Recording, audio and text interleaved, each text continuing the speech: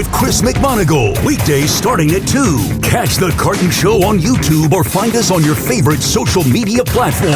Follow and subscribe. The Fan, WFAN, WFAN FM, WFAN FM HD1, New York, and Odyssey Sports Station. Evan Roberts. Tiki Barber. It's Evan and Tiki on WFAN, The Fan, 1019 FM, and always live on the free Odyssey app. Hi there, everybody. How we doing on this beautiful... Actually, it's not beautiful. I think it's raining. But I guess it depends where you are right now. But it's a Thursday. It exists. It's Evan and Tiki. Tiki is in Europa. That's how you say it in Spanish. Europa. I think he's in España. Tiki will be back next week. Shaun Morash in the big chair, pissing everybody off every day with crazy opinion after crazy opinion. Hopefully he'll keep himself calm today. We'll talk to you throughout the show, 888-808-1019. Football to get to. The great Connor Hughes, one of the best reporters out there. He covers the Jets and the Giants, does it brilliantly for SNY. He's going to stop by at 11 o'clock. Let's check in on the Yankees 3 weeks after the trade deadline.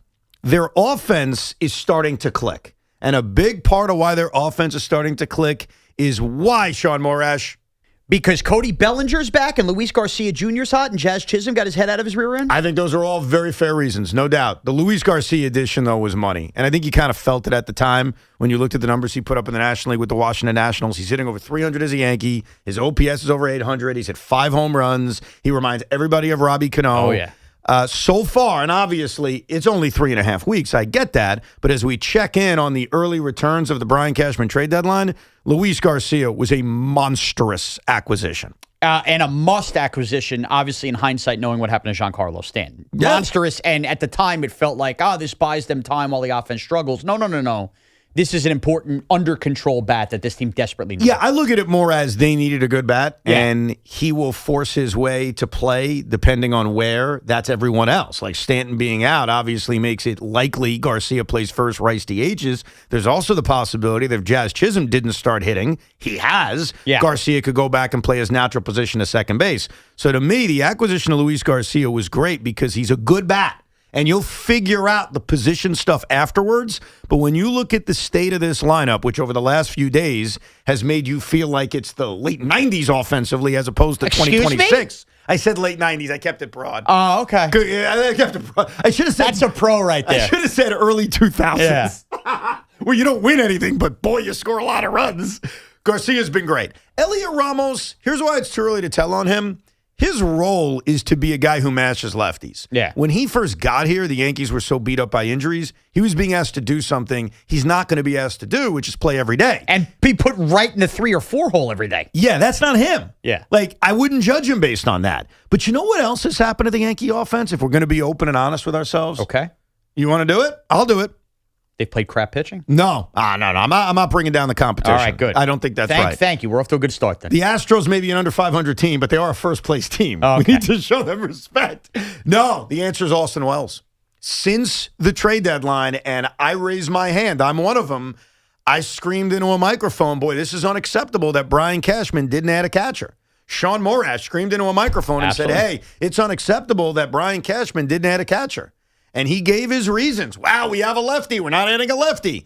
He didn't add a catcher. And as mad as we were about it, the reasons we were mad is that Austin Wells wasn't a major league offensive player, which was backed out by the facts. I mean, the numbers were the numbers. Austin Wells wasn't a major league baseball player. Since the trade deadline, you want to hear his numbers? Yeah. You want me to give them to you exactly or just round it about? Give me the roundabout. We know he's having a good, but give us the roundabout. Good, because I forgot to write it down when I looked it up this morning. He's hitting 265. Yeah. He's got an OPS of 800. He's hit a home run. Yep. He's had a few extra base hits. And late innings, he's had a couple big hits over the course of 3 weeks. Yeah. He's been, you know what that is? That's not tearing it up. That's not Johnny Bench. Nobody's suggesting he is. He is now playing baseball offensively like a functioning major leaguer. Functioning. And if he does that, along with the defense that he supplies, then Brian Cashman, I hate to say it, could turn out to be right that they didn't need to add a catcher at the trade deadline. Now, interestingly enough, his defense has not been the best over the last 2 weeks. Yeah, but his challenges for the most part have been so good. And I'm in a new world now. I have to live with this new world. A lot of the way I'm going to judge defense behind the plate challenges is absolutely. Okay. Absolutely. I mean, he still can't have a couple pass balls like he had the other night. I'm not excusing it. Right. Like, I still think you're looking at the ability to throw guys out at second base. You're looking at blocking balls in the dirt. Pitch framing's a big deal. I get all of that. But challenges, especially when you misuse them. Like, when you misuse a challenge in the second or third inning, trust me, I'm an expert on this for the team I root for, it can really hurt you late in games. And there have been a handful of examples over the last few weeks where Austin Wells whipping out a challenge that changes the game. Here's all you got to admit, because I'm admitting it. Like, this isn't about right or wrong. I got no problem admitting when I'm wrong. Through 3 weeks, I've been wrong about the Yankees needing to add a catcher because Austin Wells has played well enough to be a functioning major league catcher on a contending team. Yeah, and, well, what else has helped Austin Wells is while you give those numbers and use the word functioning. I think that's what you said. I think that's the word. I'll go survivable. Because he's not Johnny Bench. I'm not saying he's Mike Piazza. But you get away with functioning offense from your catching position like that if the rest of the lineup is hitting and the onus isn't so much. Like, Austin Wells stuck out like a sore thumb because 5 positions on the field weren't hitting. Right. Everybody started to hit now. So while Austin Wells may not be Luis Garcia Jr., you look at his numbers and go, that's totally fine. We live with that at the bottom of the order and, get clutch hits late. But as long as everybody else is hitting, sit there at 250 if you have to, and that's fine. I think in fairness, though, most catchers, even the best of the best, are just going to be functioning. Like, you don't have a lot of A-plus offensive players. The red-hot Cal Raleigh. Well, yeah, but look at the way he started the season. I know. Like, I think if we're being fair, because even look at Adley Rutschman. Do you know his numbers since the Red Sox? They haven't been great. Okay. I'm just reminding you that when I say, hey, Austin Wells is hitting 265, I know it's nothing to write home about. That's all you need. Yeah. That's all you're looking for from the catching position. So through 3 weeks from this trade deadline, I look at the offensive side of things, and I say, okay, Brian Cashman may have gotten this right. He added a nice right-handed bat off the bench who I think will eventually excel when he's in that role, which is starting to happen now. Luis Garcia was a much-needed middle-of-the-bat order that not only puts pressure and protection against Jazz Chisholm, but also gives you just a great bat that you needed. That allows Ben Rice to DH. And they've given Spencer Jones runway. Yes, which he deserves. Right. The second part is where things are going to get complicated on Brian Cashman's trade deadline. And it's the thing that I know you had a tough time comprehending, as did I. Because I pointed out that Brian Cashman has acquired a reliever at every single trade deadline for the last decade. He didn't this year. And the combination of workload questions, which falls at the feet of Brent Hedrick and Paul Blackburn, who escaped that jam yesterday. What a play. And now the devastating injury to Fernando Cruz, the man they call, what's Boone's nickname for him? Cruiser. The Cruiser. The Cruiser's likely to need Tommy John surgery. Yeah. And as unreliable as he's been over the last few weeks, and as much as he may have been eliminated from the circle of trust, the Yankee bullpen depth is being questioned. So as we sit here 3 weeks after the trade deadline, I'll wax poetic about Luis Garcia and even say, hey, maybe we were wrong about catcher. But despite how well the bullpen has mostly been, you have to look at this bullpen and say, damn, that's the part of the deadline where he may have missed the boat. That's why you can't give the deadline grade anything over a C+, because it could be that massive a hole. Because, Evan, look, we had those arguments, and in the end, you were right. Mason Miller never got moved, right? And you look at the big names, like no big name truly got moved in the bullpen. But the difference, and you had done the research on how many times Brian Cashman at least had traded for a reliever. Every year. Every year. That's what my research told me. Essentially, every year since 2018, Brian Cashman, besides the sell-off year, but even in the sell-off year, they acquired a reliever. They always add some major league arm to their bullpen. And what gets lost in the sauce, I think, a little bit is this would have been the perfect year to add the Mark Leiter type like they added a couple of years ago, which means you're not adding a guy to deadline that you think, hey, when you get to October, this is your 8th inning guy, but a functioning enough reliever that you don't need to go to Hedrick on back-to-back nights or every other night just to alleviate some of this to build back up for the postseason. And they've left him high and dry. And frankly, the other part of this with Fernando Cruz and why it has bigger egg on the face of Brian Cashman is this. Fernando Cruz having this slight tear in the UCL and now finding out, like, okay, we're not going to have him.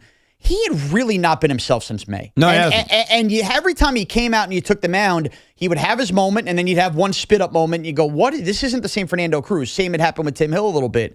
And I just find it ironic, again, that we are here on another Yankee season where you could point to another player struggling for the better part of a year and go, nobody picked up on this guy might have been hurt. Through his struggles, it was Volpe last year. If I had to predict with Fernando Cruz, this is an older guy when it comes to baseball. He now had a major league job. I bet you he knew he was hurt and he was pitching through it. It probably was. And nothing was going to take him off the field. But I think that's on the Yankees who now, Evan, you could argue this till the cows come home. They have a recent history in the last 10 years of having guys that underperform, and then you come to find out they were hurt. Yeah. And you would think, how many times does this have to happen to the Yankees before somebody gets them some testing and figures it out? I can't believe they let Fernando Cruz keep pitching the way he was struggling, and the light bulb didn't go off and go, you think this one now, too, maybe has an injury problem? But the point being, relying on Cruz to this point anyway, even if it wasn't an injury, would have been malpractice. He didn't look like this whale before the deadline. No, and I think the position the Yankees are in, and Aaron Boone admitted this after the game. So last night, Michael Fulmer pitched for the New York Yankees. And how about the story with Fulmer? What a full circle moment with Michael Fulmer. Do you know the story with traveling? No. So they've been telling this on the broadcast last night that he comes, wherever he's going in the minor leagues, he has a layover in LaGuardia. They get the news Fernando Cruz is going on the IL. What are the odds of that? They text him while he's on the plane with Wi-Fi and go, don't switch planes at LaGuardia. We're sending a car for you. He just so happened to be having a layover at LaGuardia to get him to Yankee Stadium. And he needed to pitch the eighth inning. And Aaron Looked Boone, great, too. Aaron Boone said after the game, no matter what the score was, he was pitching the eighth inning. And one of the reasons why he was going to pitch the eighth inning is they need to find out what they have in him. Yeah. And what Aaron Boone is basically, what he's telling you right now is, hey, we're doing auditions. Like, this is, we're in a pennant race. Yeah, we'd like to win the division, sure. But we need to find out everything we have in this bullpen. Because even though the bullpen numbers are great, I said this to you yesterday, like, the numbers are the numbers. Like, it's been awesome. It still feels like there's a ton of open slots in terms of the circle of trust come playoff time. But this is the danger if you just blanketly read numbers. Because you could blanketly read Austin Wells' numbers all year and go, well, this guy's not hitting. But for the last month plus, he's hit, right? But since the trade deadline, the Yankee bullpen has actually statistically been good. Correct, but you could see the cracks starting to happen.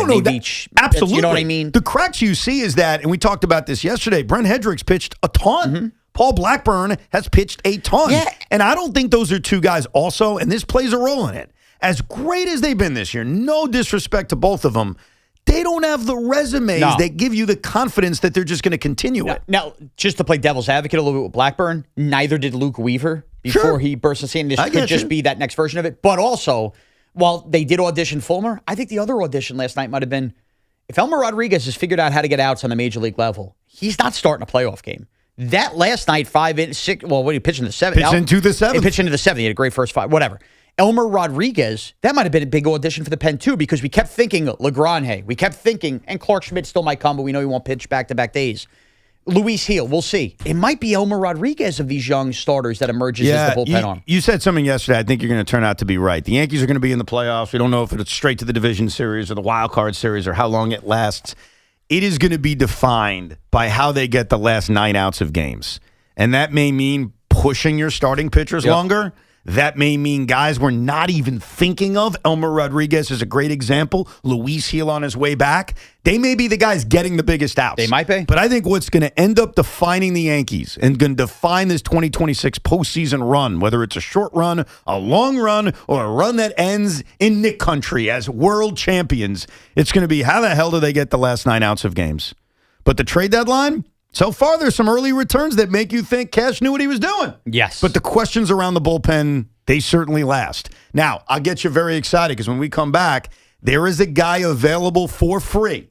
The Yankees could bring him in tomorrow that Sean wanted at the trade deadline 3 consecutive years.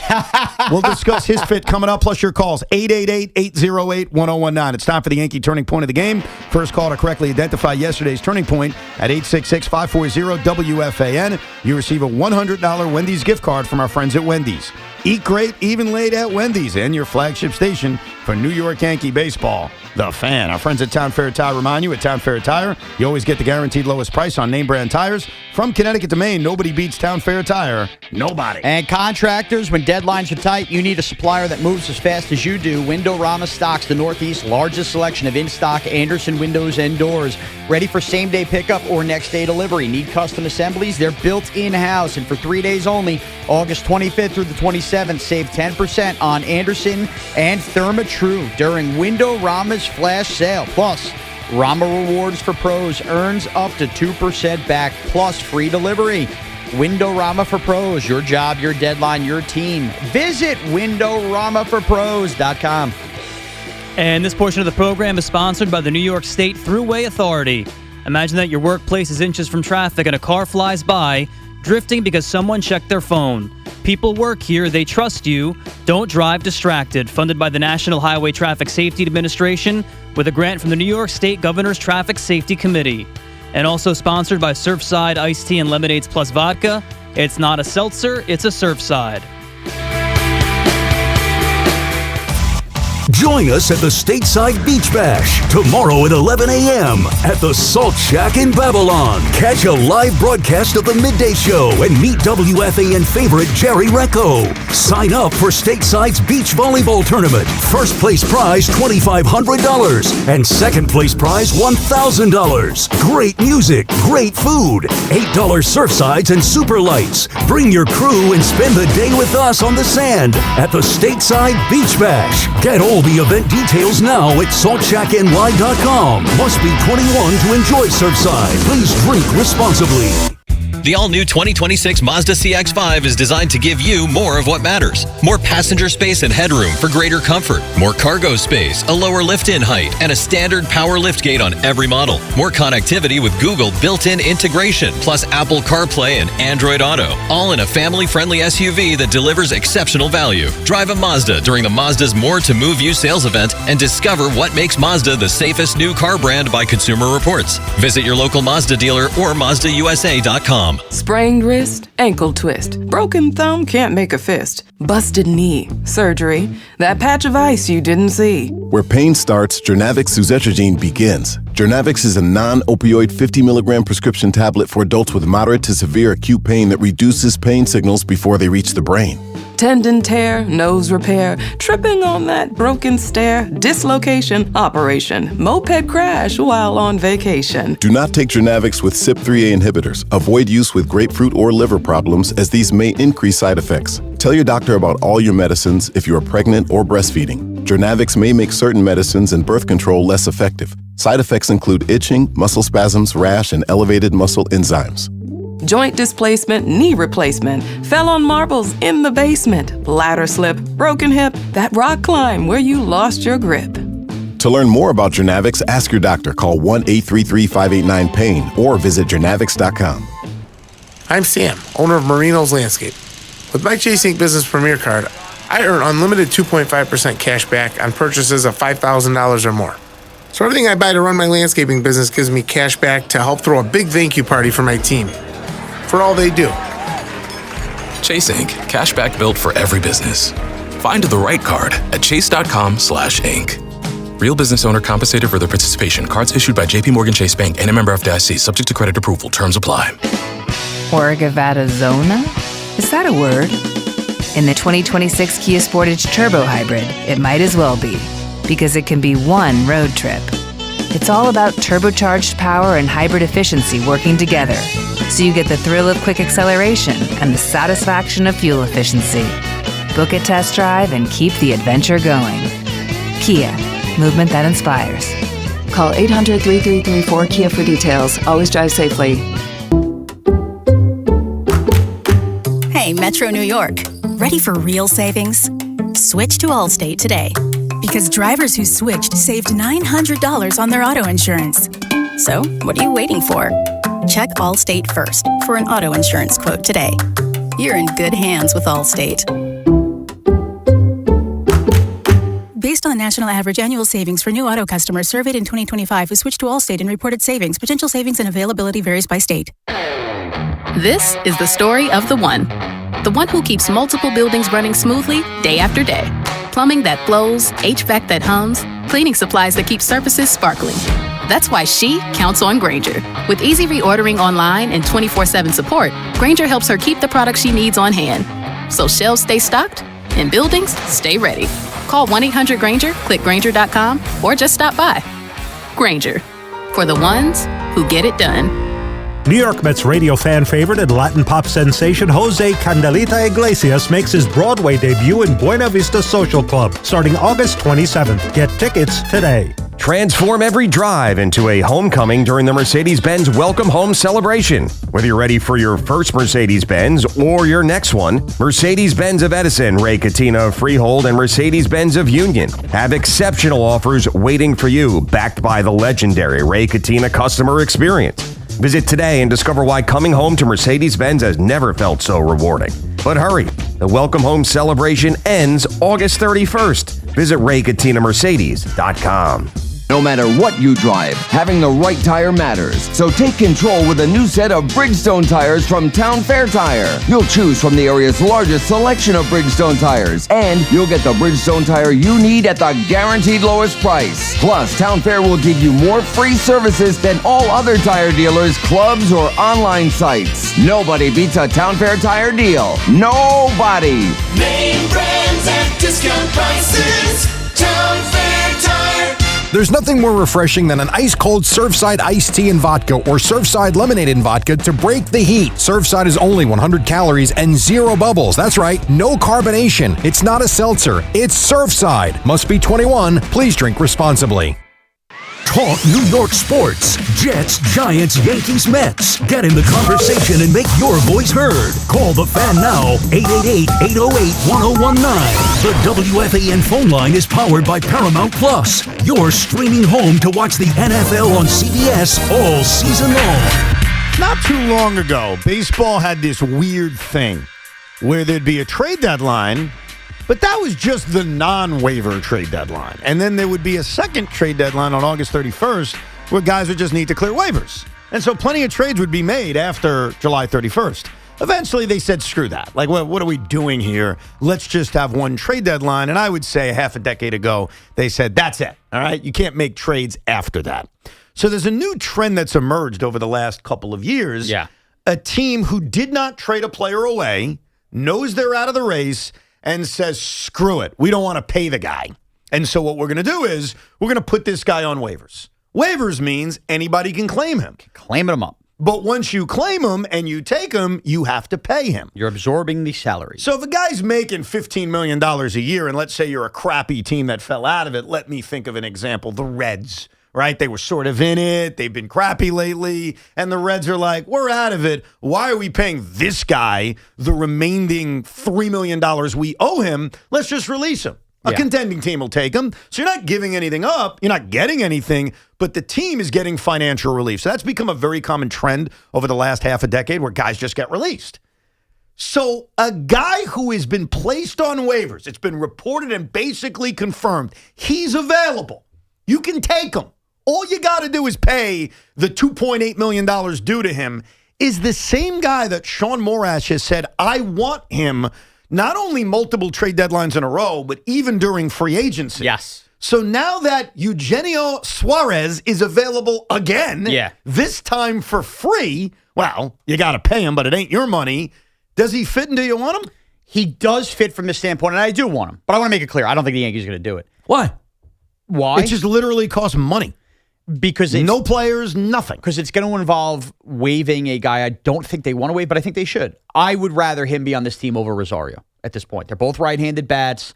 And to me, I'm just envisioning how the playoffs work. Forget the rest of the year. I know that Rosario gives you corner outfield, but you know what? At this point, you got Ramos on the team too. Am I really that worried about it? His role has been reduntified. Exactly. That's a new word I barely created. used him. Like redundant, but you reduntified his role? Yeah. What do you think of that word? Reduntified? I'm fine with it. Thank you. I'm fine with it. So look, I would look at Rosario and go, listen, you haven't really given us much of anything. You've been a nice bench piece. This is just an upgrade. I just envision the playoffs this way. Games getting kooky back and forth. We get to the 8th inning of a game. Wells is cooled off again. Left-handed bat. You're facing, a lefty. You want Suarez coming up for the chance at a big blast, or you want Rosario pinch hitting in that spot? Oh, Suarez. So if for that specific kind of role, I'm less worried about position versatility. If I'm going to have the right-handed bat, I'd rather Suarez off the bench. Plus, I know he's coming back, and this is a different world. I wanted Suarez when I was anti-McMahon. Mm-hmm. McMahon has more than earned his keep to stay as the third baseman, especially defensively. But, what if McMahon comes back and he is extremely cooled off with the bat, or maybe he gets more hurt than we think? I would still rather Suarez be my third baseman in that spot than maybe even Caballero. So you want him, you just don't think they'll do it? I just don't think they'll do it. I think it makes logistical sense. Doesn't hurt. And I think the impact would probably be minimal, but I think that specific kind of scenario I just paint to you, I do think it changes things. I'd rather have Suarez. And I've seen Brian Cashman do this before, where he will bring a guy in off of waivers simply to block them from going to another team. That's a great point, too. And you know who he did that with? There's a guy that jumps out at me. It was a long time ago, I admit. I'll remember when you said But Brian Cashman's been here for a million years, so it's okay. Jose Canseco. Oh, my God. Was that 2000? It was 2000. Yeah. And the way the waiver priorities work is it goes by league. So the Yankees would not have top priority. It would go by the National League. And then it goes to the American League, and it's reverse order. Yeah. So if you were worried that, let's say, the Tampa Bay Rays were going to get Suarez, you could block him from going to the Rays. Now, the Yankees are good enough where they can't block many people. They're one of the last teams to pick. No, they can block the Rays. But they can block the Rays. Yeah. Now picture that. If you have Rosario rotting on your bench and Suarez hits a big home run in the division series, would you have rather done that? No, I agree. I think the upside of Suarez is higher because he's got a lot of pop. I mean, we know the home run capabilities. He's not having a great year. Off the top of my head, he's hitting like 215, 17, 18 home runs, something of that nature. Yeah. But he's available. So even though the trade deadline has passed, there is that opportunity to add guys to your roster. And it was funny when I saw his name because you've been obsessed with him. Yeah, no, and I thought the same thing. I just think my obsession now is shifted I used to want him to be the starting third baseman. I'm now Team McMahon as the typical flip-flopping happens, but I still think he fits this roster with what Rosario's given you. Let's go to Jason in Montgomery, New York. What's up, Jason? Hey, what's up, Evan and Sean? How you guys doing? Yo. No, to bring up to your point about Eugenio Suarez, I was actually just wondering the same thing because I would take Suarez, but I'm like, where would he fit on this team? Because I think you still have Goldschmidt on the bench, you still have like a couple of DHs. I don't know where Suarez would fit. And to your guys' point earlier, I was just as surprised as anybody when I saw Fulmer in last night. I'm like, no, that can't be the same Michael Fulmer from the Cespedes trade, and take it and go. I'm like, where did he come from? So I try to pay attention to who the Mets and Yankees add to their minor league system, but sometimes you miss things. I got a tweet yesterday a text yesterday at about 3 o'clock, 4 o'clock from Pete Hoffman. And Pete Hoffman just texted me, Michael Fulmer is back in New York. And so I assumed he was with the Ducks. Oh, God. That was my assumption, but I didn't care enough. I was outside playing with the boys. I didn't care enough to figure out if he signed with the Long Island Ducks because no offense to the Long Island Ducks. Like, they've signed everybody. Like, does it really matter? They can sign Shaun Morash to a contract and say whatever. They almost did this offseason. They were close. And then I guess it was once I sat down and I put the TVs on, I got the Yankee game, I get the Met game, and I see, the team he's with is the Yankees. Well, it was very funny. When the news broke yesterday, the Yankees, as they typically do, right, they'll send out like a tweet or like a social media post, and it'll have like 4 bullet points of roster moves. And obviously the first one is the Cruz, IL, everything that happens. And then I think it was either the third or fourth one in there. It was just like a little slide, and the Yankees have signed Michael Fulmer to a major league contract. And I had to go, is there a different Michael Fulmer am I thinking of? Which was very fun. Yeah, they almost buried it. You know what I mean? No, it's weird. Like 2015 isn't that long ago when you really think about it. It was 11 years ago. And at the time, Michael Fulmer was a young prospect. So if he's 22 years old, 11 years ago, he ain't that old. He's 33. It's not like he's 100 years old. But he's linked to such a different part of New York baseball history because he's always going to be linked to Yoenis Cespedes. And Yoenis Cespedes feels like 150 years ago. I think the answer to the Suarez question is this: like, where does he fit? Because that's what you always think about when you decide. All right, should the team add a player like this? He's Stanton. That's what he is. He's Giancarlo Stanton. Except you don't have the. He's not a position because yes, he can play third base or first base, but I have no intention of playing him over there. No. He's a right-handed DH who has a lot of power. But that's who he is. But the difference is you would feel obligated to have to start Stanton when he came back, and obviously he's proven that worth here. There's no obligation when signing Suarez. He could literally just sit on the bench and be that bull. Yeah. So if you want to say it's a less, I guess, committed Giancarlo Stanton, that's a good way of putting it. But that's how he would fit. You owe nothing to him. Right, and I don't honestly even think you owed anything to Stanton. I don't think you owe anything to anybody. Like, when you get to October, and that's the end destination for the Yankees, just depending on how they get there, you play the guys that give you the best chance to win. That's why Jazz Chisholm, let's face it, Jazz has pressure on him. And he's reacted very well the last couple of days because he's been hitting. And he steals a base. It made me crack up when he's on first, Austin Wells is up, and the day before, Aaron's like, well, his intent was to steal. And then he actually stole second yesterday. And you're thinking to yourself, you couldn't have done that the night before? And that overturn yesterday, or non-overturn, was atrocious. Yeah, I thought that was close enough where you're going to call what's on the field. I thought every replay they showed, you see his hand getting in there before he gets tagged. Nah, I didn't think it was conclusive enough. Really? I was actually shocked by that one. I'm like, I'm staring at him safe. Look, I think when it comes to replay, you've got to be conservative where it's got to be clear. And I don't know if it was necessarily clear. If you ask me, you got to pick one, is it safe or out? I'd say safe. But it's got to be conclusive for there to be an overturn. But my point about Jazz is He's playing for his job. I don't care what he thought his season was going to be or what his resume is or how much money he makes. Aaron Boone has to put the lineup together come playoff time that gives you the best chance to win. And because Luis Garcia can play second base, we've already talked about it. It is an option that Ben Rice plays first, Luis Garcia plays second. So I didn't ever view Stanton coming off an injury as an obligation to have to play every day.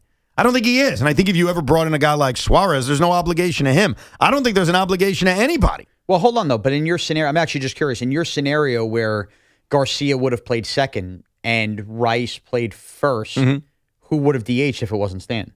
Aaron Judge.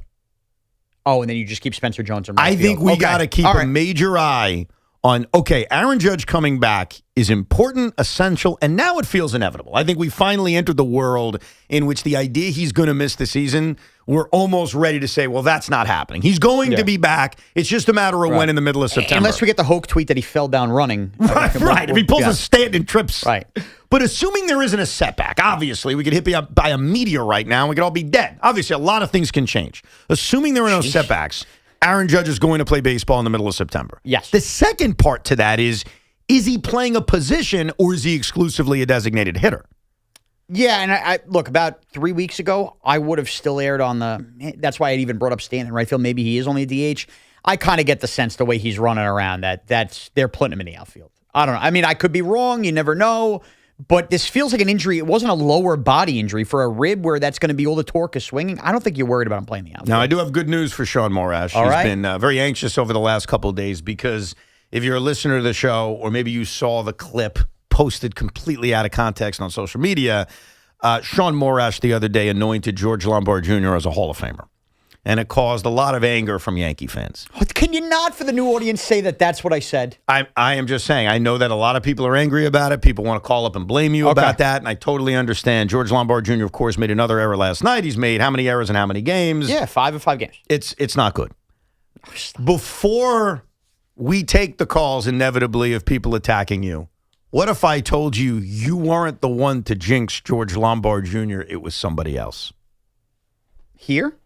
Somebody here. Ooh. Somebody at this radio station went overboard early on George Lombard Jr.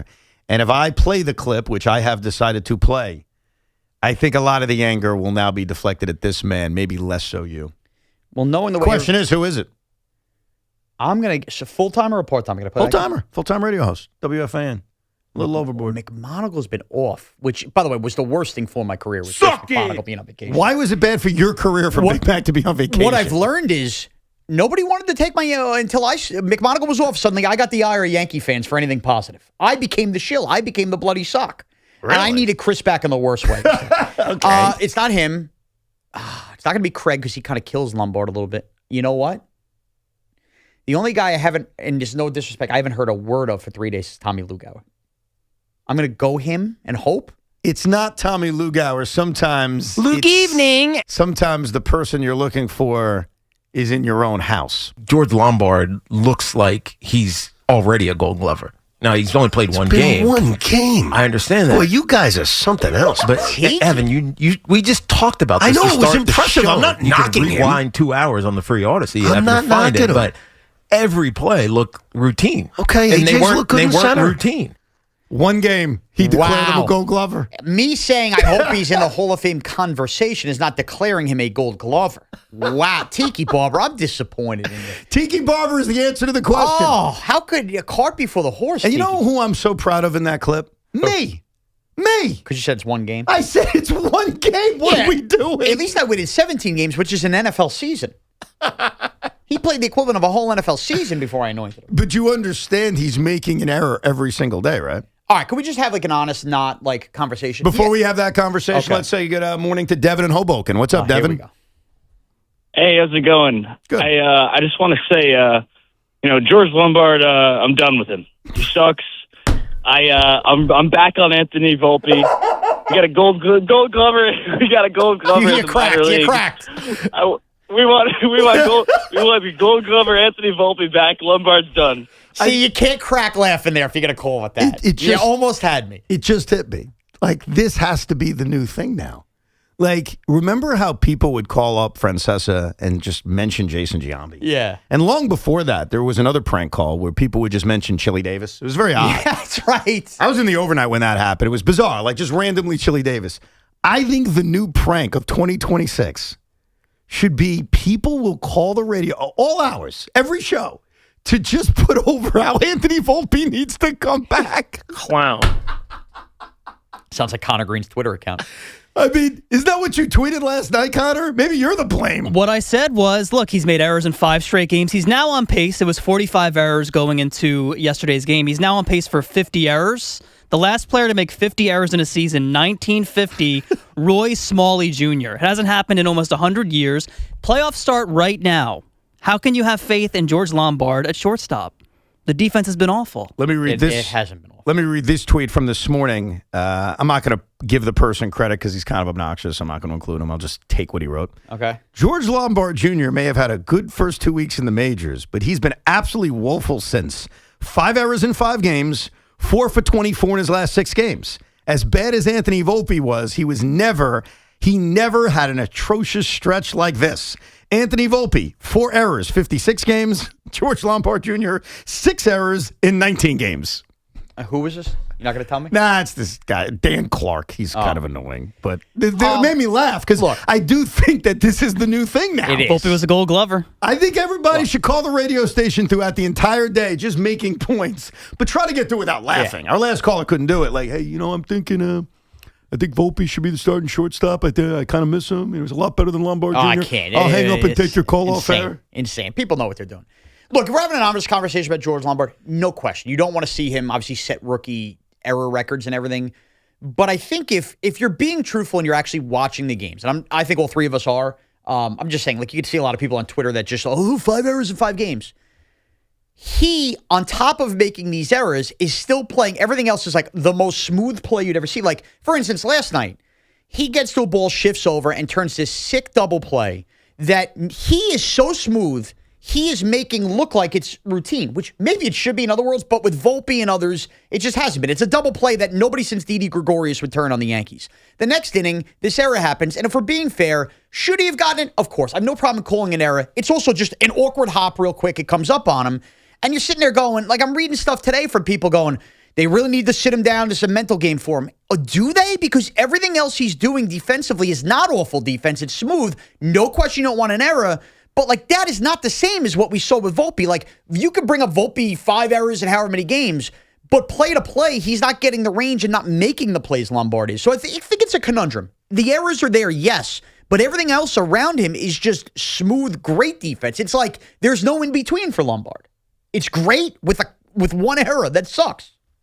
Well, Sorry if that's too confusing for you guys, but it's like true. Quentin Johnston on the Chargers. He can make some really big plays, but when it comes to just having sure hands, he doesn't make the sure catches, and it's tough to play him. Well, and look, That's a great copy. He just compared him to Quentin Johnston. Stop it. George Lombard Jr. is going to save runs in the playoffs that otherwise wouldn't be saved. I love the kid's upside, and look, there's a reason you don't include him for a deal for Scuba. More on George Lombard in a second. Plus, Mike Breen was in the SNY booth. He said something that blew my mind yesterday. We'll play it coming up. 888-808-1019. It's the Carton Show with Craig Carton and Chris McMonagle. Afternoons 2 to 7 on the Fan, 101.9 FM. Sergeant Jackson Dart of the New York Giants. I think that, for Coach Harbaugh coming in here, he wants to build a bully. And he says that day in and day out. Like I said earlier, like we're starving to win. And there's a lot of really, really good players here. We're chasing perfection. Get the Carton Show on demand. Available on Apple, Spotify, wherever you get your podcasts, and the free Odyssey app. This is an Odyssey Sports Minute. What if I told you it started at an electrical substation and ended in a trailer park? The 49ers 2026 Year in Review documentary is going to be a doozy. From George Kittle's Achilles tear back in January, to Brandon Ayuk's social media bridge-burning barrage, to Kyle Shanahan's car accident, to now Jed York getting caught up in a trailer park prostitution ring. Keep your hands and feet inside the roller coaster at all times, Niners fans. I'm Chris Mack.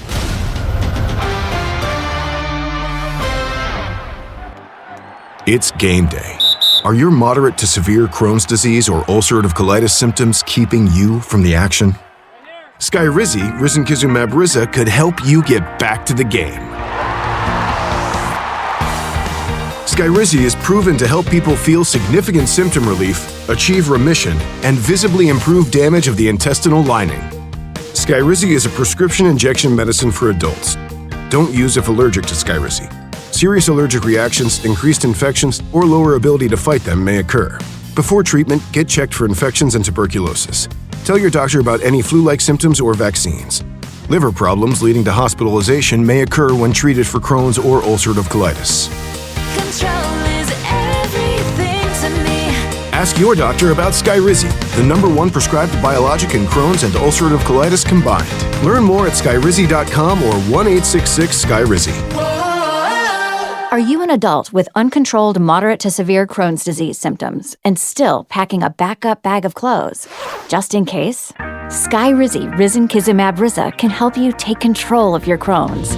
Feel significant symptom relief, including less abdominal pain and fewer bowel movements at 4 weeks. Plus, Skyrizi is proven to help people achieve remission and visibly improve damage of the intestinal lining. Individual results may vary. Skyrizi is a prescription injection medicine. Don't use if allergic to Skyrizi. Serious allergic reactions, increased infections, or lower ability to fight them may occur. Before treatment, get checked for infections and tuberculosis. Tell your doctor about any flu-like symptoms or vaccines. Liver problems leading to hospitalization may occur when treated for Crohn's. Ready to take control of your Crohn's? Ask your doctor about Skyrizi, the #1 prescribed biologic in Crohn's disease. Control is everything to me.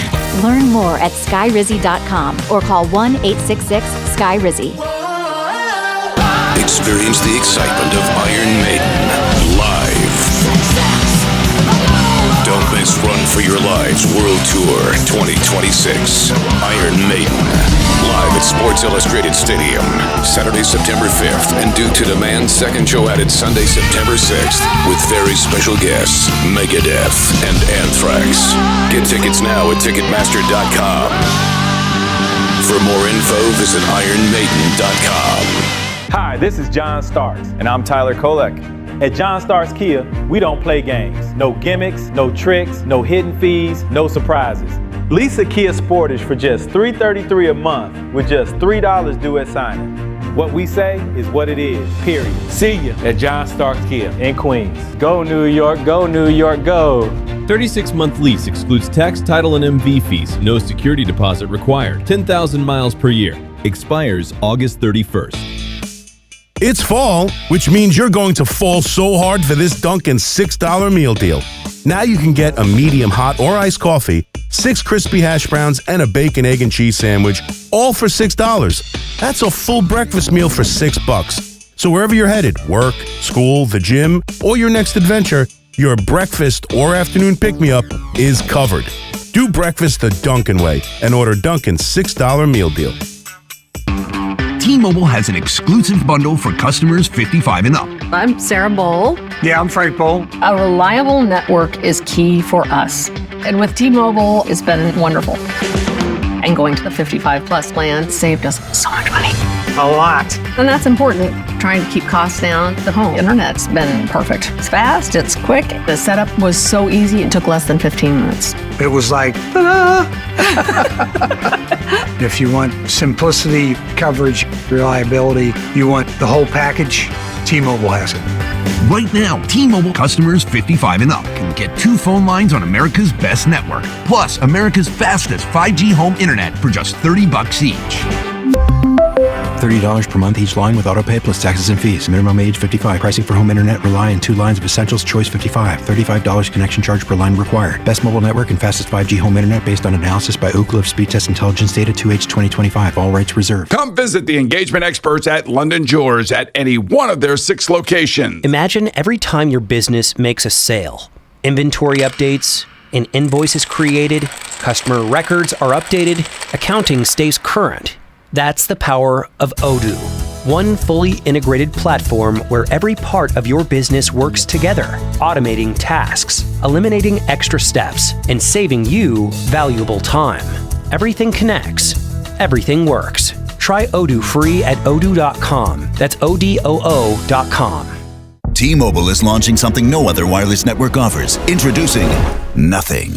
Pay nothing today and walk out of the store with a new phone. What did he say? Nothing. You definitely said something about nothing. Exactly. Go to T-Mobile, pay nothing up front, and leave with a new phone. Wait, nothing rules. She gets it. Hey, thanks for nothing. For the first time ever, switch to T-Mobile, pay nothing. No taxes, no fees, no money down. And walk out with a new phone. There are 250 reasons to choose T-Mobile, and now nothing is holding you back.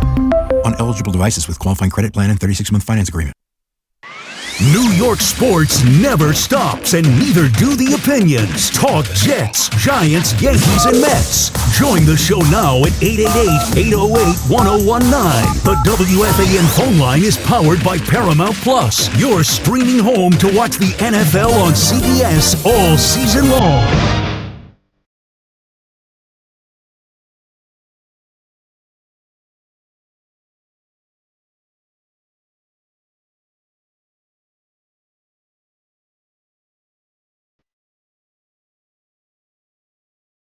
This is the WFAN Fan Focus. For the third straight game, the Yankees scored at least 7 runs. Some are calling them the best offensive team in baseball. Cody Bellinger with a big double. Yankees beat Houston 9-3. The Rays won, though, so Yankees just keep pace. Red Sox lost, though. Boo-hoo. And the Mets got annihilated 8-1 as a squirrel ran on the field. So fun night at Citi Field. Yes. Squirrel ran on the field, and then it was on like a wire. It was all over the place. Mike Breen was in the booth last night.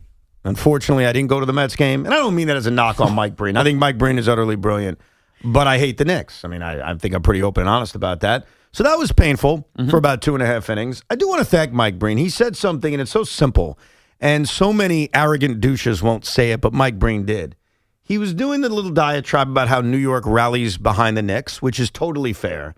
And while doing so, he did acknowledge the existence of the Nets. He said, hey, with all due respect to the Nets, and they're building something over there, no one rallies around the city like the Knicks. And I appreciated that because all you want is acknowledgement. That's it. When you just refer to them not even existing, like, New York only has one basketball team, it's stupid. So, Mike Breen, I appreciate that. But Mike was on for a while, and there was so much stuff that as a geek, as a sports fan, I found fascinating.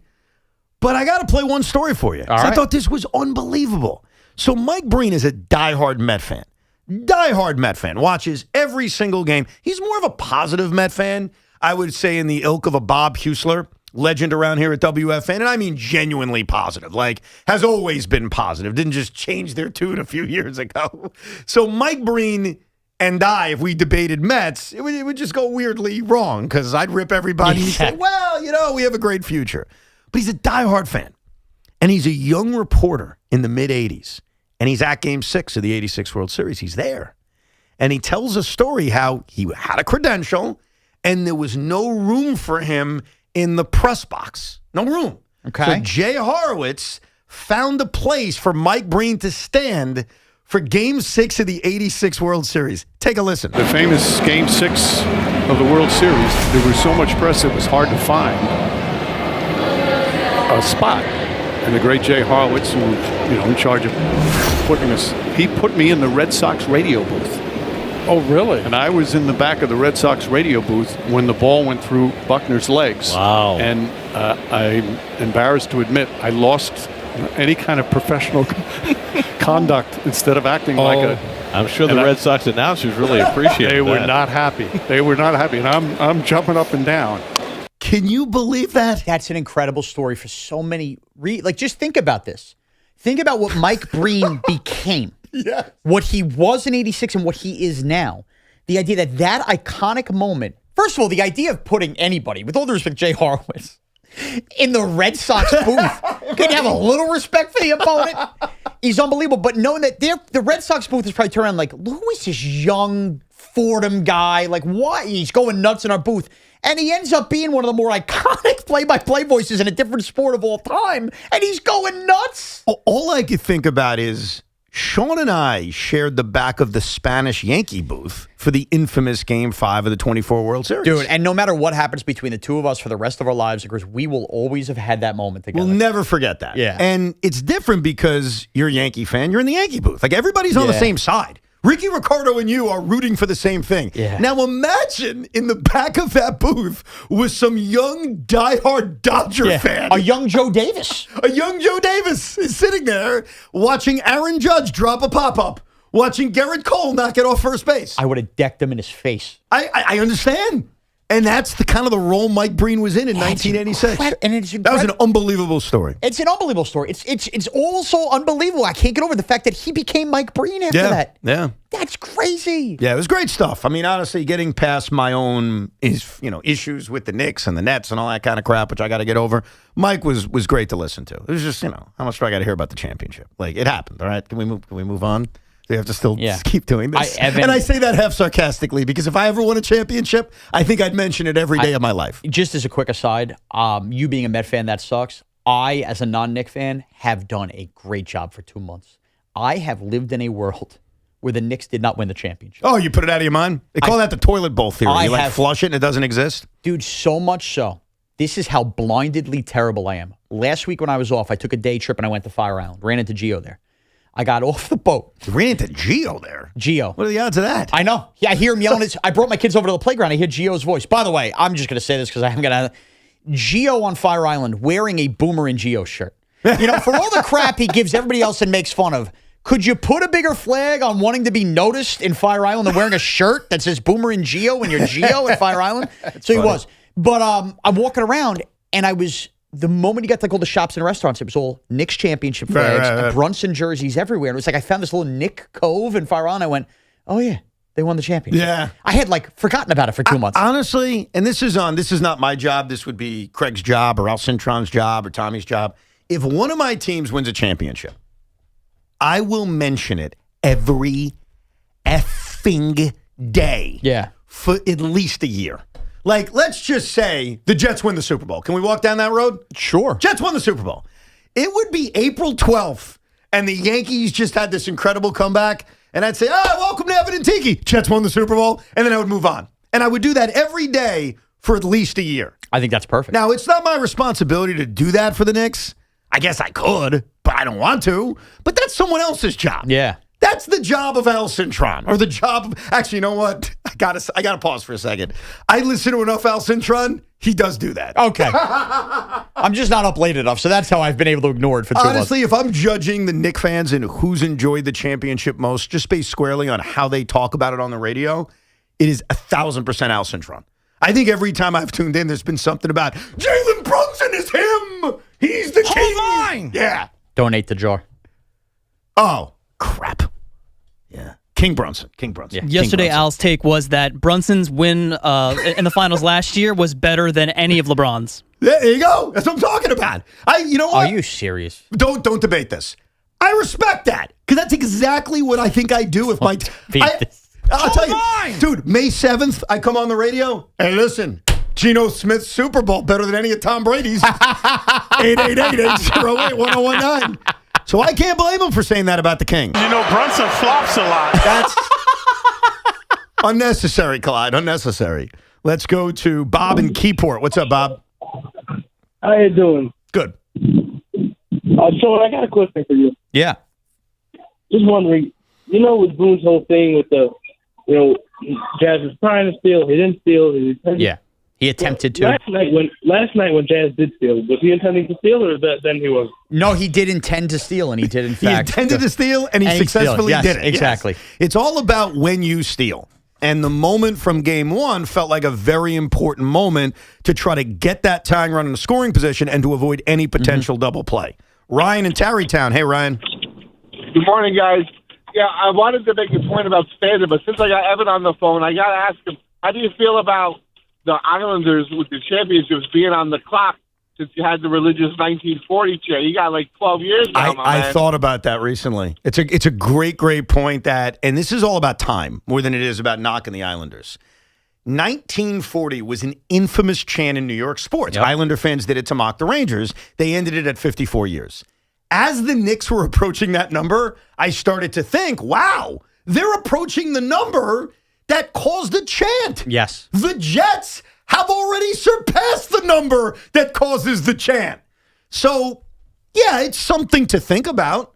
but that's not on me. That's on the Ranger fans to do the chant. But the reason the Ranger fans won't do the chant is it's been 30 years since they've won theirs. It's going to be 33 now. Right. So when the Islanders at least started that chant, it was soon after the dynastic run. So I think sometimes you got to look yourself in the mirror before you whip it out those chants. Yankee fans could do that to the Met fans. 2009 is close enough where when we play in the Subway Series, Friday night, September 11th, you guys could chant 1986. I'd respect it. Sounds like a cold night to be chanting and taunting Met fans 1986. Yeah, you shouldn't do it on 9/11. Yeah, You're probably right about that. I guess just in general during the Subway Series. 9/13. Yeah, wait a few days. Ryan in Weston. What's up, Ryan? Hey, what's going on, guys? Got a homework and a question. The homework, Evan, I apologize, but the ABS system, I'd love to see how much more accurate the umpires have been because of that pressure this season. And with the head coach talk yesterday, I'd love to see what you guys think if the NFL reset, head coach draft order, add Tomlin in there, be IFOs, please. Oh, my God. That's a segment for another day because I got to think about that. If you had an NFL head coach draft, where would everyone fall? Wow. All right. I'm going to think about that. We'll put that away. Speaking of football, Connor Hughes is going to join us in a couple of minutes. Does a great job covering the Jets and Giants. The latest from Jet Camp, the latest from Giant Camp, what we should expect in the Snoopy Bowl on Friday night. The great Connor Hughes in just a few minutes. We all know injuries are a part of football, but they shouldn't automatically bust your bet. That's why Fanatics Sportsbook is the home of fair play, protecting all pro football player prop bets from any first-half injury. So if your quarterback, running back, receiver, or even a defensive player goes down in the first half, affected straight bets are voided. And if that prop is part of your parlay or same-game parlay, the rest of your bet can play on. That's 30 minutes of player prop protection. Every game all season long. Why bet somewhere that leaves you hanging when a player goes down? Protect your props with Fanatics Sportsbook, the home of fair play. Must be 21 plus. Gambling problem? Call 1-800-GAMBLER. New York residents call 877-8-HOPE-NY or text HOPE-NY 467-369. Connecticut residents call 888-789-7777 or visit ccpg.org.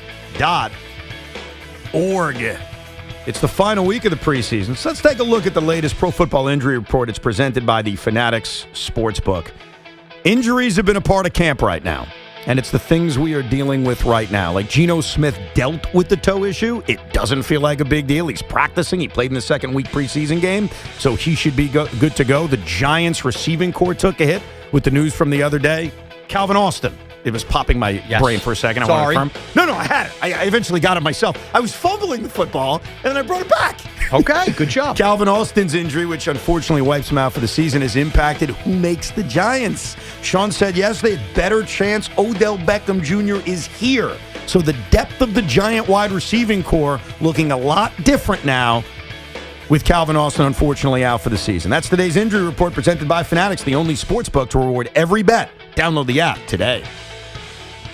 17 days until the Jets kick off the season against the Titans. Talk about Gang Green here on the Fan, 101.9 FM, and always available on the Odyssey app.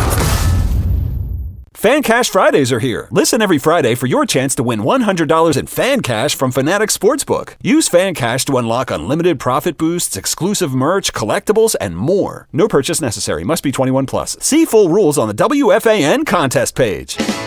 Orgavadazona? Is that a word? In the 2026 Kia Sportage Turbo Hybrid, it might as well be, because it can be one road trip. It's all about turbocharged power and hybrid efficiency working together, so you get the thrill of quick acceleration and the satisfaction of fuel efficiency. Book a test drive and keep the adventure going. Kia, movement that inspires. Call 800-3334-KIA for details. Always drive safely. I'm Galen, co-founder of Brooklyn Solarworks. With my Chase Inc. Business Premier Card, I get unlimited 2.5% cash back on purchases of $5,000 or more. So everything we buy to run our solar business gives us cash back that we put back into the neighborhood, donating solar panels to community gardens. Chase Inc. Cashback built for every business. Find the right card at chase.com/inc. Real business owner compensated for their participation. Cards issued by JPMorgan Chase Bank and a member FDIC. Subject to credit approval. Terms apply. This is the story of the one. As a maintenance engineer at a beverage manufacturing plant, he starts his day knowing every line is ready to run because Grainger delivers the industrial-grade products he needs to keep mixers, conveyors, and packaging equipment moving. With Grainger's vast selection of bearings, belts, and motors, he keeps operations running smoothly, so nothing grinds to a halt. Call 1-800-GRANGER, click Grainger.com, or just stop by. Grainger, for the ones who get it done. You're still glowing, flirting, grooving. You've still got it. But your immune system weakens as you age, making it harder to fight illnesses like pneumococcal pneumonia and RSV. Vaccines are a key part of any health routine and can help protect you from getting really sick. Ask your doctor or pharmacist which vaccines you need. See more at PfizerForAll.com. Sponsored by Pfizer.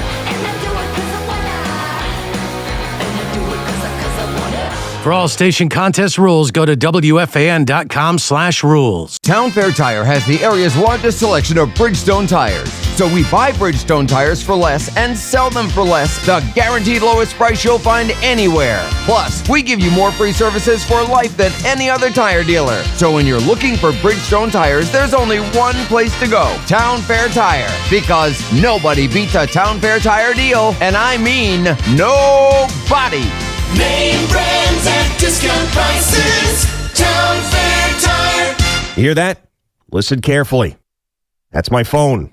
No spam calls, no spam texts. I love the silence. Your phone? Probably not so quiet. Here's why. Data brokers are selling your personal information like it's on clearance. Your phone number, home address, email, family members, political affiliations, even where you bank. Those scammers blowing up your phone didn't get lucky. They bought your information and they'll keep buying it over and over until you make it stop. We did, with Incogni's help. Incogni automatically removes your personal information from hundreds of data brokers and people search sites. Incogni sends the legal removal requests. They follow up and keep monitoring so your info stays off those lists. If scammers can't find you, they can't target you. If spammers can't find you, they can't bother you. Get 60% off right now at incogni.com/boomer. That's incogni.com/boomer. Because the sweetest sound your phone can make is nothing at all. Transform every drive into a homecoming during the Mercedes-Benz Welcome Home Celebration. Whether you're ready for your first Mercedes-Benz or your next one, Mercedes-Benz of Edison, Ray Cattina of Freehold, and Mercedes-Benz of Union have exceptional offers waiting for you, backed by the legendary Ray Cattina customer experience. Visit today and discover why coming home to Mercedes-Benz has never felt so rewarding. But hurry, the Welcome Home Celebration ends August 31st. Visit RayCattinaMercedes.com. Broadcasting live. Your morning, your sports. Boomer and Geo, weekdays from 6 to 10. Find Boomer and Geo clips on YouTube or your favorite social media platform. Follow and subscribe. The Fan, WFAN, WFAN FM, WFAN FM HD1, New York, and Odyssey Sports Station. Evan and Tiki with Shaun Morash on a very, very busy Thursday. Tomorrow, the preseason football season will finally be over. Jets, Giants. I don't even know if they call it the Snoopy Bowl anymore, but it's a football game between the Jets and the Giants. I am a huge fan of what ifs. I got my son into what ifs, too. He's even reading a book about what if in World War II. Big what if guy. Like, what if this happened? What if that happened? What if A-Rod signed with the Mets? Yesterday, I was given a juicy, juicy what if. And it came from the guy who joins us right now, the great Connor Hughes, who, what? What? Can you just do the read? Can I just do an intro for him? I'll get to the read. Don't you worry. Supposed to be in the intro. Okay, do. Take it. You have the read. I don't have anything. Anyhow, I handed it to you. Don't have it. Anyhow, joining us right now, the great Connor Hughes covers the Jets and Giants of SNY. Connor, I'm going to let you tell the story because it's your news. It's your information. Yeah. Can you tell the people the what ifs on how Malik Neighbors maybe wouldn't have been a New York Giant and maybe Shaun Morash would be besmirching his name because he wouldn't be wearing blue, he'd be wearing a different color. Go ahead. Yeah, I mean, I don't think this is like new news, but it's one of those things where it's weird how you can actually blame Shaun. Like Shaun brought all this back and made this whole big news story on what was it, a slow Wednesday, slow Tuesday, whenever you guys had that debate, and it brought a chance. So it's like I remember seeing it. It was a fascinating because we talked about it in a final drive too. Like it's a great debate over the playmaker thing and then Garrett or Malik. But I remember like if you recall, I forget the medium that it came out in.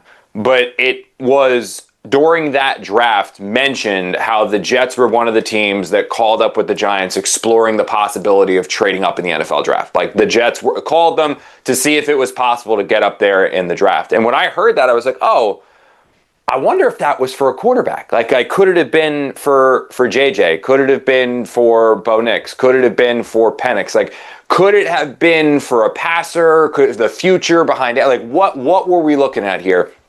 And so I remember making my calls to the people over at the Jets, and they were like, no, that wasn't for a quarterback. No, we didn't want a quarterback. We wanted to. We were going to try to trade up, and if we were able to get up there with the Giants, we were going to take Malik Neighbors. And the reasoning for it, because I remember they told me, I was like, holy cow! Like, because at that point, if you remember, Malik was he was not necessarily considered that draft to be the number one receiver. Everybody and their uncle, from the media perspective, it was Marvin Harrison Jr. That was the guy. It was Marvin Harrison Jr.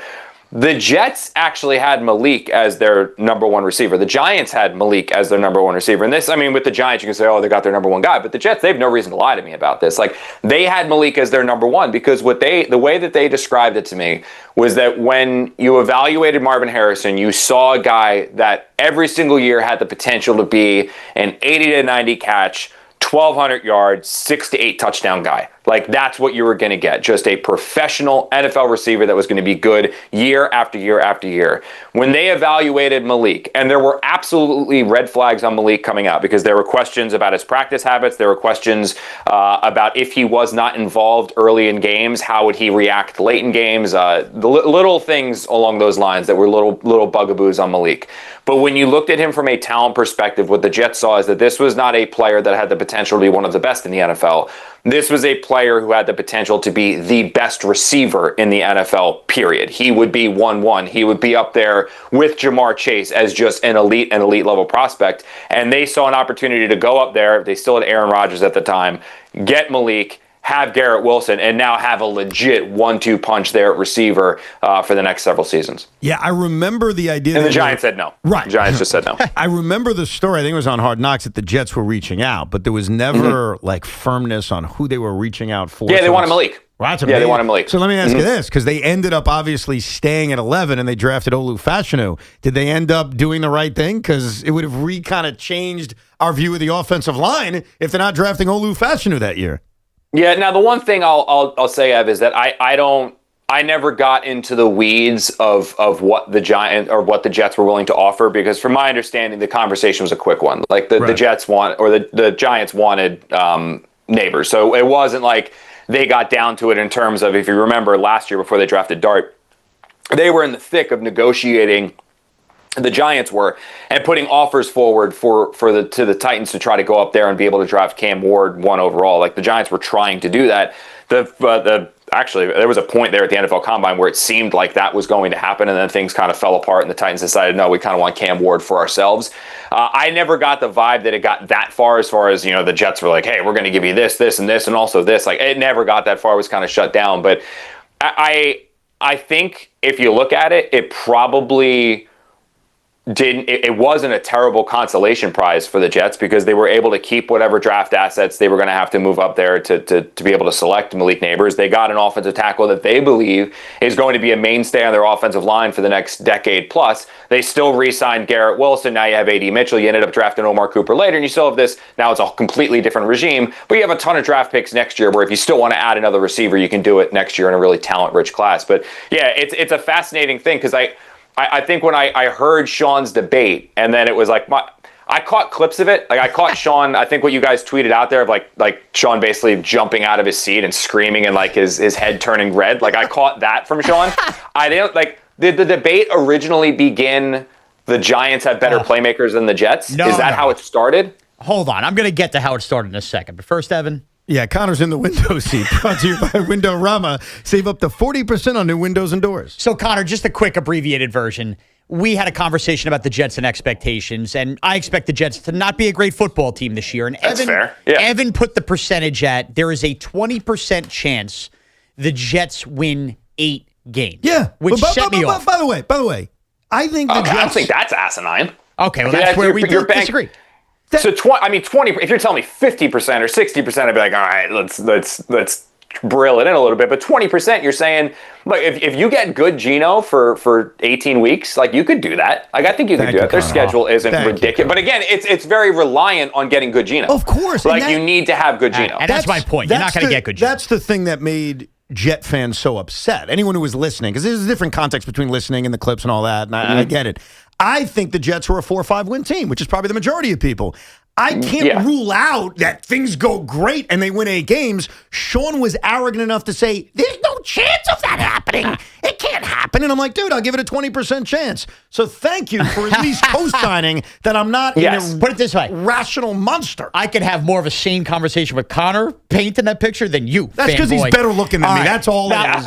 Now, Connor, outside of the big if, which I don't buy into, Geno Smith kind of being old Geno Smith, is there a path without Geno Smith absolutely clicking like his prime Seattle time to this team, having a surprising year? Is there reasons to believe on this defense? We obviously know they can be deep with the upside of weapons, but like outside of Geno Smith, what's the other reason to believe in that this could get to 8 wins? Well, it's mostly offense related. It's that the offense should be fun. They should. I mean, the offensive line is as good as it's been probably since 2015. I remember, which is coincidentally the last time this team had a winning season. So it's probably as good as it's been in 2015. I'd say the upside this year is even better. They have the 1-2-3 punch at running back with Brees and Braylon and Isaiah. Now they have what looks like 3 legitimate receivers, and a minimum one real legit receiver in Garrett Wilson, and then A.D. Mitchell, who they like a lot, and a rookie that you're banking on some upside, even though you haven't seen it until recently in training camp. But still, that is a first-round talent in Omar Cooper that you draft. You've got Kenyon Sadiq and Mason Taylor. I mean, there's a lot of things to look at. And then a quarterback, by the way, who should be aggressive. Conceivably, that's what you're going to get with Geno. So he's going to be able to utilize these weapons in a way that Justin Fields was scared to and Aaron Rodgers was too timid to do. So that's why you think the offense is going to be good, and why I'm kind of leaning more towards that 20% when, honestly, guys, if you had asked me before camp, I'd probably have laughed, just like Sean did. But having watched training camp, and I split time between Jets-Giants, but having watched training camp, especially those joint practices with the Bucs, the defense, while they absolutely have their warts, and I absolutely have reservations about what their ceiling is, we've seen indications that they are going to be going 100 miles per hour on every single snap. They're going to be extremely feisty, and they're going to embrace playing dirty. Means of like just ugly football, not dirty like taking cheap shots. Like they're just going to embrace being ugly. And I think that when you have a defense like that, that's just going to drag the opposition into the deep end and be like, hey, look, we love being out here. Let's see if you can swim. I think they can surprise some people, and if their offense and Geno gets good, that's when you can get to that 7-win player. That's where you can get that 7-win spot, that 8-win spot. I honestly, guys, it's not too uncommon to me from the Giants team that made the playoffs a couple years ago. Now, everything broke Dable's way and Wink's way and Daniel's way that first year. I mean, that team had literally 3 or 4 win talent, and they still managed to make the playoffs just because they got hot and things bounced their way. The Lamar Jackson game, the Titans game, like things just broke the Giants' way that year. That's kind of what you'd probably need to have happen for the Jets if they want to get to 8 wins or so. Yeah, I guess where I was trying to balance this act is like, okay, that was a year where Kayvon had like a lot of closing sacks late. The Jet defense is where, Connor, I really don't believe in, and this is where I think it parlays into the offense. My expectation for the Jets is, while they have some of this raw talent, like I expect Bailey to be a player or whatever, but still his rookie as a pass rusher, they are going to inevitably, in my mind, be trailing even in close games in the fourth quarter a lot. And I think that's where Geno's warts are going to come in to kill this team. And I think that's where the turnovers are going to come in. So a lot of the reason I'm not buying into 8 wins is, while they might be fun on offense, how much of this is going to be them trailing in games where Geno's just chucking it up and then it becomes a disaster scenario? Yeah, I mean, look, the odds are in your favor. We're still at 80-20 here. So like, there's an 80% chance you're just right. felt hard to me. I'm sorry. Yeah, like the 80%, it's again, it's the 20% as it bounces the right way. Because you're right, there is a chance that the Jets are averaging, this probably seems high, but like say they average 23, 24 points a game. I could see the defense letting up 27, 28. I mean, I could see that happening because of the warts. Like I really have question marks in their secondary. Like even with Dane Belton in there, I don't love the safety spot. I do not like the corners at all. And I know they made some additions to the middle of their defense, but I still have real big questions of whether or not they're going to be able to stop the run. Like I do. And David Bailey looks absolutely unbelievable. He looks like a star already their best pass rusher. But who is rushing the passer opposite him? Because we have seen nothing from Will McDonald this summer. He looks like a fish out of water in this new scheme. And so like, is Anabari really going to do it? Is Asai really? Is that your compliment? Like if you're doubling Bailey and saying somebody else beat us one-on-one, are those guys really going to beat you for 7 or 8 sacks a year, which you're going to need to get pressure? Or is the run defense going to be so bad that no one can really pin their ears back and just attack? So I will say, like, the mentality of the defense has been a lot better than what I expected, and especially those joint practices with the Bucs. Like, they still didn't if you want to say win-loss or joint practice, they still didn't win, but they competed. Like, they competed against a Buccaneer team that I think has a chance to be pretty good this year. We're talking to Connor Hughes, Jets-Giants tomorrow. We know Geno's the starter, even if there was like that minute of fake controversy after the first preseason game. Is Cade Klubnik definitely the backup?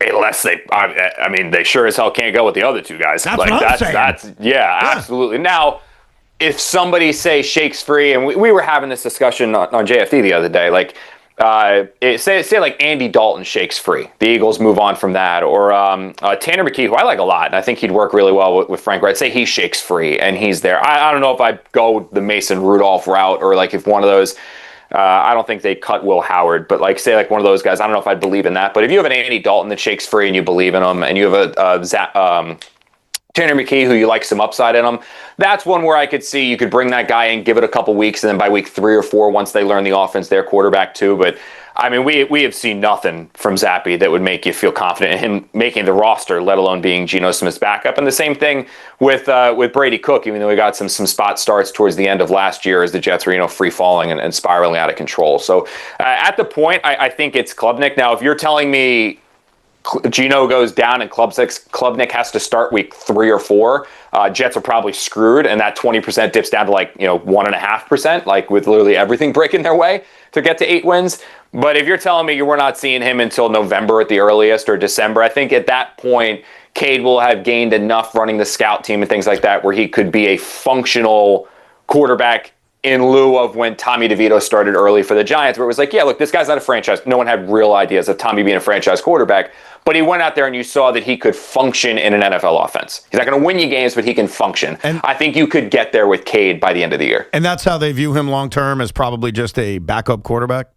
Most people I talk to, yeah. I mean, look, I know that and I'm sure Woody's sitting there saying to himself, God, could you imagine if we got Dak Prescott here? And we now are not paying a quarterback for 3 years, or got him in the 4th round. Like, I'm sure they would love that. But you watch the guy, look, the way that I describe him, having seen it, again, I split time between Jets and Giants, but I've been at a decent amount of Jet practices here.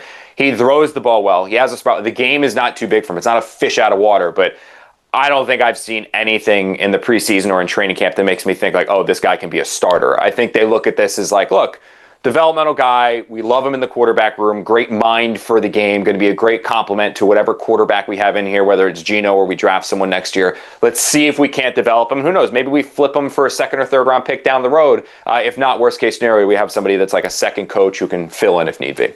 Are the Jets already doing their quote unquote homework on Mike Tomlin? Any truth to that?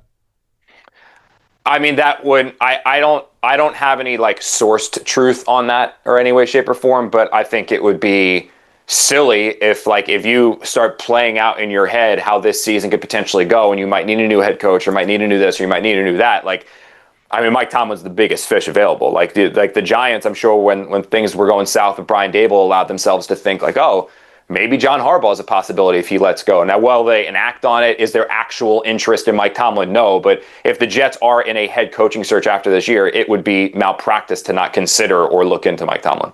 All right, shifting over with Connor Hughes to Big Blue real quick. Connor, obviously Pat Leonard got beat up a little bit yesterday for the way he worded a tweet about Cam Scatterbo and the Giants defense and Giants maybe being a little tired of his act. And then Harbaugh spoke after practice about Cam Scatterbo and, those penalties can't happen. Just cut and dry. Is Cam Scatterbo getting a little disliked to the point this is a problem within the Giant locker room? I wouldn't go as far as to say it's a problem yet, but the way that I wouldn't call it a fight yesterday. It was a skirmish. Like, it was like, I've seen training camp fights. Like, there was one in the Jets one year, I'll never forget. It was like Lorenzo Malden, and I want to say Kelvin Beachum. And I mean, the offensive line moved, and you just saw Malden over top of Beachum coming down with a haymaker. And it was, I mean, you see fight Jordan Jenkins versus Alex Lewis. A handful of the fights with the Jets and Buccaneers, like, you see them. You see the fights when they happen. This was not that, but you could tell, and it's the kind of the way that I put it, like, this was a long time coming. And Pat was not, I think he wrote something similar in his tweet, but like, he was absolutely accurate in that. I mean, guys, I remember, I think it was the 2nd-ish day of the practices in West Virginia, padless, guys just in shells. And I remember, like, Cam ran pretty hard into the defensive sideline where all the defensive backs were.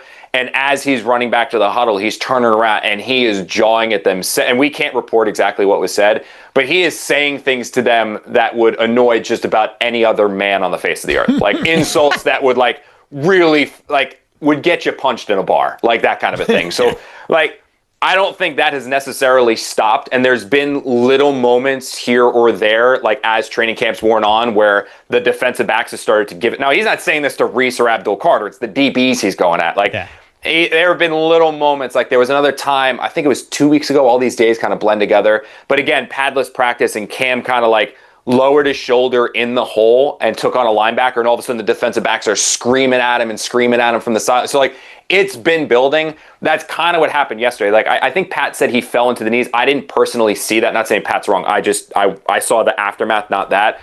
But you could see them get up. And I remember looking at Duggan, who was standing next to me, and be like, here we go. Like, just what this is the boiling point. Like, this is all of the training camp practices brought into one. And sure enough, like, there was one little open hand to the face, I believe.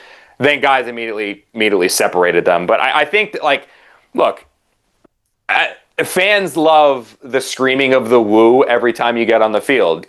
People love the backflips and all the attention, but when you're the defense and every single day in the middle of August with the heat bearing down on you and you got to hear some guy just screaming woo on the top of his lungs every time he takes the field, like, you can see why as a defense you get a little annoyed by it. And then when that player is also talking trash to you, you can see why you get more annoyed by it. So I don't think this is like a locker room splitting thing yet or anything like that. I don't think it's major, but there's been a little rivalry going between the DBs and Cam literally the entire training camp. When you look at that room, the running back room, it's fascinating. Tyrone Tracy to me was running back one, but he's had a kind of a, not a bad camp, but he had two bad moments, really. The missed block that caused Jackson Dart in the blue 10, obviously the fumble. If you had to predict, and I know injuries are tricky, at the end of the season, which of these guys ends up with the most rushing yards on this team?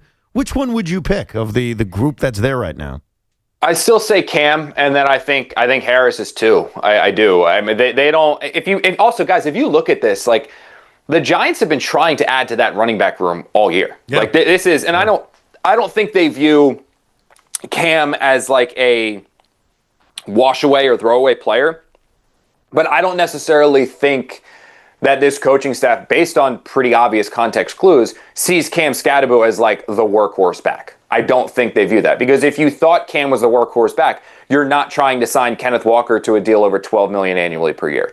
You're not trying and praying that Love falls to you in the NFL draft. And you're certainly not going out there when somebody goes down and adding Najee Harris. And no, Harris is not Love. He is not Kenneth Walker. He is not, I don't think, a running back runner in his own right, but he's somebody that says, like, dude, I should be getting 15 at least touches a game. So I think you could see a pretty close 50-50 split.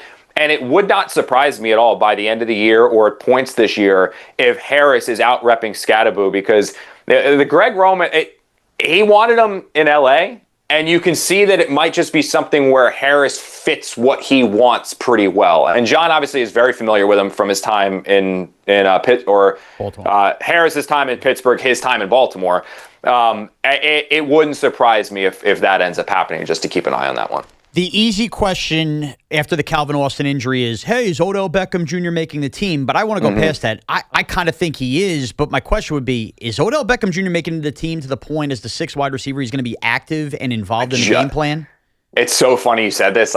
So in the Giants media room, I sit next to Jordan. So like I said, like, we were kind of just talking yesterday. I was like, you think Odell's active on game day? And my original thought is no.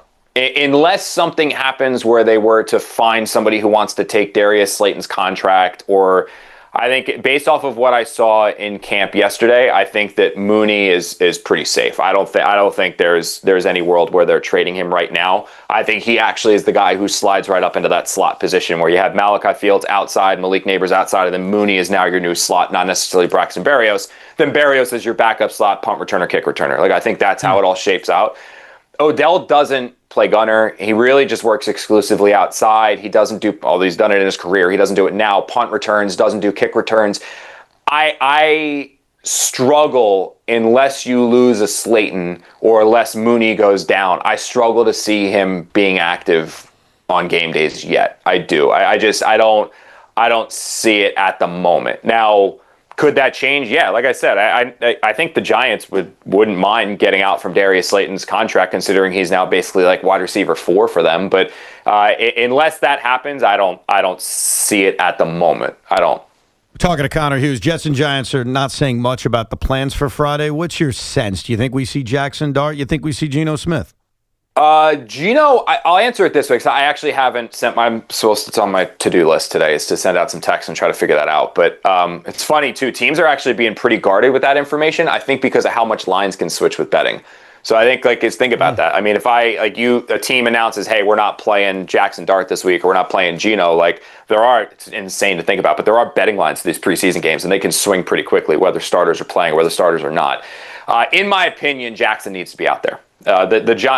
Not Malik, but Jackson, the starting line, the receivers, they need to be out there playing because there have been good moments from Dart, but it has not been a particularly great summer for him. He does look uncomfortable in Matt Nagy's offense, which is very pro style, not the college system that Dable was running, the 3-5-7 step drops, a lot of anticipatory throws and a lot of throwing on time and seeing things before they happen. And he just looks a tick slow.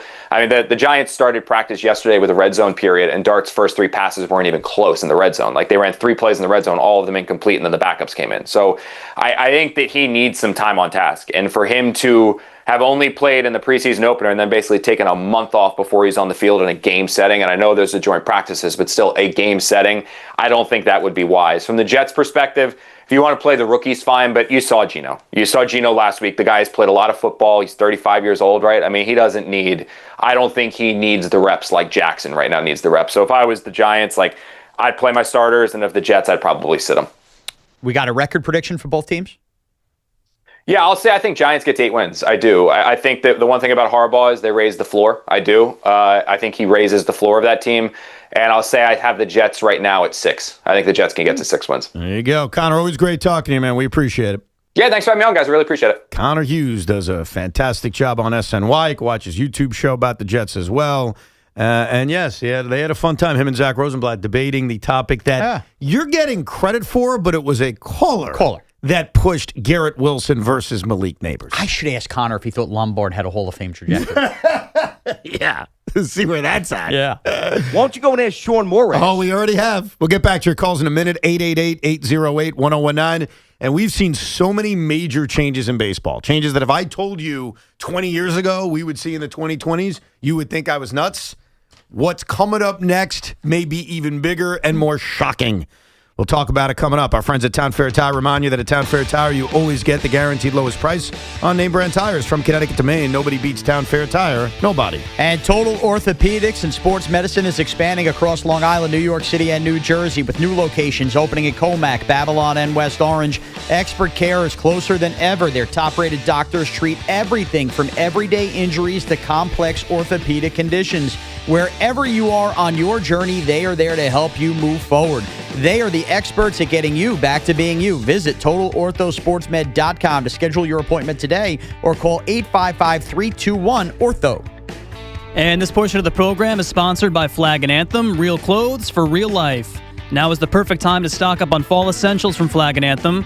Restock your closet with their premium denim, new luxe stretch tees, and super comfortable flannels. Flag and Anthem has you covered with wear anywhere versatile clothes for end of summer and the fall. Visit flagandanthem.com. Flag and Anthem, real clothes for real life. Thursday Night Baseball is on WFAN with the Yankees and Astros at 7:05 tonight. The Yankees making all kinds of noise. And that was just a great at-bat. The home of Yankees baseball is The Fan, 101.9 FM, and available en Espanol on the free Odyssey app. Paramount Plus is your streaming home to watch the NFL on CBS. That means all the unforgettable moments, all the marquee matchups, and all the can't-miss football are all on Paramount Plus. See you Sunday. Oh, hey, Sarah. Did you hear my daughter Katie got Camper of the Week? That's a big deal. We got a big deal too, right, Mom? Honey, shh.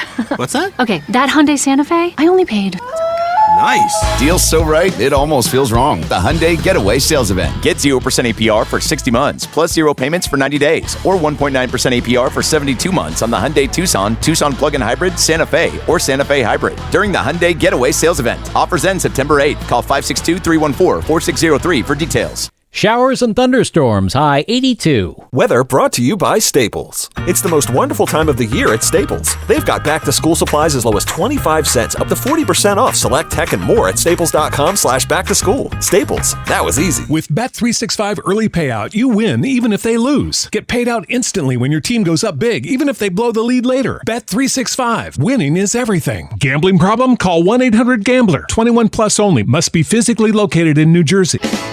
Orgavattazona? Is that a word? In the 2026 Kia Sportage Turbo Hybrid, it might as well be, because it can be one road trip. It's all about turbocharged power and hybrid efficiency working together, so you get the thrill of quick acceleration and the satisfaction of fuel efficiency. Book a test drive and keep the adventure going. Kia, movement that inspires. Call 800-3334-KIA for details. Always drive safely. Rutgers football is just around the corner. Your Scarlet Knights return to Piscataway this fall. Don't miss a moment. Rutgers Nation, this is Coach Shiano. Keep chopping. Plus, the return of the Rutgers Boardwalk. Join the fun before all Rutgers home football games. Free rides, games, prizes, and more. Plus, New Jersey's best local food trucks. It's free family fun that's all at the Rutgers Boardwalk. Join the fun. Rutgers football's back in Piscataway this fall. Don't miss a moment.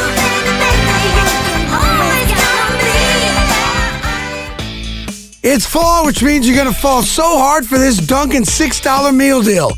Now you can get a medium hot or iced coffee, 6 crispy hash browns, and a bacon, egg, and cheese sandwich.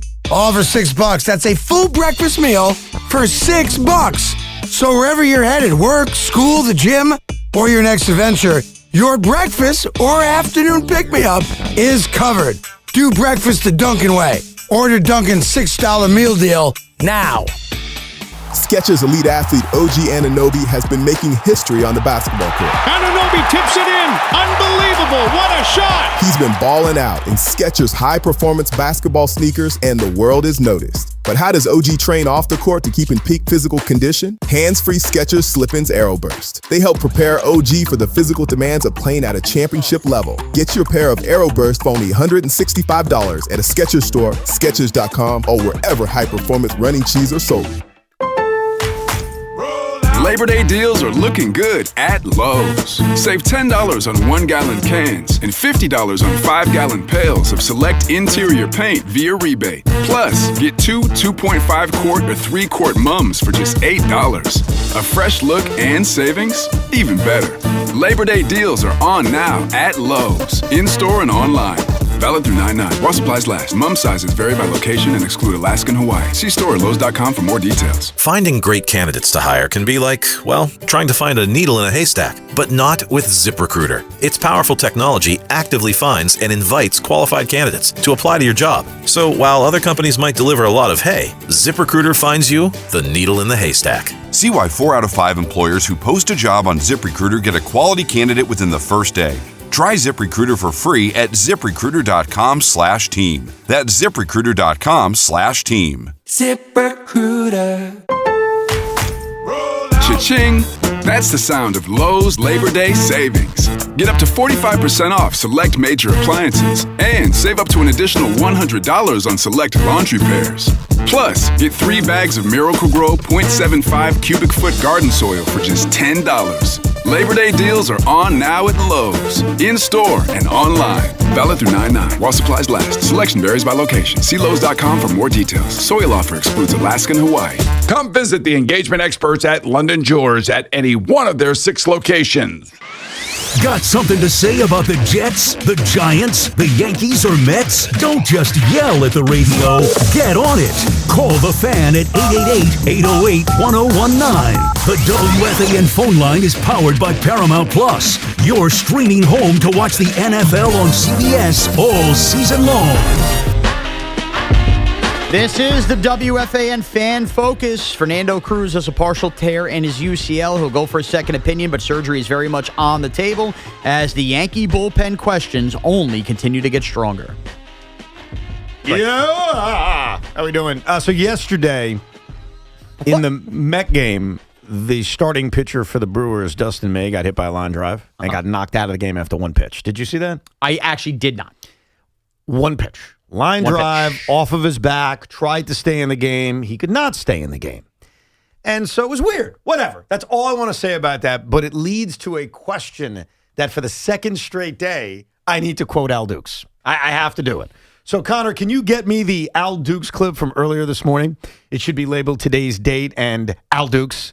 Because he was doing the what's the show called? The warm-up show? The warm-up show. Are we going to call it the beginning show? I listen every day, and I have like this mental block against it.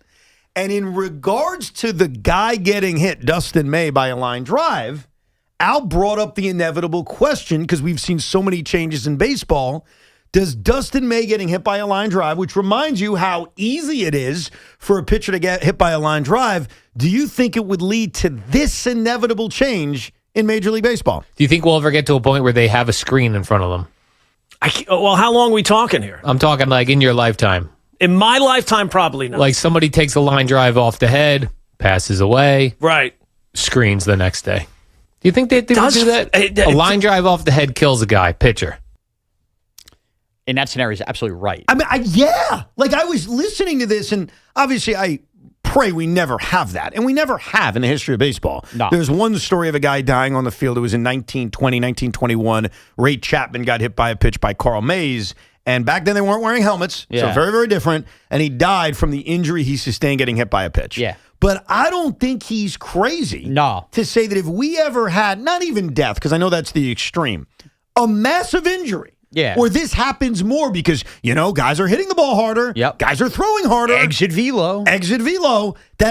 Yes. Well, I could see the day where they're like, screw it, let's put an old screen up there. Dude, it wasn't that long ago that we had the young woman unfortunately pass away in the stands at a Columbus Blue Jackets hockey game, and the next day every team in the NHL, and we've never looked back, has nets all the way around. And we have that in baseball now, too. Yes. Yeah. So, we lived in a world in our lifetime where that was not a thing, and you took a death for that to happen. So I think Al, as extreme as it is, and we hope it never happens, yeah, I think it's very much on the table. And I think if you remember what baseball was like, I'm not saying 50 years ago, 10 years ago, you would say, we put a guy on second in the extra innings? Yeah. Wait a sec. We have a pitch clock? My cleanup hitter hits leadoff? Well, that's a strategy change, but yes, we have an opener strategy change. Yeah. The net down the third base and first base lines. Yeah. Remember, that didn't used to be there. It's a brand new thing. We close concessions on $5 Tuesdays? The ABS challenge system. There have been so Teams many have Hello Kitty bobbleheads? Now you're getting kooky. All of these changes, if I would have gone into a time machine and called up Mike and the Mad Dog in 1998 and suggested some of the things we have now, they would have thought we were crazy. Yeah. So I no longer think, and I'm not supporting it, by the way. I am not endorsing this. I am just reminding you that the amount of changes we've seen in this sport, nothing would surprise me. But that's not the number one thing I noticed from last night's Met blowout. That is an absolute inevitable change. And I predict to you, we go long-term prediction, this change will occur as soon as next year with the next CBA and by the end of the century or the end of the decade. End of the century? End of the decade. Okay. And you want to know what that is? And I'm dead set against it. Banning rodents from running on the field. Mercy rules. Didn't I just have this conversation? Yeah, and I hated it. It's going to happen. I'll tell you why. Last night's a great example of it. The Mets gave up in the sixth inning of the game. Yeah. And after the game, Andy Green was asked about it, and he said, hey, we're trying to win the series tomorrow. Like, he admitted, hey, we're not winning this game. Right. We want to win tomorrow. We're going to take Lindor out. We're going to play the infield back. We are going to ask pitchers to take one for the team. You are seeing teams in baseball, and I can see the Yankees doing it in a major way, probably more so the Yankees, because they're in a pennant race. Yeah. So when they're about to lose a game, and it's 8-1, even though 8-1 is not impossible, Aaron Boone's going to say, what am I doing? I got to win tomorrow. I'm telling you, we're going to see it. Aaron Judge gets pulled in the fifth inning of a game in which you're losing 9-0 because his attitude is, I got to win tomorrow. Yep. And I think the more we see that from managers and the more that attitude continues to occur, they, not us, because we as fans don't want it, they're going to approve a mercy rule. It's coming. Because these managers and players, look, the manager's telling you, if Andy Green had a button that he could have pressed yesterday that ended the game in the sixth inning, Some bitch would have pressed it. Look. And you give Aaron Boone truth serum, he'll say the same thing. These teams are, and you could say it's smart. They're playing the long game, Ev. There's no problem with it. I get it. I get the thought process. But I think that kind of thinking is without a doubt going to lead to teams either getting to tap out as if the ankle lock was put on them by Kurt Angle, or rules that warrant a mercy. It is coming, not a doubt in my mind. So now, let's just think about this. The reason that there isn't one is really about, to me, just the ticket holders that purchase the ticket to go watch 9 innings of baseball, right? Yeah. Because let's just be real. The TV partners, people are tuning out. Like people in 160 Did you see what they did on the broadcast last night? Oh, they had Mike Breen on forever? No, that was when the game was actually competitive. No, they just started taking baseball cards out and then giving stories about the player that they took. All right. Because they knew, and even Keith was saying, I wonder who's still watching this game. Right, exactly. Yeah, So me and 7 schmucks. They could have just pulled the plug like they did in the Lindor play. Exactly. Yeah. But the point is, let's be real. It's about, you don't want to feel robbed as a customer that paid money to go to a game. But just like there's little things written on, you get hit by a ball or you do this, that, and the other thing. It could be buy at your own risk. This game is subject to end after 6 innings. Maybe a team takes care of you, gives you a voucher or something like that. But I think one of two things are going to have to happen. Either, Evan, a team is going to have a cap on how many times they're allowed to wave their white flag. In other words, like say, we're using one of our 4 mercy challenges for the year. You get 4 for the season. You know what I mean? Or whatever the number would be. But I think that, or, just the idea of, like, it gets to a certain number. Like, you're down 10 runs. Yeah, we're good. You probably can't have a flag, because I'm gonna be honest with you, and this is going to sound extreme, but think about the way these managers think and the way these GMs think. And we'll use the Yankees, because they're in a pennant race, so all these games matter. Let's say last night with Elmer Rodriguez, he gave up 10 runs in the first inning. Yeah. Aaron Boone would be like, can we get the hell out of here? No, you can't do that in the first. Why? One. I think you got to get. He'd want to. No, He'd be like, "What are we doing?" But go back to the old rain rules. You got to make it an official game. I think that's. So you got to play at least 5. Well, look, I think there'll be rules around what constitutes a mercy, and I think what's simple with the fans is you just write it on the ticket, like you said. Yeah. Hey, you're not guaranteed 9 innings. Sorry, that's it. You're not guaranteed 9 innings now. There could be a rain-shortened game. That's absolutely right. But so I think there's a way around it. Yeah. I say this because if you watch enough of these blowouts, you see the way managers are acting. It's different. This is not what happened 5 years ago. And they're telling you after games, hey, we knew the game was over. What are we doing? And I think that kind of attitude around the 162 and that kind of attitude around individual games, we are without question going to see some form of a mercy rule. And I raise my hand like I have with a lot of these rules. I don't like it. I don't like a runner on second, but why is there a runner on second? There's a runner on second in the 10th inning because people want to go home. Simple as that. The players want to go home. The front office wants to go home. They don't want to waste pitchers. They don't want to have 18-inning games. It's unhealthy for pitchers, and they got rid of it. I don't think it's great. I don't love it. It's been around for half a decade. So a lot of these rules come from that place, and there's no doubt when you watch some of these blowouts and then the position players pitching and all that crap, it's gone. And it's crazy is last night's Met game wasn't even that much of a blowout. It was 8-1. Right. It wasn't 17-2. Teams have come down from 7 runs back. The other night, the Reds-Giants game. Yep. It was like 8-3 in the 9th inning, something of that nature. But yeah, that's definitely going to happen. Okay. We're definitely going to get that. The L screen, maybe not. The other thing about the Met game, how many horny people you think are showing up at the Met game tonight? Oh, yeah. Wasn't tonight singles night or something? Did you have that for later? I'm sorry. If No, you did. no. Yeah, tonight is singles night. So there's a group, there's a nice tailgate. I think there's a lot of people looking to hook up at Mets Brewers. What do you want to say about it? Do you think people will actually find love at the Met game tonight? Yeah. Really? There's people that want to date other Met fans. Like, there are people that want to date like-minded people, whether it's politics or sports or interests. I never view dating that way. I didn't. And me and my wife get along incredibly well. We're very different. Yeah. We have some similar interests, but we're very different. Like, she's not into sports, and I love it. So I think for those that are like-minded, who want to date someone who's like-minded, it actually makes a lot of sense. And I think you're really like-minded if you're at Mets Brewers August in this season. Like, you're in it. But you're doing it for the clip that Connor played. Like, you're not caring about Mets Brewers. You're caring about... Yeah. Let's take it a step further. What? Over-under. 2.5 potential couples bang tonight as a result of meeting at the Met. Oh, my God. Over. What are you, crazy? I don't think so. I think you're over. Tonight? Yeah. One night? Yeah. Getting it done in one night, 9 innings, a Mizorowski start? Oh, you're saying before the game is over? No. I'm saying you meet tonight, you go home, you have the night of your life. Yeah. Or 30 seconds of your life. You know what Make love to me. Yeah. You think over 2.5? Oh, absolutely. Oh, I think you're way over. If I had to predict, I'd say the number is Make love to like me. 12. Okay. There's going to be hundreds of people that are going to try to date Hundreds? each other. Yeah, I think hundreds. I guess there's a Why don't you go warthog check for it out? everyone. Why don't you do something for the show and do a little man on the street? Yeah, that's what you should do. I got my eyes on a different squishy dumpling tonight. It is odd that the two promotions the Mets are running tonight could not be more different in a lot of ways. One is this kiddie-friendly, squishy dumplings everyone wants to collect, and the other one are two grown adults hooking up with each other. I'll keep my eye out. If I see some necking, I'll take a picture tonight. Now, is it going to be considered more acceptable if you're a guy to go up to a girl and say, hey, is that more acceptable tonight because it is singles night? Yeah, I think I think you're supposed to get a wristband, right? Yeah, I think they're gating all these people off. Yeah. They're putting them in Gating one them spot, off. like the zoo. Yeah. Where were you for Bartolo Colon's home run?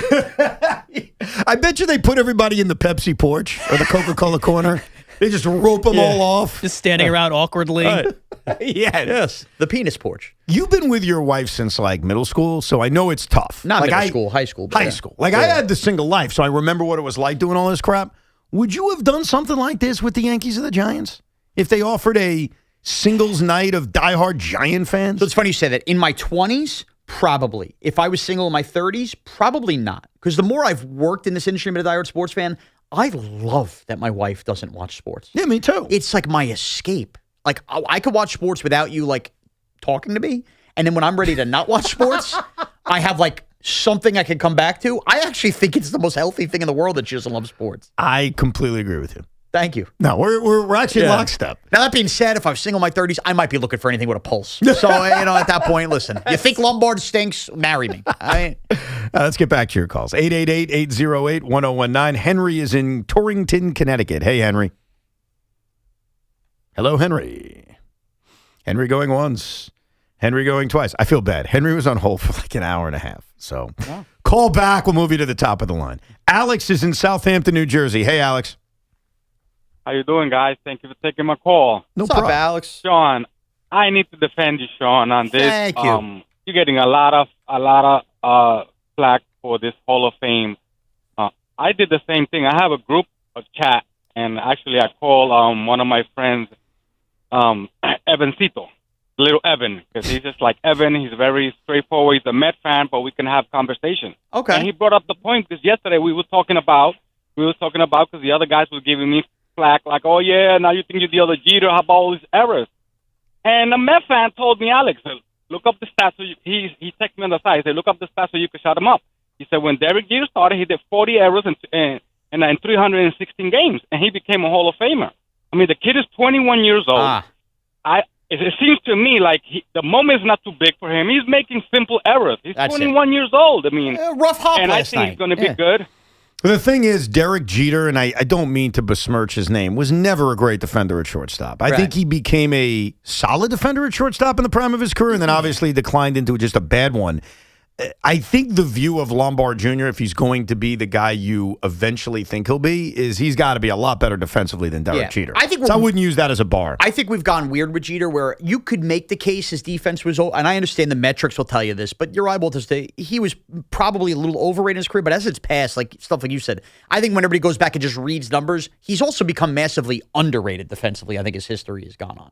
Started as overrated, we've swung too far the other way. Because the problem is, I still believe, I appreciate defensive metrics. I don't trust them 100%, but I appreciate any attempt to try to define the way a player plays because we can't watch every single game. Right. I mean, I guess you can if you're a diehard Yankee fan, but if you watched every game of Derek Jeter's career, you probably can give the best opinion on his defense because it's an eyeball test kind of thing.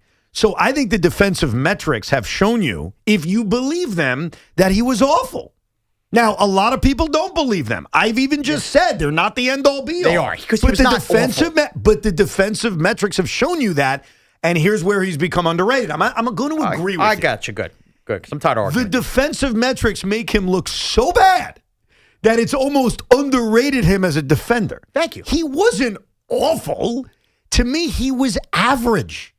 He didn't have the greatest range in the world. He was not a Hall of Famer because of his defense. And that jump throw that became so famous, if you have better range, you wouldn't have to do the jump throw. It looks sick, though. But it's cool on a logo. So I think and instincts, running out of nowhere to make a flip play. Oh, his instincts are amazing. Baseball IQ, they call it, Evan. His baseball IQ is amazing. His clutch hitting is amazing. His overall offensive numbers are amazing. I'm not besmirching him as a player, But when you call up and say, hey, don't worry, look at Jeter's defense is not why he's in Cooperstown. Well, all I know is this. If Jeter played during the height of the Twitter era, Connor Green would have hated him. So that's what I... No, I would have said I think he's a better defender than people think, because what are the metrics that are saying that he's a bad defender? Defensive run saved? Yeah. How do we know that's even a real... I don't believe the calculation on that. You got some Al Dukes in you. That's what I've learned about Connor Green. You got a little Al Dukes in you. One of the things that factors into defensive run saved is R-arm. How is R-arm calculated? So even that in and of itself, I don't really trust. He does bring up some valid points. He does. It's like a war. How is it calculated? They said that Taylor Walls had the same WAR as Kyle Schwarber. Right. And when that comes out and that is shown on social media, the reaction I have is you're just proving WAR sucks. You're not proving that Kyle Schwarber is overrated or Taylor Walls is underrated. That kind of stat makes you, like Carson Benj's WAR is not as high as, what's his name from St. Louis, the rookie of the cat, Weatherholt, right? Okay. Well, but we watch Benj every day. How is his WAR not nearly as high? It doesn't make any sense. Because they put so much value on second base defense. Yeah. The point Connor's making, and I agree with him, is it's flawed. Right. It doesn't mean we should ignore it and throw it out, but we have to understand it's not perfect. We are just accepting trust in stats without understanding them. Yes, which you can't do. No. Jackson in Long Beach. Hey, Jackson.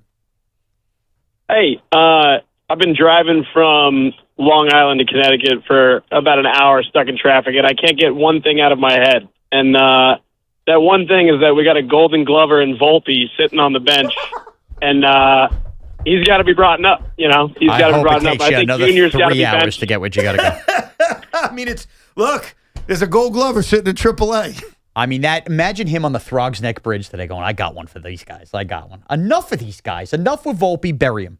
Enough. I mean, bury him. That's kind of harsh. No, it's not. Just bury Stop mentioning his name on WFAN. He doesn't exist anymore until he's the second baseman next year. Can I just play a very quick game with you? And you have to just answer yes or no. Monopoly? It's just yes or no. Okay. I'm going to ask you a question. I'm just going to shut my eyes. Go ahead. Has Anthony Volpe ever won a Gold Glove? Yes. Has George Lombard Jr.? No, it's serious.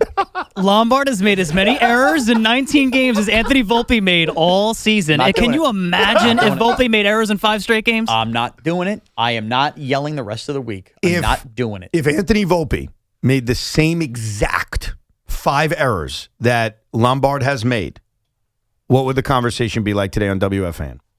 Go ahead. We would be crushing Volpe more. Okay. Thank you. That's and no. But now the answer is why would we be saying that? Because he doesn't make the other plays in the game that Lombard is making while making these errors. You didn't have to add that. I was just asking.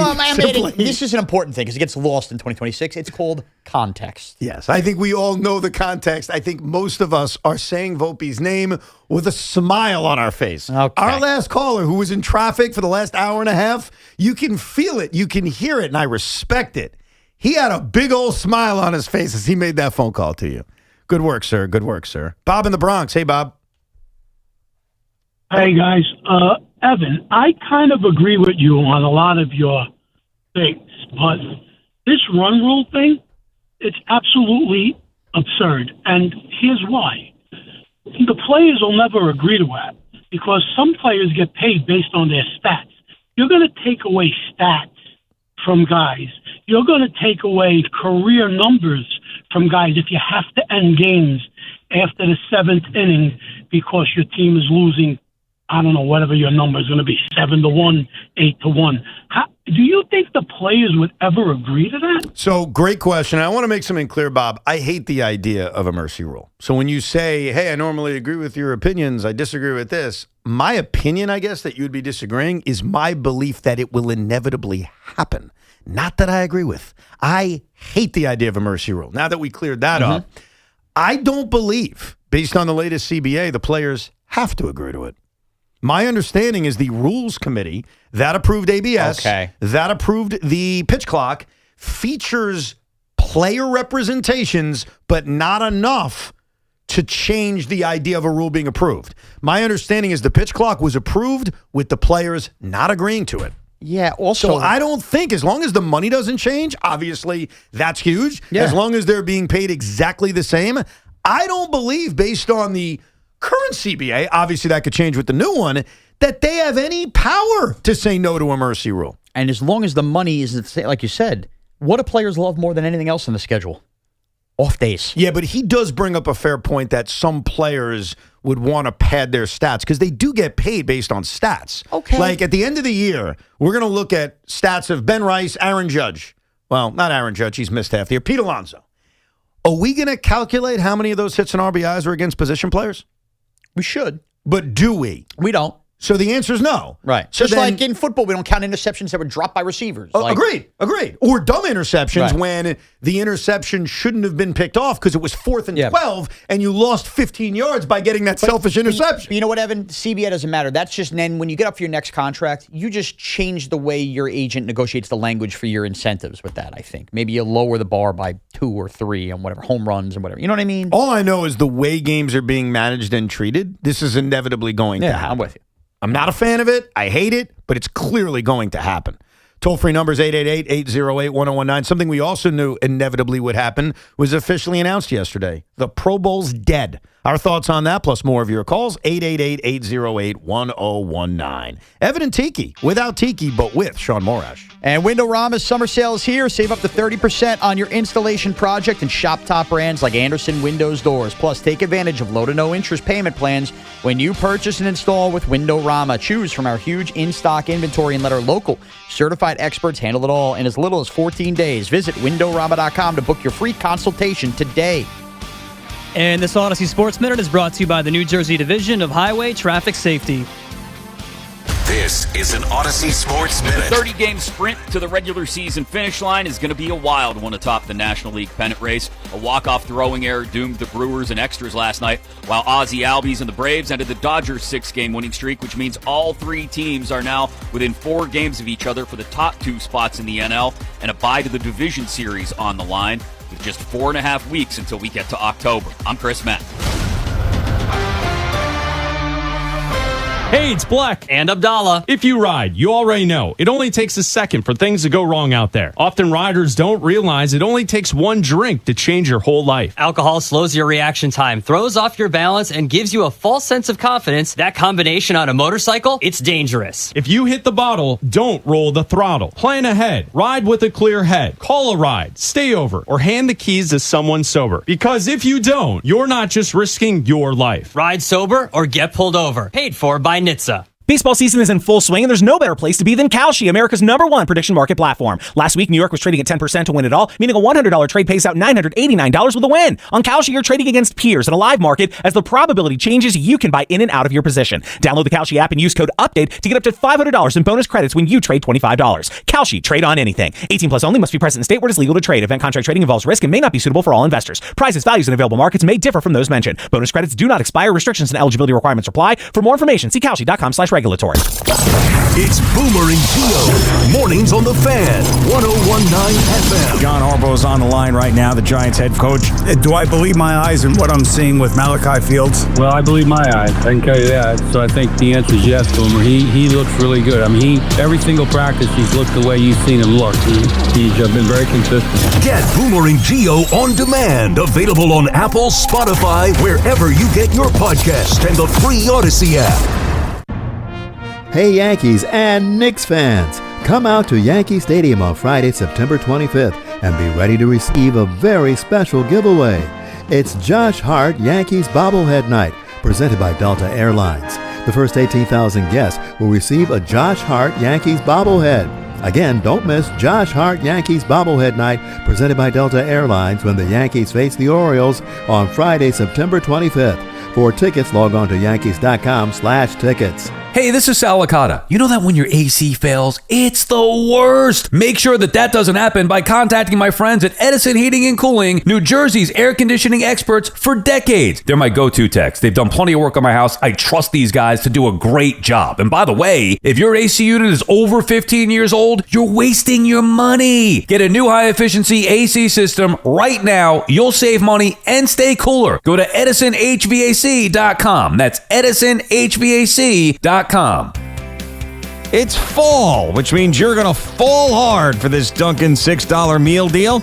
Now you get a medium hot or iced coffee, 6 crispy hash browns, and a bacon, egg, and cheese sandwich, all for $6. That's a full breakfast meal for $6. So wherever you're headed, work, school, the gym, or your next adventure, your breakfast or afternoon pick-me-up is covered. Do breakfast the Dunkin' way and order Dunkin's $6 meal deal. Hi, this is John Starks, and I'm Tyler Kolek. At John Starks Kia, we don't play games. No gimmicks, no tricks, no hidden fees, no surprises. Lease a Kia Sportage for just $333 a month with just $3 due at signing. What we say is what it is, period. See you at John Starks Kia in Queens. Go New York, go New York, go. 36-month lease excludes tax, title, and MV fees. No security deposit required. 10,000 miles per year. Expires August 31st. It's 5 o'clock. Your employees are headed home, but you're still updating spreadsheets, switching between software, and wondering where the day went. There's a better way. Odoo brings accounting, sales, inventory, CRM, and more together in one fully integrated platform. So you spend less time managing software and more time running your business, because your workday should end eventually. Try Odoo free at odoo.com. That's ODOO.com.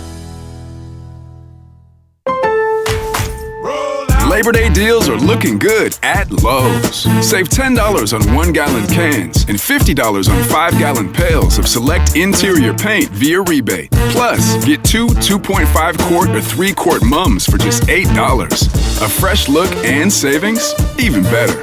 Labor Day deals are on now at Lowe's, in-store and online.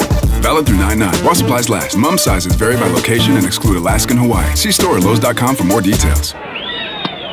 Tune in for the Yankees' first pitch presented by Montefiore Einstein, the official hospital of the New York Yankees. Orgavatazona? Is that a word? In the 2026 Kia Sportage Turbo Hybrid, it might as well be, because it can be one road trip. It's all about turbocharged power and hybrid efficiency working together, so you get the thrill of quick acceleration and the satisfaction of fuel efficiency. Book a test drive and keep the adventure going. Kia. Movement that inspires. Call 800-3334-KIA for details. Always drive safely.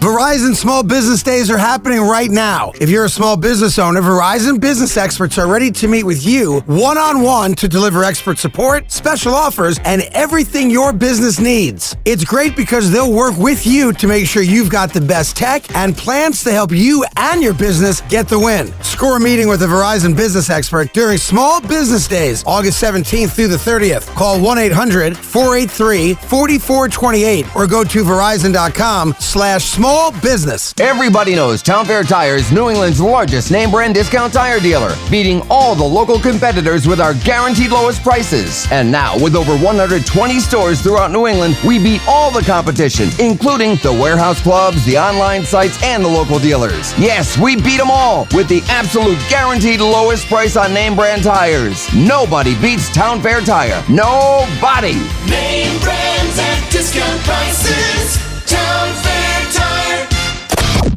The games may end, but the sports talk doesn't. After Hours with Tommy Lugauer. Weekdays starting at 7. Watch on YouTube or find us on your favorite social media platform. Follow and subscribe. The Fan. WFAN, WFAN FM, WFAN FM HD1, New York, an Odyssey sports station. We've covered a lot in the first 2 hours of the show. Good news is, if you missed any of it, you can rewind it on the free Odyssey app. Connor Hughes joined us at 11, talking Jets and Giants. I laid out the future of baseball, that we will have a mercy rule, as much as I hate it. And it would bother me if we ever got one. So if you missed any of that, you can rewind it. It wouldn't bother you.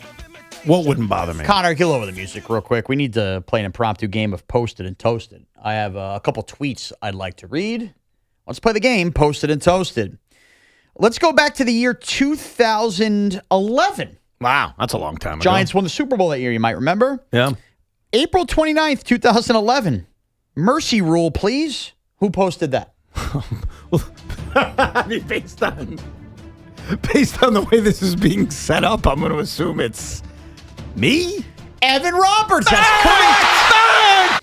All right, now let's go to. Why did I say that though? Maybe I was talking about something else. Well, apparently it was a Phillies-Mets game at Citizens Bank early in the season where the Phillies won 10-3. So a 7-run lead, Evan. A 7-run game. You wanted the mercy rule. We're not done playing, though. Oh, there's another Let's one. go. You remember the pandemic? I do. Pandemic. August 10th, 2020. Who tweeted this? Mercy rule, please. I tweeted the same thing? Is that your guess? I'm going to go with Evan Roberts. Evan Roberts, that's correct. That game finished 16-4, a 12-run game in the pandemic, which I believe is that opening day? Because it was listed as 0-0 on the records. No. All right, but yeah, 16-4 was the score. So Evan Roberts, 9 years apart, and now 6 years since the last one, was tweeting asking for a mercy rule. I think and now you'd hate it? I'm going to assume that I was being sarcastic. Here's what I'm going to assume. Mercy. No. Here's what I'm going to assume. That you're a selfish pig, which is fair. We all can be. Because I'm going to make the leap of faith and say that in 2011 in Philadelphia, you were not at the game. You know what? I could get that answer real quick. Okay. Because I know for a fact you were not at the game on August 10th, 2020. I was not at that game. Because nobody was besides the teams and the umpires. Right. Maybe your cardboard cutout was.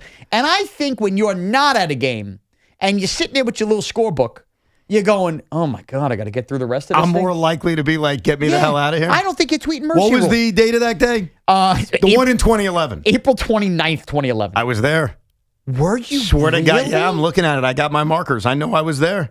I was at that game, and then the following day, they lost 2-1. I was at both those games. The day after you wanted a mercy rule, you went back for more? So you made the trip to Philly? I'm trying to remember the context of that trip. So I'm not married. No. You know, I think I remember this. All right. I think me and my dad went to Philadelphia to see the Mets, and then that night at the Sixers Arena, Tim McGraw and Faith Hill did a concert. If you want to fact check this. Hold on, now I got to look this up. See if Tim McGraw and Faith Hill did a concert on April 29th or April 30th, 2011. If they didn't, then I'm thinking of a different trip. Because I definitely did that. I definitely went to Philly. This should be easy, right? Saw Mets Phillies, and I saw Tim McGraw in Philadelphia. But it's possible that was like 2006. Like, I can't rule that out. All right, I'm going to have to go find a better way to do this. This is different than looking up games. I wish there was like a pro concert reference. Yeah, I know. Where you could get the venue and the set list. They have that. They have that for wrestling, which is crazy. Do they really? Yeah, you're able to look up house shows from 30, 40 years ago. More than that now. Wow. At the Nassau Coliseum, at Madison Square Garden, things like that. Anyhow, before we get back to your calls, the NFL is going to make official what I think most of us have been asking for a long time, which is to kill the Pro Bowl. It just has not worked for a very long time. Hold on. This is the WFAN fan focus. The NFL yesterday announced the Pro Bowl games are no more. Now the Pro Bowl will just be a selection, meaning only worthy players will have Pro Bowls under their name going forward. If we're doing it now, I just don't want to waste it to 12:30. You could have thought of something else for 12:30. I mean, it's not that difficult. He didn't want to look on online to find anything else. That was it. I mean, you can find Once it's typed at 8:45, it's done. He's so lazy. I love him, but he's lazy. Yeah, I think this is an easy one. Like when I was a kid, did I watch the Pro Bowl a little bit? But even then, you know, it was not real football.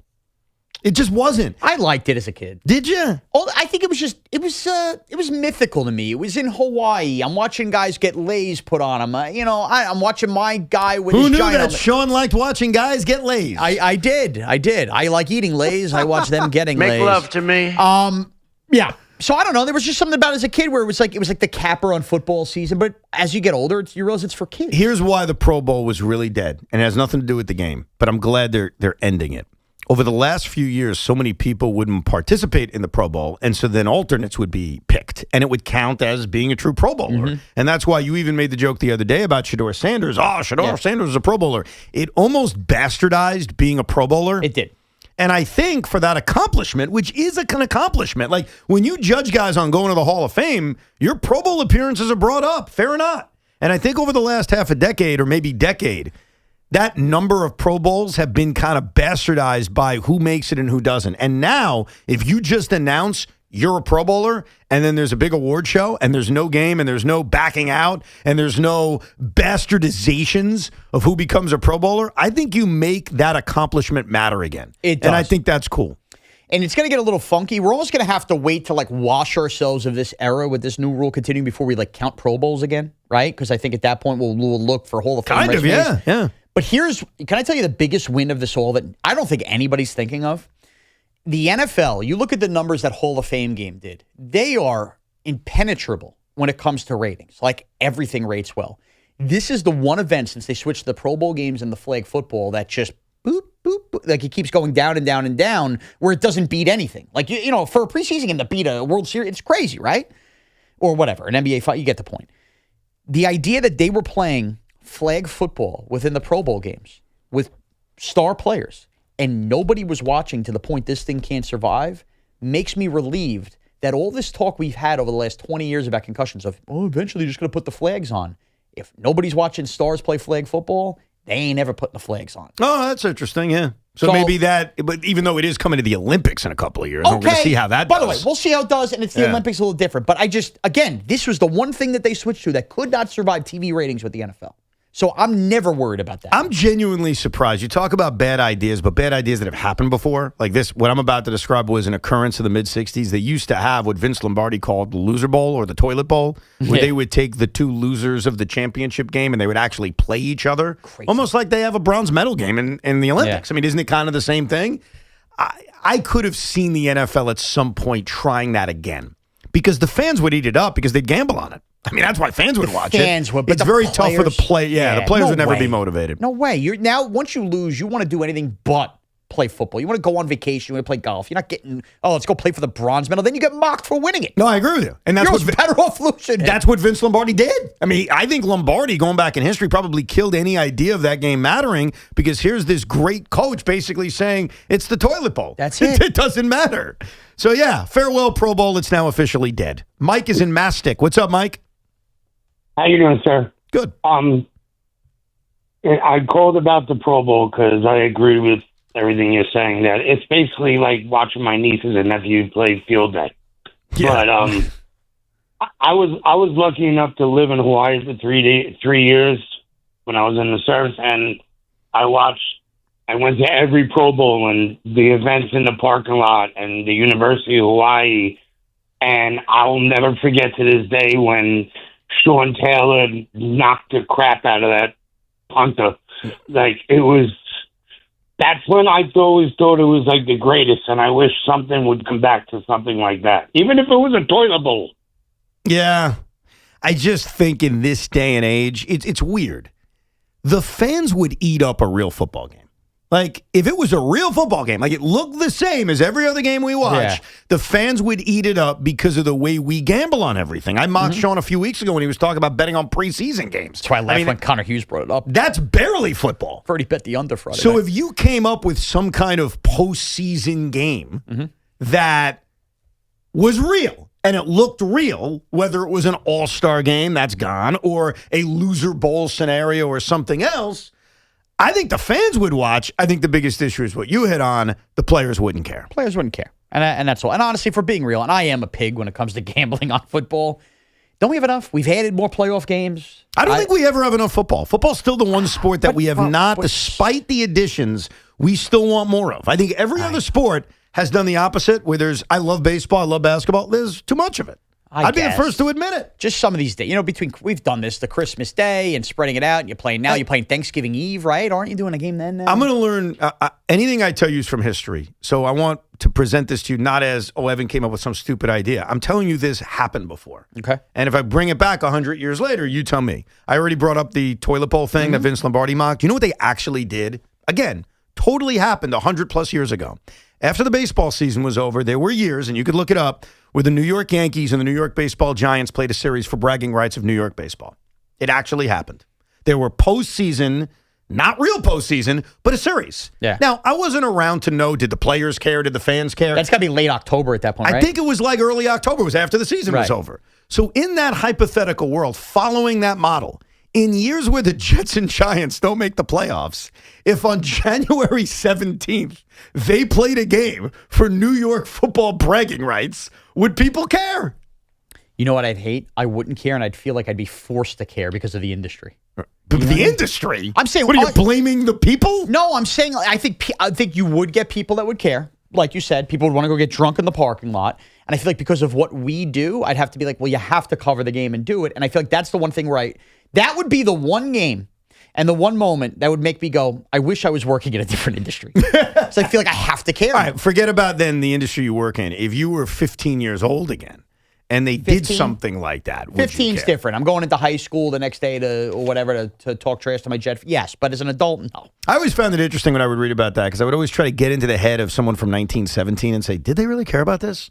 Like, was there really They probably did, though, it's dude. the Brooklyn Trolley Dodgers against the New York Highlanders for bragging rights. But they did because you also didn't see as much baseball back then. You know Well, the what I only mean? way to see it was to go to the ballpark. Oh, good It's not point. like this It's radio. It's not like this thing was televised or on radio back then. There was no radio in 1917? No, but I'm talking about like the teens. Like this wasn't going on in 1945. This was Unless you went to every game, how were you a diehard fan back then? I made that point. Were you here or was it just me and Tiki? It must have been you and Tiki. I don't remember having this conversation with you. Somehow it came up about great defensive center fielders. All right. And to me, I was saying Andrew Jones, from my money, is the greatest defensive center fielder I've ever seen. So a guy calls up, nice guy, says, hey, Evan, you don't know it's Willie Mays. And I said, sir, I don't mean to be disrespectful. I got to ask you a question. He said, yeah. I was like, not every game was on TV. I assume you didn't go to every game. So wasn't your accounts of Willie Mays reading about it in the newspaper more times than not? And he said, yes. And I said, so how could you say you saw him? Right. And it's true. Like, we consume the sport so differently than we do now that anyone who says, I watched Mickey Mantle, how much of him did you watch? And I'm not, but you did nothing wrong. It's the state of sports. No, you're right. The games weren't on. How did you watch them all the time? You're right. Like in 1940, if Trent Grisham was a center fielder, you'd probably think he was the greatest defensive center fielder you ever, because you would hear about the gliding plays and everything like that, and you didn't know he was a butcher. Yeah. That's crazy. It's so true. Like, I don't think diehard fans existed before TV. That's my new take. It's a different kind of diehard. Nah. You got to go to every game at that point. Here's why you're wrong about this. And then during the day. No, I get it. It was during the day. How did baseball survive? And look at the attendance figures. There was like 9,000 people there. So you're telling me how much you watched Willie Mays? You didn't. What'd you see? You weren't in the ballpark, and most of the games weren't on TV. That's fascinating, man. In fairness, the reason why it's different is in 2075, we will be... I can't. Come on. I'm dead. Hear me out. All right. In 2075, probably. In 2075, how are we watching baseball and football? Probably all on our phones nonstop. No, I think even deeper than that. I think it's like a VR. chip in our brain? Yeah, VR where we're in the stadium. Something like that. Something crazy that we can't imagine. Don't you think those people would say, all you did was watch it on a screen? You didn't watch it? No, but you're still watching. I know what you're saying. You're still actually watching it. Let's go to Chris in Bayshore. Hey, Chris. Yeah, hey, guys. How we doing? What's up, Chris? Nothing much. Listen, I've been trying for a couple of days to get in and defend my boy Shawnee. Early in the week, he was getting a lot of shrapnel about the comments. Totally unwarranted. What he said about the Jets and it's totally fair. Thank you. It's absolutely fair. I mean, I don't know how any Jet fan who has a realistic view of it, and I'm a Giant fan who is not overly excited about their prospects. I know this year I'm kind of holding my breath a little bit, but Shawnee was definitely taking too much heat. I got your back, buddy. You didn't get a lot of support. It was the wrong messenger, Chris. That was my problem. I'm not a Jet fan. Connor Hughes, who I think is mostly respected by everybody, came on and said, you're nuts. You said that it is insulting to suggest that there's a 20% chance of the Jets winning 8 games. That's the point I made. That's the point Jet fans made, that it's sports. It can happen. 20% is not a high percentage. I think that's just the crux of our argument. In reality, 20% is not a lot. The way I view 20% is 1 in 5. I don't think they have a 1 in 5 chance, and I think that I just think we differ on what counts as a high percentage. I'll simplify it with this. And I'm not saying it's going to happen because I don't have a lot of faith in Geno Smith. But if Geno Smith plays the way he did 3 years ago in Seattle, the Jets could have a top half of the league offense. I don't think that's a crazy statement considering the talent they have on their offensive line, the running back room, the wide receiver room, the tight end room. If the quarterback plays good, competent football, which is a fair question considering what happened last year, but if he plays the way we know he can play, like the thing about Jackson Dart is, well, we all agree, hey, we'd rather have Jackson Dart than Geno Smith. No one's disputing that. Jackson Dart hasn't really done it yet. I agree, which is why I have extreme pause for this season. Geno Smith has, even though he's older and isn't going to do it 10 years from now. And so if Geno Smith, again, I'll make the sentence very simple, very easy to understand. Even you can comprehend it. If Geno Smith plays the way he played 3 seasons ago, the New York Jets should have a top 15 offense. That's not them going to the Super Bowl. Right. But a top 15 offense should put you in a position to be competitive. Evan, we're going to start meeting middle ground. I agree with what you're saying. My premise on why it's not going to happen is think about the sentence you just said. If he does something he did 3 years ago. For the most of his career, he's been Geno Smith. Yeah, but you ignored the first part of what I said. I don't think it's likely to happen. I know, and my but point at least is, he's done it before. And my point is, instead of just grasping at ifs, let's just come to the reality now. The season's already lost, and we know that. And that's all. I'm sorry. See, it's this a is where harsh you reality. get into trouble, Sean. This is No, why because- this is why people on Twitter are going to be going after you, and you'll be all day replying. Because you're dead to me. Sometimes in life, like this just comes with parenting too. You know, your kid could dream to be Carrie Underwood all they want. When you hear them screeching and birds are dying outside because they're singing, you have to have the conversation that, yeah, if your vocal cords changed tomorrow when you woke up, or you had that one day you had when you were 8 years old where you sung like a pigeon, fine. It's not going to happen. Dreams are dead. A little 8-year-old who has a terrible voice, becoming the next Carrie Underwood, is probably 1 in a million. Is that fair? Like 1 in a million? I would say 20%. No, it's not. There's a 20% chance you're going to become Carrie Underwood. There's Carrie Underwoods running around all over. It's 1 in a million. I'm kidding. Yes, of course. It's 1 in a million. Yeah. Okay, it's 1 in a million that you're going to become that pop star. I kind of feel like it's 1 in a million that Geno Smith wins 8 games. I'm sorry. There you go. There you go. I know. And by the way, if that is too harsh for you, of course it is. That's too harsh to handle. And I get why that's too harsh because you want to have positive. No, and I'm not it's telling you not. not to have positivity. But we all know that if and when this happens and they bottom out, nobody's going to come back to Sean and go, "Yeah, you kind of had the right read all." No, Sean. Even Vegas gave it a better than 20% chance. It's like 25% chance they win 8 games. And it's not about being a fan because we could play this same game with Deshaun Watson, who I'm not a fan of, nor am I a fan of the Cleveland Browns. I don't think anybody's a fan of Deshaun Watson besides Jimmy Haslam and Deshaun Watson. No, I agree with you. But is there a small chance that Deshaun Watson is the guy he was 3-4 years ago who looked like a franchise quarterback? Better chance than Geno. I don't know if I'd say Because his better ceiling chance. was always higher than Geno. His ceiling was higher, but think about what he's looked like, the injury he's coming off of, and really the quick hook they're going to have him on him too. Geno Smith's not getting a quick hook. I don't think. Deshaun Watson may be done by the middle of week 1. It's on the table that Deshaun Watson. Certainly a better chance of that than him being good by all means. So it's not about hoping. It's about understanding that sports is not as predictable as we like to think it is. That's and fine. to say something has no chance of happening or is 1 in a million is the word I'd use, with all due respect, is ignorant. It's just And then you get up on your soapbox and you talk about how Malik Neighbors is so much better than Garrett Wilson. I didn't say so much better. I And said they're then both awesome. people get all upset about You it. have learned a lot about radio, Connor. I will tell you. And You like to get me going. And Sean, And what is a soapbox anyway? You ever step on a soapbox? It's Couldn't tell very you. flimsy. And I'll tell you, every day that goes by, and I think people will be offended by this, or the people I'm talking about will be offended by this, but every day that goes by, Connor, Morash and Carton are exactly the same. It's freaking nuts. I don't even understand how that's possible. Sean and Craig will say something controversial, right? And they know it's controversial. It's not controversial. And to say then- the Jets are right, gonna 1 shred in a it. million 1 in a million. chance to win 8 games. It's a little hyperbole. You get the point. The Okay. point is they're going to stink, and we all know they're going to then stink. they get- It's not a crazy take. Then they get criticized for it, and they call those people sensitive. They are. You both have done the same thing in a week. He's doing it with the Giants. You're doing it with the Jets. It's hilarious because it's the same. All right, listen. Like, saying you two a guys are team. exactly the same. I'm sorry. Predicting a team everybody thinks will stink is not. But me the thing is, making we people think sensitive. they stink. Evan gave them a 20% chance to win 8 games. Evan's prediction is like they're going to win 4 games. Yeah, well, he shouldn't have put the number 20. I can't believe we're arguing this again. What By the way, wear all your Jet jerseys to the Salt Shack tomorrow. I'm there. Yes, throw please. the eggs at me. Let's go. I want all the Jet fans showing up at the Salt Shack tomorrow. We're going to be there at 10 a.m. I'll be there earlier than 10 a.m., but the show starts at 10 Let me tell a.m. you something. You better not be texting me from the beach at 7 going, where are you? I probably will. You know me. I get to places You early. want me to make your pancakes? Come on over early.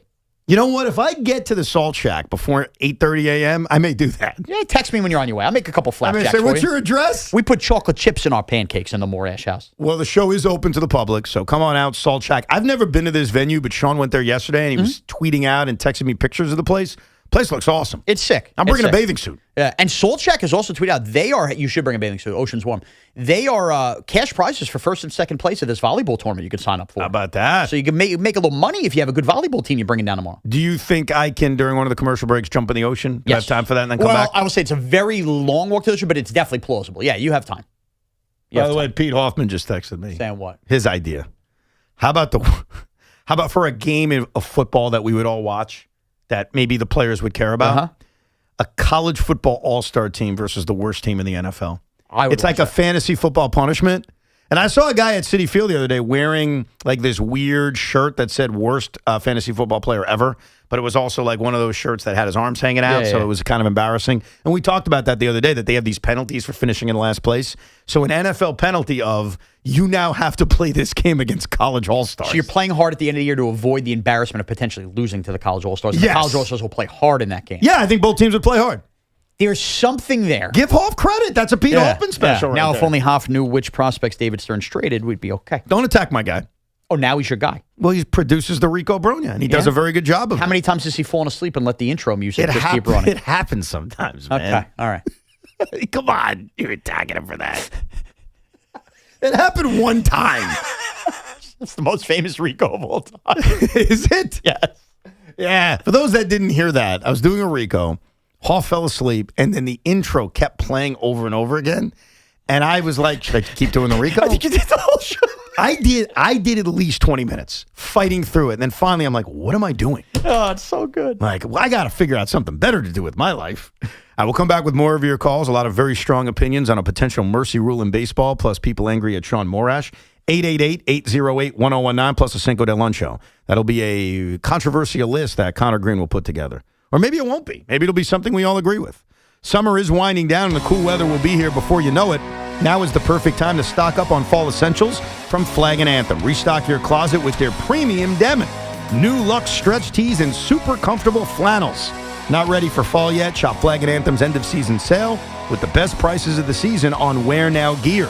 Wherever you're going this fall, Flag & Anthem has you covered with Wear Anything versatile clothes. Don't forget to check out the new collegiate licensed gear only at flagandanthem.com. Flag & Anthem, real clothes for real life. And this portion of the program is sponsored by Ray Catino Mercedes-Benz of Edison, and also sponsored by your local Mazda dealer.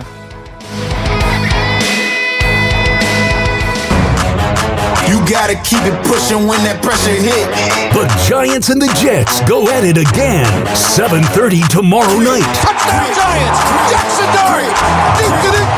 20-yard touchdown run! My whole team was made of grit. The home of Giants football is The Fan. We never ever quit.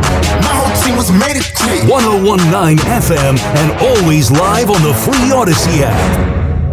Head home in a new Mercedes-Benz from Mercedes-Benz of Edison during the Mercedes-Benz Welcome Home celebration. Now through August 31st. Enjoy exceptional opportunities on the GLC and GLE and the C-Class sedan. Visit Mercedes-Benz of Edison, where luxury feels like home. If you haven't checked out Collars & Co. yet, now's the time. They're the makers of the original dress collar polo that's changed the game. And now they've opened their first ever store right here in Manhattan. Whether you're looking for sharp shirts, everyday style, or their new Maverick Performance blazer, you'll find clothes that look great and feel even better. Stop by their new boutique at 182 Columbus Avenue or shop online at collarsandco.com. Use code TIKI and get 20% off your order. Operating engineers Local 825 are the men and women who make our region move. So whether it's roads, bridges, or our favorite team stadium, they build and maintain the critical transportation, water, and energy infrastructure we rely on. That's why their advocacy organization, ELEC, the Engineers Labor Employer Cooperative, fights for those priorities every day. That's ELEC, representing the signatory contractors and the hardworking men and women who build both New York and New Jersey. Orgavada Zona? Is that a word? In the 2026 Kia Sportage Turbo Hybrid, it might as well be, because it can be one road trip. It's all about turbocharged power and hybrid efficiency working together, so you get the thrill of quick acceleration and the satisfaction of fuel efficiency. Book a test drive and keep the adventure going. Kia, movement that inspires. Call 800-3334-KIA for details. Always drive safely. Verizon Small Business Days are happening right now. If you're a small business owner, Verizon business experts are ready to meet with you one-on-one to deliver expert support, special offers, and everything your business needs. It's great because they'll work with you to make sure you've got the best tech and plans to help you and your business get the win. Score a meeting with a Verizon business expert during Small Business Days, August 17th through the 30th. Call 1-800-483-4428 or go to verizon.com/small small business. Everybody knows Town Fair Tire is New England's largest name brand discount tire dealer, beating all the local competitors with our guaranteed lowest prices. And now, with over 120 stores throughout New England, we beat all the competition, including the warehouse clubs, the online sites, and the local dealers. Yes, we beat them all with the absolute guaranteed lowest price on name brand tires. Nobody beats Town Fair Tire. Nobody. Name brands at discount prices. Town Fair Tire. As a fitness coach, my active psoriatic arthritis can slow me down. With Skyrizi, Risankizumab Riza, I'm treating my skin and joint symptoms so I can keep moving. Skyrizi, a prescription-only injection for adults, helps me move with less joint pain, stiffness, swelling, and fatigue. And for those who have plaque psoriasis, 90% clearer skin is possible. With Skyrizi, there's no daily dosing. It's just 4 doses a year after 2 starter doses. Don't use if allergic to Skyrizi. Serious allergic reactions, increased infections, or lower ability to fight them may occur. Before treatment, get checked for infections and tuberculosis. Tell your doctor about any flu-like symptoms or vaccines. Thanks to Skyrizi, there's nothing like clearer skin and better movement. And that means everything. Ask your doctor about Skyrizi. Visit Skyrizi.com or call 1-866-SKY-RIZI to learn more. Looking for peace of mind in selecting your next SUV? Mazda is named the safest new car brand by Consumer Reports. That means confidence for every drive, all at a value that might surprise you. Visit your local Mazda dealer for great offers during Mazda's More to Move You sales event. Summer is heating up, and there's nothing more refreshing than an ice-cold Surfside iced tea and vodka or Surfside lemonade and vodka to break the heat. Made with real vodka, Surfside is only 100 calories and 0 bubbles. That's right, no carbonation. So it's easy to sip and enjoy no matter what your plans are this weekend. It's not a seltzer, it's Surfside. Sold at bars, restaurants, and stores near you. Must be 21. Please drink responsibly. Head home in a new Mercedes-Benz from Mercedes-Benz of Edison. The Mercedes-Benz Welcome Home Celebration is here, where you'll find exceptional opportunities to drive home luxury. Now with special offers on the versatile GLC and GLE SUVs and C-Class sedan. Whether you choose gas, hybrid, or all-electric, Mercedes-Benz of Edison will help you find the perfect fit for your lifestyle. But hurry, the Welcome Home Celebration ends August 31st. Visit Mercedes-Benz of Edison, where luxury feels like home. Deadheads unite. Join the Jerry Garcia Symphonic Celebration at PNC Bank Arts Center this Saturday night.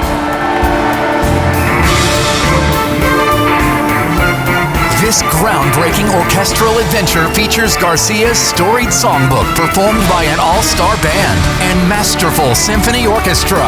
Tickets on sale now. 2 lawn tickets for $55 while supplies last at livenation.com.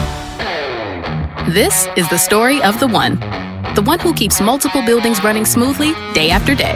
Plumbing that flows, HVAC that hums, cleaning supplies that keep surfaces sparkling.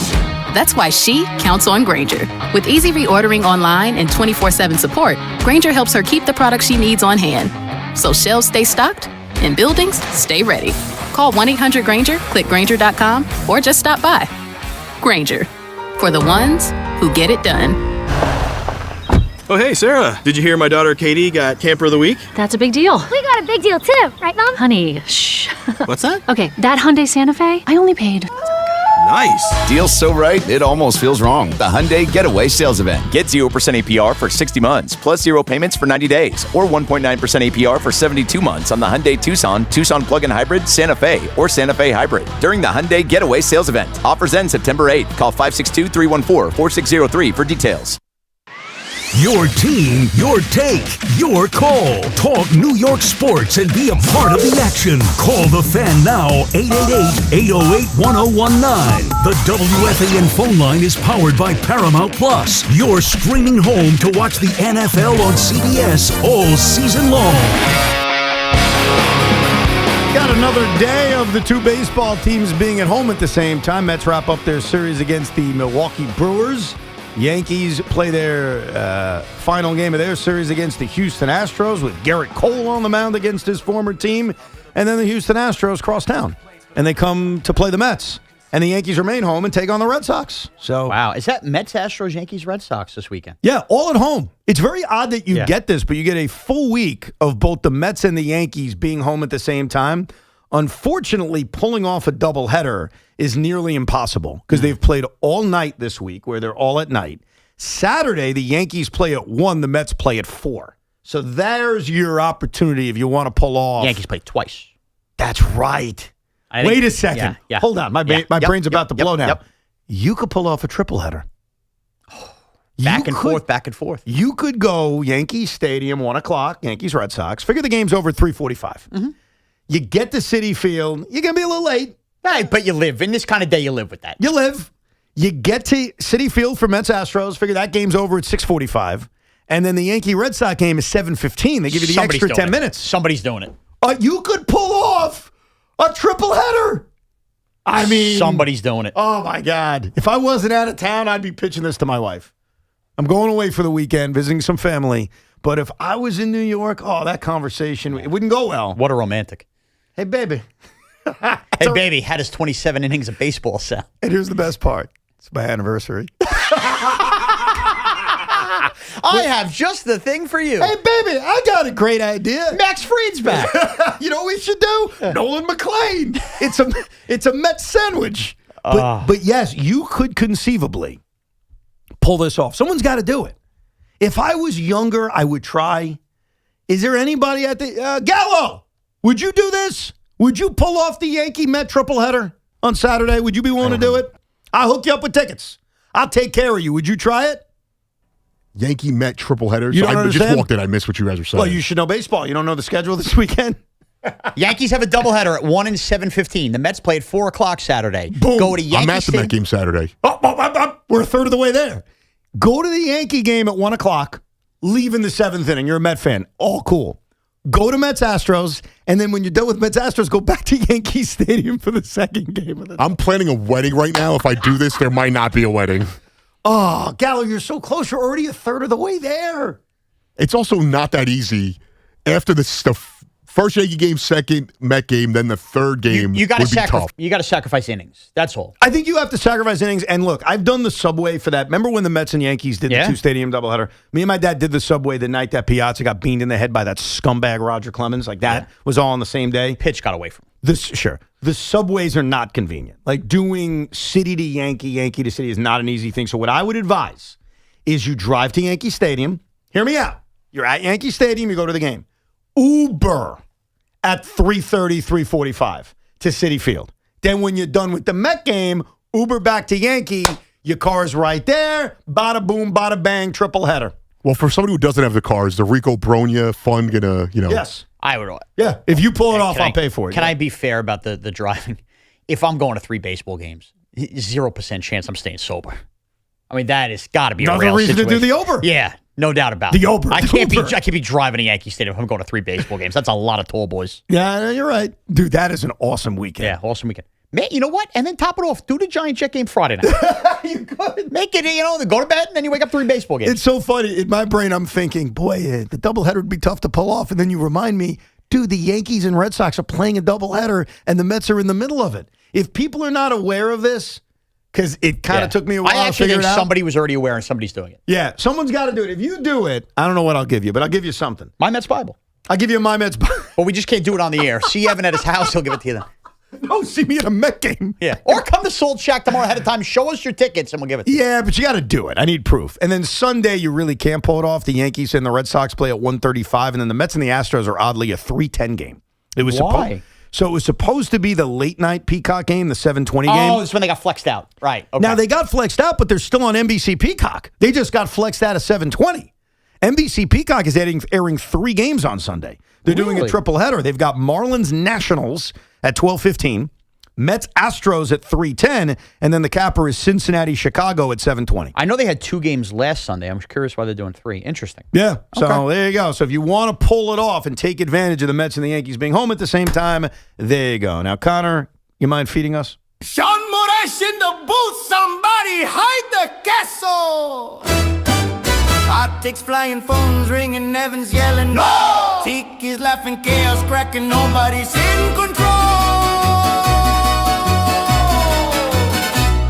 It's Cinco de Roncho. Bam! Crunch! Let's go! Let's go. Cinco de Loncho is brought to you by Helix Wireless, connecting everything everywhere. The last one Connor's doing for the week is right now. So it came up on the show yesterday. I don't know if we had a definitive answer on what we all think, but here are the top 5 reasons that Babe Ruth never existed. Oh my God. You're really doing this? And here is the genesis of where this comes from. This is Pete Crow Armstrong. What's an unpopular opinion that you have? This is going to be crazy. I love it. Babe Ruth never existed is one that I like. Oh my God. Wow. Really? He never existed. We always talk about how like the game's evolving and people might as well have been like underhanding the ball to that guy and he's regarded still as one of the best players ever and you might as well dive further into it and be like, well, maybe he just never existed. I love it. So Evan, I think it's time that we finally tell the Babe truth. Here we go. Here we go! Number 5. The number 5 reason Babe Ruth never existed based on my research is I never saw him. I never saw him. That's the big argument against aliens. Didn't see him. This is unbelievable. Here's number 4. Number 4. He was a created ad campaign used to sell candy bars. The Baby Ruth bar came out in 1920. Guess when Babe Ruth played his first season with the Yankees? 1920. Here we go. He played before that, though. For the Red Sox. And he pitched in the World Series. Yeah, and the Baby Ruth was not named after him. It was named after a president's daughter. Yes. Yeah. Baby Ruth. There you go. Seems a little coincidental. Here we go. Number 3. He's known to eat lots of hot dogs. There was never a photograph taken where he had a ketchup stain on his uniform. Well, you didn't put ketchup on hot dogs back then. That happened in the 80s. Did they change that? That's yes. a more recent thing? Really? Yes, it was only... That's why people get mad now about the ketchup thing. That was still very new wave. 1982, Heinz came in, and they started having, these little hot dog shacks, and they started putting ketchup, and people liked it, but then the old school mustard people, like years later, these hipsters and stuff. So mustard revolted. came first? Yeah, mustard was always on the hot dog first. You might even find some like old school crowd or whatever. Ketchup, 1982, Heinz put it on the first hot dog. I had no idea. So that one's debunked very easily. Here we go. Number 2. Lack of video evidence. There were 11,000 silent films made in the 1920s, yet all we ever see are 1 or 2 videos of Babe Ruth. How could the biggest superstar in the country not have more videos taken of him? All right, just get to number 1. Here we go. Number 1. Before I kill you. He was just too good. He hit more home runs single-handedly than the entire league in 2 different seasons, 714 home runs. If you're going to create a fake ad campaign character like the Geico Gecko for baseball, you have to make him a little more realistic. And that's what people online would say, why Babe Ruth never existed. Thank you, Connor. Very much appreciate Now, are you that. actually, you said it yesterday, you actually afraid this might be a thing that people do believe in 100 years? Yes. I'm not even joking anymore. Like, in 2050, I think people will claim Babe Ruth doesn't exist because I see it with other things. And does that frustrate you when people believe things that aren't true? Yes. Like Malik Neighbors and Gary Wilson? No, like you believing the story I just made up about ketchup in 1982. You made that up? Yes. I have no idea when the first ketchup was put on a hot dog. Why would you said do it so that? convincingly. Because you looked at me sold, and I was like, I have him. Oh, my God. Well, why would I not believe you? Like, I don't know. What are you, an idiot? I have no idea when the first ketchup was on. Why would I know that? I'm an idiot for actually thinking you told the truth or did research on an interesting hot dog story? What? I don't do research on anything. Now you think I have the research on the first ketchup on a hot dog? Wow. And I was trying to teach myself, don't believe most things Sean says, yet that one I just went with. I believe that hook, line, and sinker. Connor did too. Yeah, I think sometimes as time goes by and you repeat something over and over again, people take it as truth. Mm-hmm. Like people say that Will Chamberlain scored 100 points in a game, and that's also very questionable, I think. Well, he scored 100 points in a game. That I agree with. The nature of how he did it was very fugazi. That's my point about Will. So I'm not a believer that it didn't happen. I think it did happen. I just think the nature of how it happened was very fugazi. And yet you get these frauds bitching about Bam Adebayo, and it's like, if you got a problem with Bam Adebayo, boy, you should read about what happened with Will Chamberlain in Hershey, Pennsylvania. But I do think as time goes by with lots of things, this really bothers me in a more serious nature in terms of the origins of the Civil War. Yeah. Like I feel like it's been altered over years, and it bothers me because I think it's very straightforward. And so as time goes by and there's no one around who is there anymore, you're relying on history. Yeah. And history can be altered and changed. So, I don't think it's crazy, jokes aside, that in 2055, people are running around saying, Babe Ruth wasn't real. And that would annoy me because Babe Ruth was real. At least we're getting that Lou Gehrig movie coming out, and Babe Ruth's got to be in it. So hopefully that survives, and it's a good movie. Think that'll help? I think it'll help because it revives the Babe Ruth story a little bit, right? You can't have a Lou movie without Babe. They'll just cut him out because they just figure he's not a real person anyway. Right.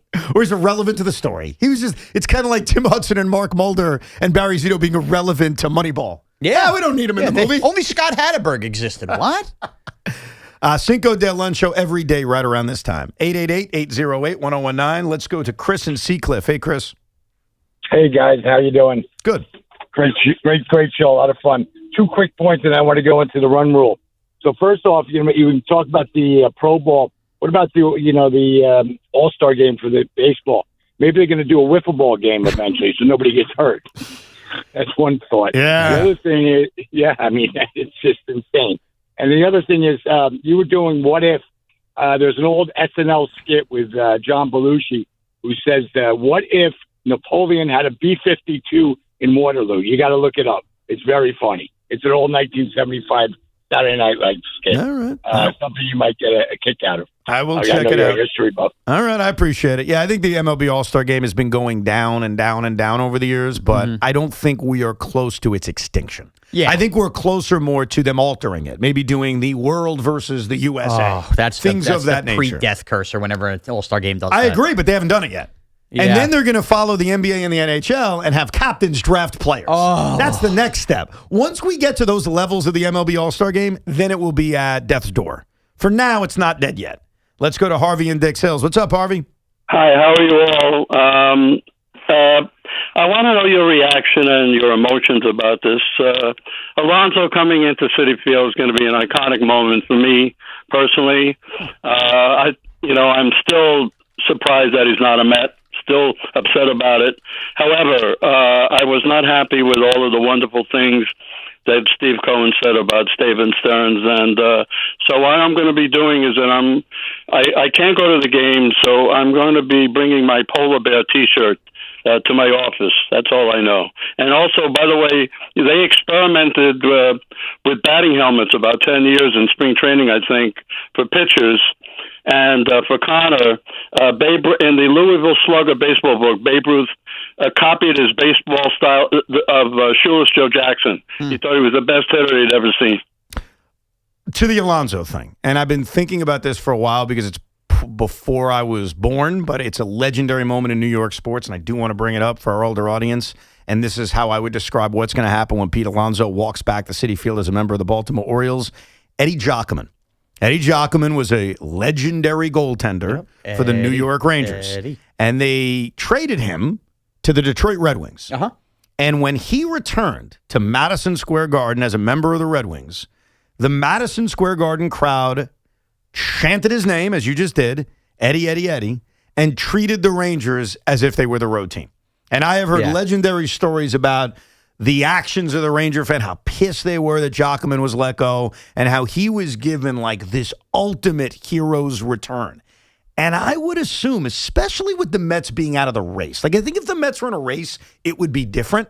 I think this is the perfect storm where Citi Field is going to be an Orioles home game. Or at least it's going to feel that way because of the way a road player is treated no matter what he does. And so I would compare Pete Alonso's return to Eddie Giacomin's return when he came back as a member of the Red Wings. Now, full disclosure, there's a big difference, though. Go ahead. I'm sure there are. Eddie Giacomin returned to MSG 2 days later. It was quick.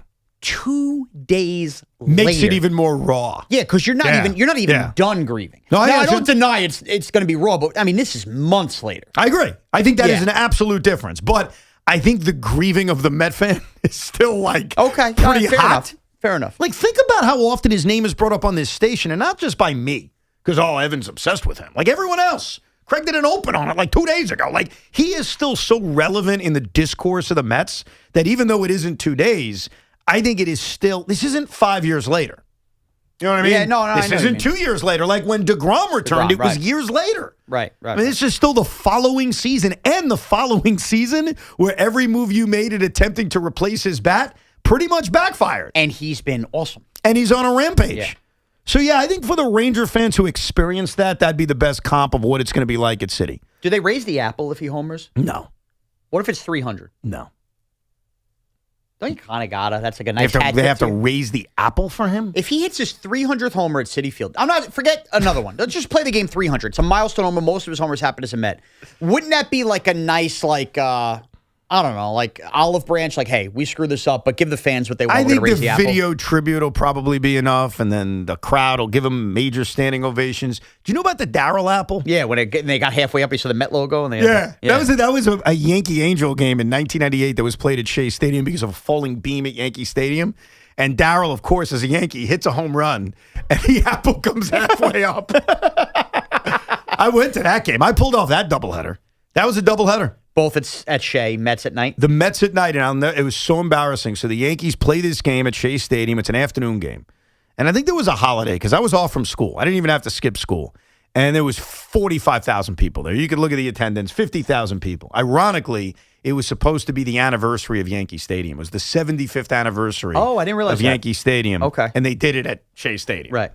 So 40,000, 45,000, huge crowd. That night, Mets play the Cubs, 15,000. Amazing. That's amazing. It was like, God. And then you would think the night would draw more people than the day just in general for timing-wise, but you said a holiday. So it was also, do you remember the year? It was 1998. The Yankees are the Yankees. Did they have 98 vibes in 98? At that point? Yeah. I'm trying to remember when I knew the Yankees were going to be dominant. Or did they have 27 vibes in 98? 27. Oh, right, yeah. I don't know how we would compare it back then. Yeah. They were pretty freaking good, bro.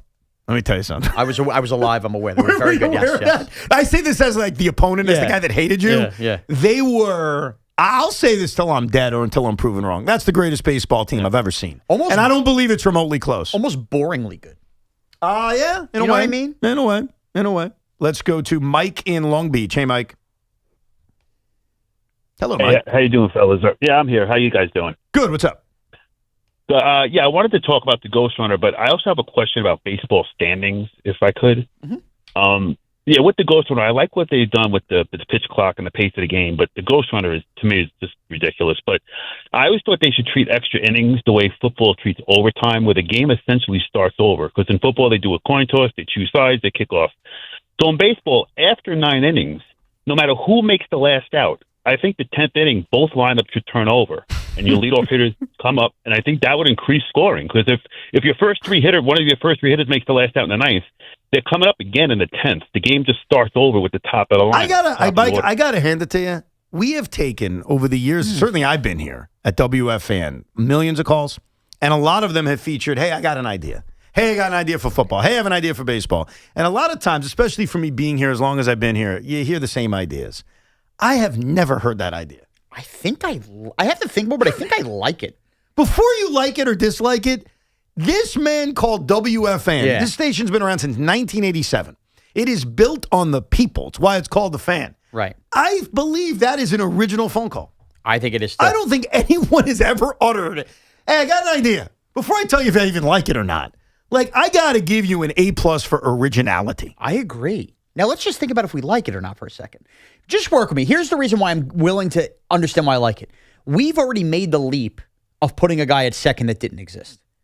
So if we've already changed the rules as to who's up and with runners in position, and we've already changed the way we operate lineups, your best hitters go up first, the 9 innings have been cleansed. It's almost like the start of a new game, whoever wins after each inning. I think I could get behind it. I don't hate it. I don't think I love it or hate it. I just think it wouldn't offend my senses as a baseball fan. Especially because we've already taken the step with the runner I'll tell on you second. this right now. If we take away the runner on second, sign me up. If that's our compromise, because we want the game to end. Yeah. So let's put the best hitters up. Fine, done. That might even be better. Yeah, I'm good with that. Get rid of the ghost runner, and we just start with the top of the order. If that ever happens one day, we got to pull that caller. Dan, get on that. Yeah. Do you think it's ever going to happen someday, though? Honestly, Evan, can I just say this? Yeah. Knowing the way we've gone even in the last 10 years of baseball, would truly anything surprise you? Nothing. No, you're right. You got me on that one, because that's what I said earlier when we talked about the pitching L that Al Dukes brought up. Nothing would surprise us. Billy in Staten Island. Good afternoon, Billy. Hey, what's going on, guys? You guys are talking about Jackson Dart and Geno Smith. And Sean, I have to be honest here. You're out of your mind if you think that Jackson Dart and let's start by saying this. Geno Smith is not a good quarterback, NFL quarterback, but Jackson Dart hasn't proved that he's anything yet. Well, Billy, can I agree with you on something? I still have reservations that Jackson Dart could go backwards. I'm not putting him in the Hall of Fame or anything like Dart that. has more talent. Yeah, but even if you go back to the draft, Geno and Jackson Dart, their college careers Okay. And prospect-wise, they're very similar. But Billy, we've kind of lived there, done that. Just take John Harbaugh knows more football than both you and I. He clearly watched Jackson Dart's rookie year and was like, that's a quarterback I could get behind. If the Giants quarterback was the veteran and Geno Smith, are we 100% sure John Harbaugh's taking this job? No, but it's the potential of Jackson Dart. Okay, but even last year, but how about just last year? Okay, but how about just last year? Jackson Dart was a better quarterback than Geno Smith last year. I don't think so. Billy, let's also say this. I know the offensive line stuck for the Raiders.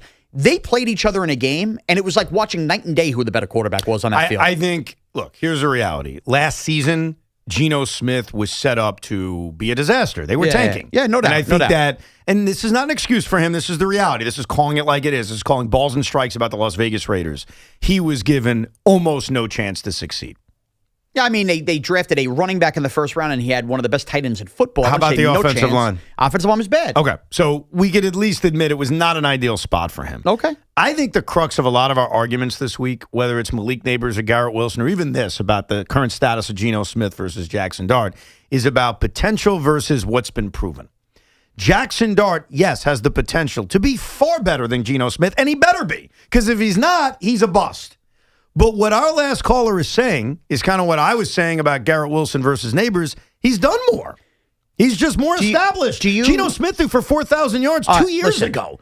Jackson Dart hasn't done it yet. Now, will Jackson Dart likely be a better quarterback? He better be. But based on their recent resumes, it is not crazy to say what he said. It is. Evan, look. No, it's not. So we're going to punish Jackson Dart because he didn't play 2 years ago, 3 years ago? We're not punishing him. We're trying to be fair to the current status of both quarterbacks. Here's fair. You said Geno Smith was set up to fail, and I understand with the offensive line. Jackson Dart, with a coach on the hot seat ripping him out of a blue tent, who did not have his number one wide receiver if he got hurt in the first quarter, who had basically zero weapons outside of Darius Slayton to throw to, do you think he was set up to fail this year? I think he was set up to have more success than Geno was, yes. If I'm comparing the two. Geno had more targets to throw to. That's all I will say. I get that, but Brian Daboll was also an offensive genius a year ago, wasn't he? Pete Carroll's a Super Bowl winning head coach. Pete Carroll right now is not that.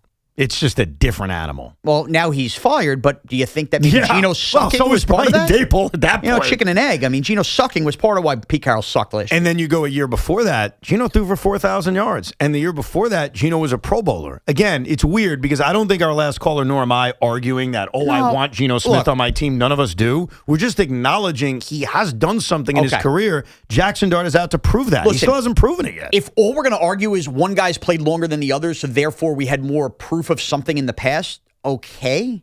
I get that, but that to me, that's a silly way to argue. I would say this. You got to argue what's now. Okay, let's do that then. Okay. In year two, this season, that's all we're looking at.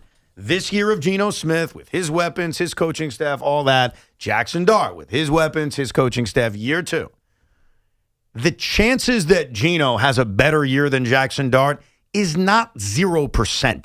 It's not 5%. Oh, no, Would I bet on Jack? It's kind of like the same thing with the Jet 8 win thing. Would I bet on Jackson Dart being more productive and finishing? Yes, I would. But the idea that a guy who 2 years ago threw for 4,000 yards and 3 years ago was a Pro Bowler can have a good year with better offensive weapons. The Jets clearly have better offensive weapons than the New York Giants. It's clear.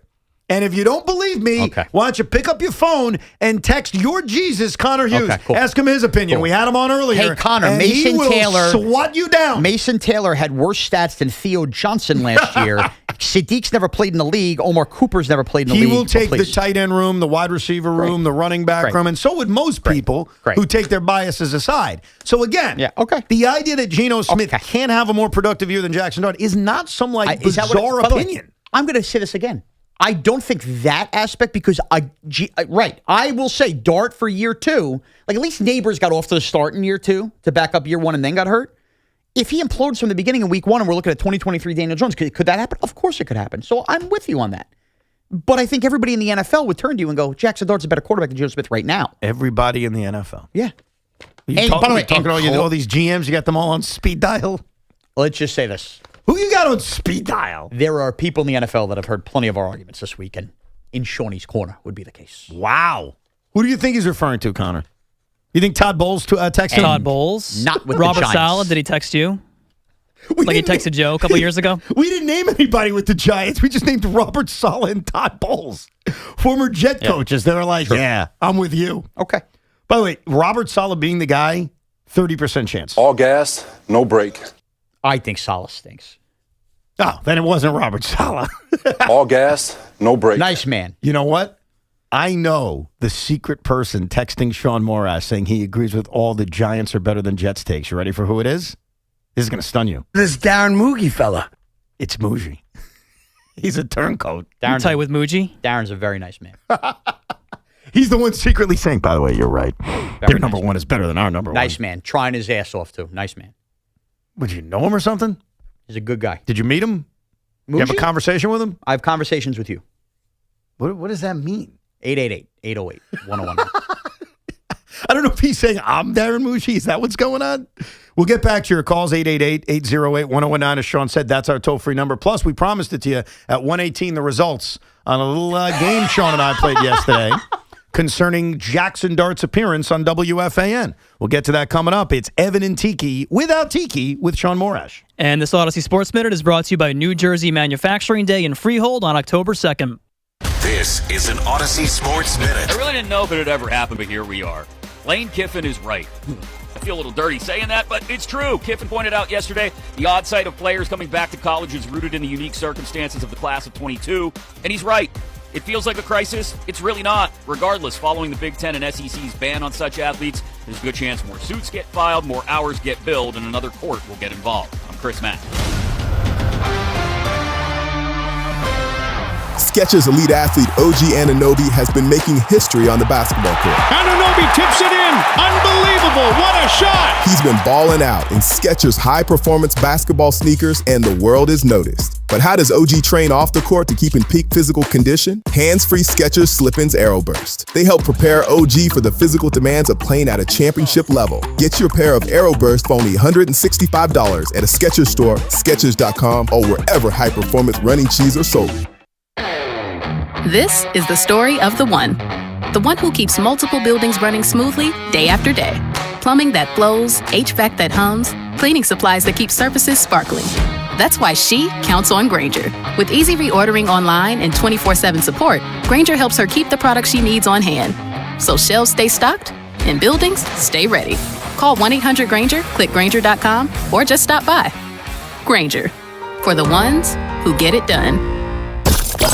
It's Boomer and Gio. Mornings on the Fan. 101.9 FM. John Harbaugh's on the line right now, the Giants head coach. I got to start with the quarterback. Your initial assessment now after getting to know Jackson Dart this summer. He's a really talented guy. I mean, he really can throw the football. I'm really, all the other intangibles are really there too, but I'm impressed with his talent so far watching him in camp. Get Boomer and Gio on demand. Available on Apple, Spotify, wherever you get your podcast, and the free Odyssey app. Fan Cash Fridays are here. Listen every Friday for your chance to win $100 in Fan Cash from Fanatics Sportsbook. Use Fan Cash to unlock unlimited profit boosts, exclusive merch, collectibles, and more. No purchase necessary. Must be 21 plus. See full rules on the WFAN contest page. Finding great candidates to hire can be like, well, trying to find a needle in a haystack, but not with ZipRecruiter. Its powerful technology actively finds and invites qualified candidates to apply to your job. So while other companies might deliver a lot of hay, ZipRecruiter finds you the needle in the haystack. See why 4 out of 5 employers who post a job on ZipRecruiter get a quality candidate within the first day.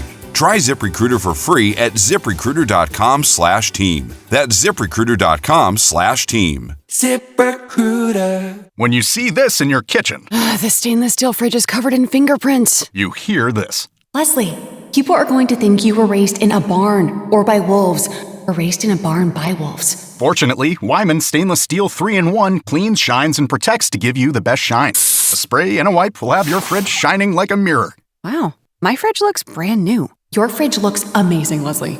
Sorry, I was being a little dramatic earlier.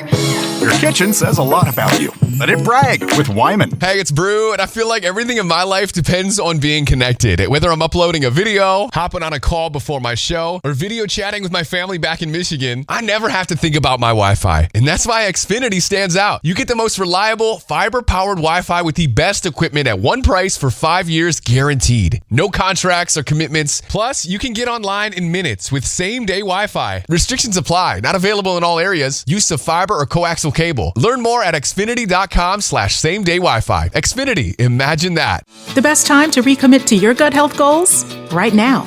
Take charge of your gut with Nature Made. Our clinically studied ingredients support digestive health. Digestive enzymes break down nutrients. Probiotic and prebiotic fiber nourish good gut bacteria. And super greens with probiotics empower daily digestive health. Try the full lineup of gut health support from Nature Made, the #1 pharmacist-recommended vitamin and supplement brand. These statements have not been evaluated by the Food and Drug Administration. These products are not intended to diagnose, treat, cure, or prevent any disease. August 31st marks the end of the Ford Summer Sales Event. But don't worry, your local Ford stores have you covered with final days deals. Hurry in today for great lease offers, big bonus cash, and 2-year complimentary maintenance plans. From award-winning SUVs to the best-selling trucks in America, end summer on a high note with a great deal on a perfect Ford for you. Stop by your local Ford store today before it's over. Don't wait. It's the final days of the Ford Summer Sales Event. Hey, it's Jerry Recco. Wind Creek Bethlehem is your place for all the action. Check out the high-energy casino floor for the hottest slots and table games like blackjack, craps, and roulette. Go for high-stakes play in the poker room and enjoy tableside massages and complimentary beverage service. Experience the thrill of live dealer stadium gaming or visit the sportsbook to catch the game and place your wager. Mix things up with virtual golf at Twisted Tees or axe throwing at Angry Jacks. Fuel up at your choice of eateries like Chop House, Urban Table, and Bethlehem Barrel and Draft House. Keep the night going with live entertainment or a handcrafted cocktail. Then relax in a luxurious guest room at Wind Creek's AAA 4-Diamond Hotel. Play online anytime in the Wind Creek Casinoverse. Download it for free from the Apple or Google App Stores. Wind Creek Bethlehem. Go for the W. Learn more at windcreekbethlehem.com. Must be 21 or older. Gambling problem? Call 1-800-GAMBLER. Hey Yankees fans, gather a group of 10 or more and take advantage of our 2026 Yankees group ticket specials. Whether you're getting together with family and friends, organizing a fundraiser, or entertaining clients, your group will love bonding over the Bronx Bombers. Start planning your 2026 group outings today. Log on to Yankees.com/groups. Call 212-YANKEES or email us at groups@Yankees.com. That's 2026 group tickets. Call 212-YANKEES or visit Yankees.com/groups today. Orgavattazona? Is that a word? It is in the 2026 Kia Sportage Turbo Hybrid, because it can all be one road trip. So book a test drive and keep the adventure going. Lease a new 2026 Sportage Hybrid LX front-wheel drive for $249 a month for 24 months with $39.99 due at signing for well-qualified lessees. Kia, movement that inspires.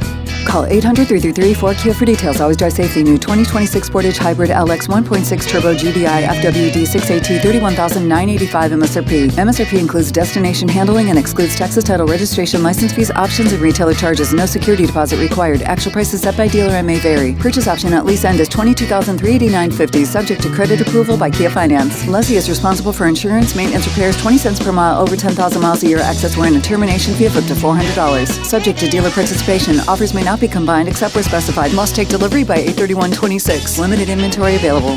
Our friends at Town Fair Tire remind you that at Town Fair Tire, you always get the guaranteed lowest price on name brand tires from Connecticut to Maine. Nobody beats Town Fair Tire. Nobody.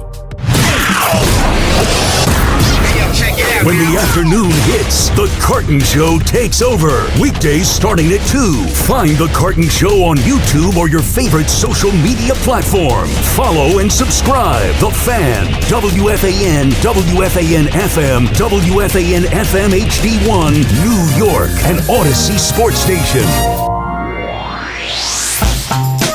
Yesterday was a Giant day here at the Fan. A bunch of Giant guests were on throughout the day, and one of the reoccurring questions was, hey, is Jackson Dart going to play?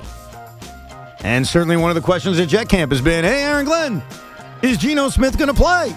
Yes. And both coaches very consistently throughout this preseason has offered nothing. They've told you zero. They've said, we'll see. And John's kind of had fun with it. He's laughed a little bit about it, like, I'm not going to tell you, boy, you guys really want to know. And Connor Hughes joined us at 11. You could rewind on the Odyssey app if you missed it. He doesn't know either. And he said that maybe part of the reason why coaches are doing this is the gambling aspect, the line changes that occur based on who's playing and not playing. So this very well could be coming from the NFL, which is don't say anything. Don't make that announcement. But it is one of the mysteries going into tomorrow night's Jets-Giants game. And this is a very much a yearly occurrence and debate around here. Should you play? Should you not play? I know for me, it's always varied with the roster. who the quarterback is, who the coach is. Yeah. I will go on record and say that I would play both Jackson Dart and Geno Smith. I'd probably do it for a quarter and a half. I would have them play multiple drives. Is there risk involved? Of course there is. There's risk with anything.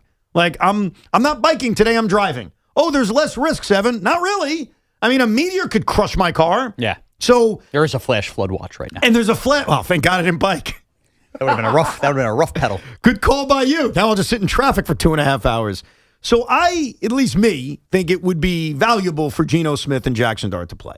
I don't think it's the end of the world if they don't. I'm not going to give you any fake outrage on it. I'm just telling you, I would prefer them both play. What say you?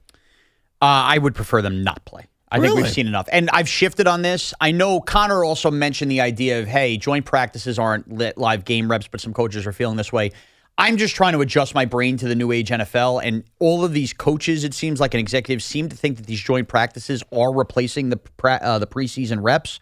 And to me, honestly, man, the more the time goes by and the more I think the Blue Tent stuff has scared me, especially for Dart.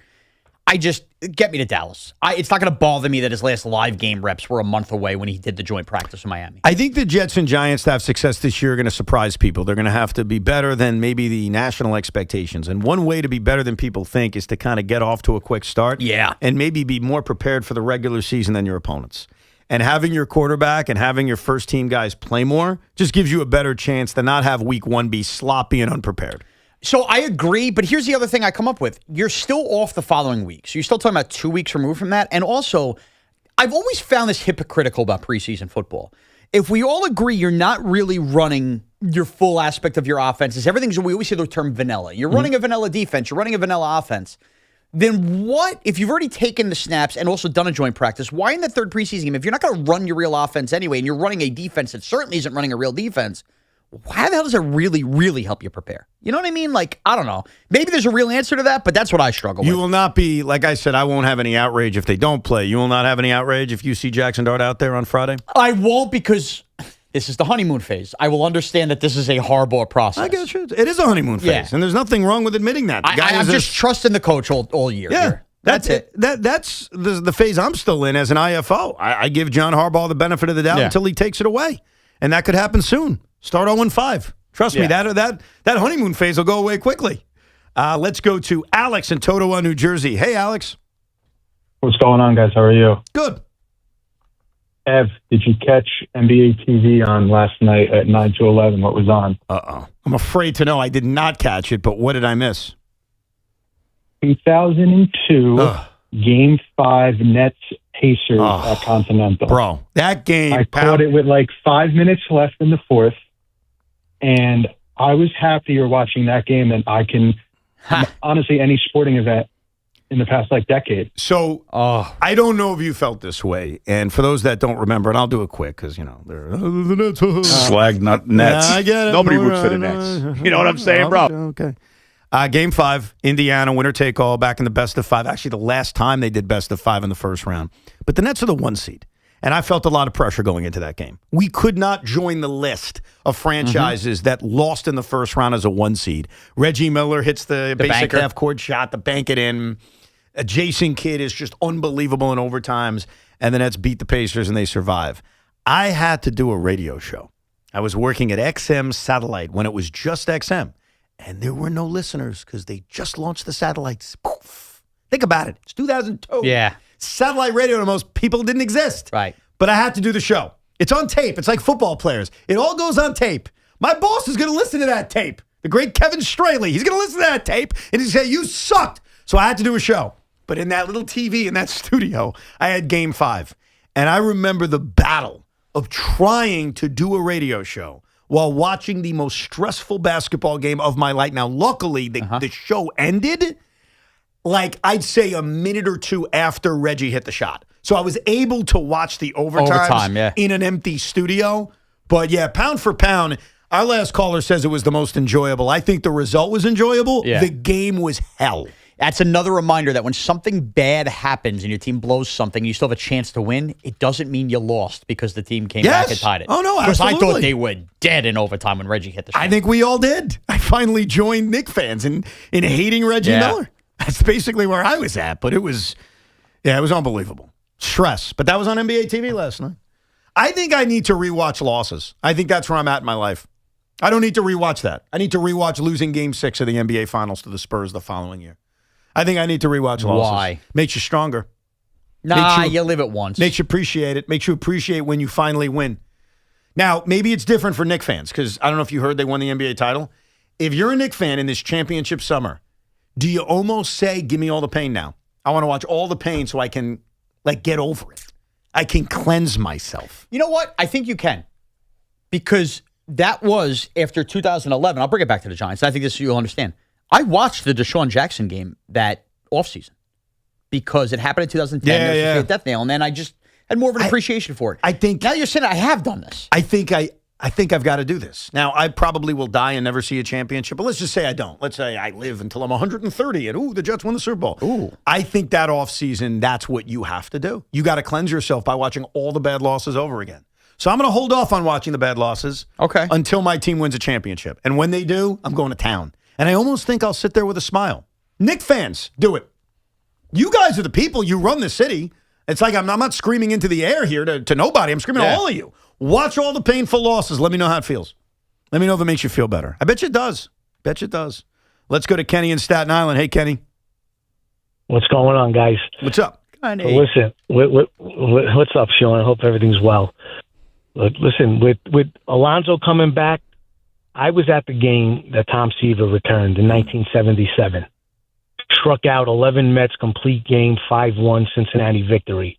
I hope Alonso comes here and goes 4 for 4 with 2 home runs and 5 RBIs.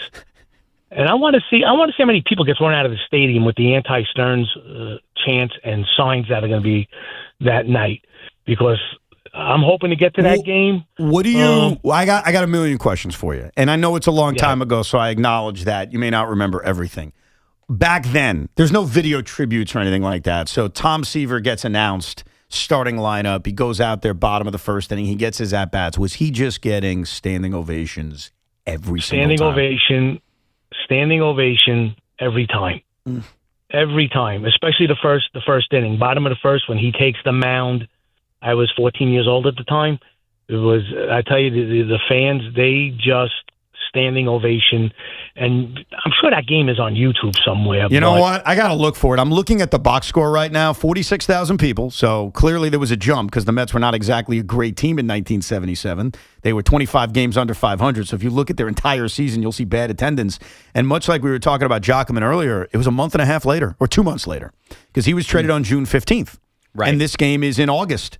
So it's definitely sooner than the Pete Alonso thing, but man, it's crazy. It's similar in terms of, I think, the way people are going to react. That's for sure. I'm looking at the attendance that day was 46,000. Just to put it in perspective, the attendance the next day, 10,000. Wow. The attendance the day before, 25,000. But because he's a pitcher, way different for Alonso. Yeah. Oh, well, in terms of the attendance jump, you mean? Yep. I mean, I don't know. I'd assume that Met-Oriole game is going to be packed. Yeah, close to a sellout. It's also now during school. I know. No, it's a Monday in September. You got football to go up against, too. You know how you could tell they're expecting a big crowd? No squishy dumplings. There's no giveaway. Nope. No giveaway at all. Let's get the results of a game we played yesterday, and we'll do it as quickly as we possibly can. It was a Giant Day right here on WFAN. If you want to hear any of the interviews, podcast, YouTube, the whole thing, Jackson Dart was on with Craig and Big Mac, and we guessed how many questions Big Mac would ask and how many questions Craig would ask. Mm-hmm. And so, yes, we scored the interview. Actually, Dan did. Dan did a great job of it. Here's what Shaun Morash predicted. I'm going to go Craig 5, Big Mac 2. I mean, 7 questions for Jackson Dart seemed crazy. Here was my prediction. All right, I'm going to go Big Mac 3, Craig 11. Now, I will tell you this before we listen to the results. 14 questions were asked. Wow. So double my thought. So I was right off the top about the amount of questions asked. Jackson was also shorter-winded than I thought he was. Okay, blame it on Jackson Dart. No, I'm not blaming it on him. He was shorter-winded. Now, like I always say, I got to prove it. I could just tell you what the answer was, but you got to hear it. Great job by Dan. He did some editing. Some of the questions were very long-winded, so we had to cut it down. So you're going to hear like the end of each question. All right, you ready? Yeah. Question number 1. Has Coach told you if you're playing at all against the Jets on Friday? That's Craig Carton's voice. You got that down? 1 for Craig. Would you like to get more reps under your belt before you have to play the Cowboys on that Sunday night? 2 for Craig. You ready? Mm-hmm. Has it been drastically different for you as it was to your experience last summer? 3-0 Craig. Was Chris How in the did bathroom? you find out that you were one of the 5 or 6 guys that was appointed to that council? 4-0 Craig. What? Timeout. What? Those 4 in a row? Yeah. Okay.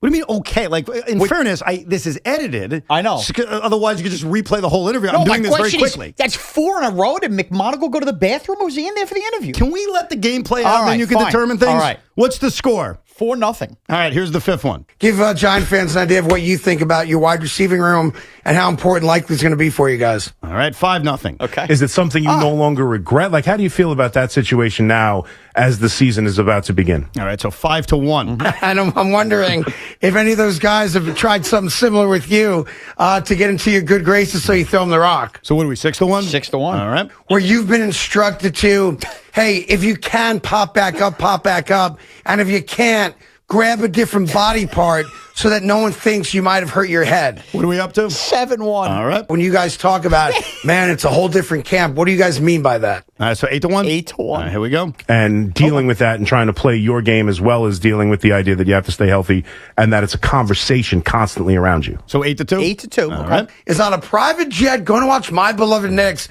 and he's going over Giants game film.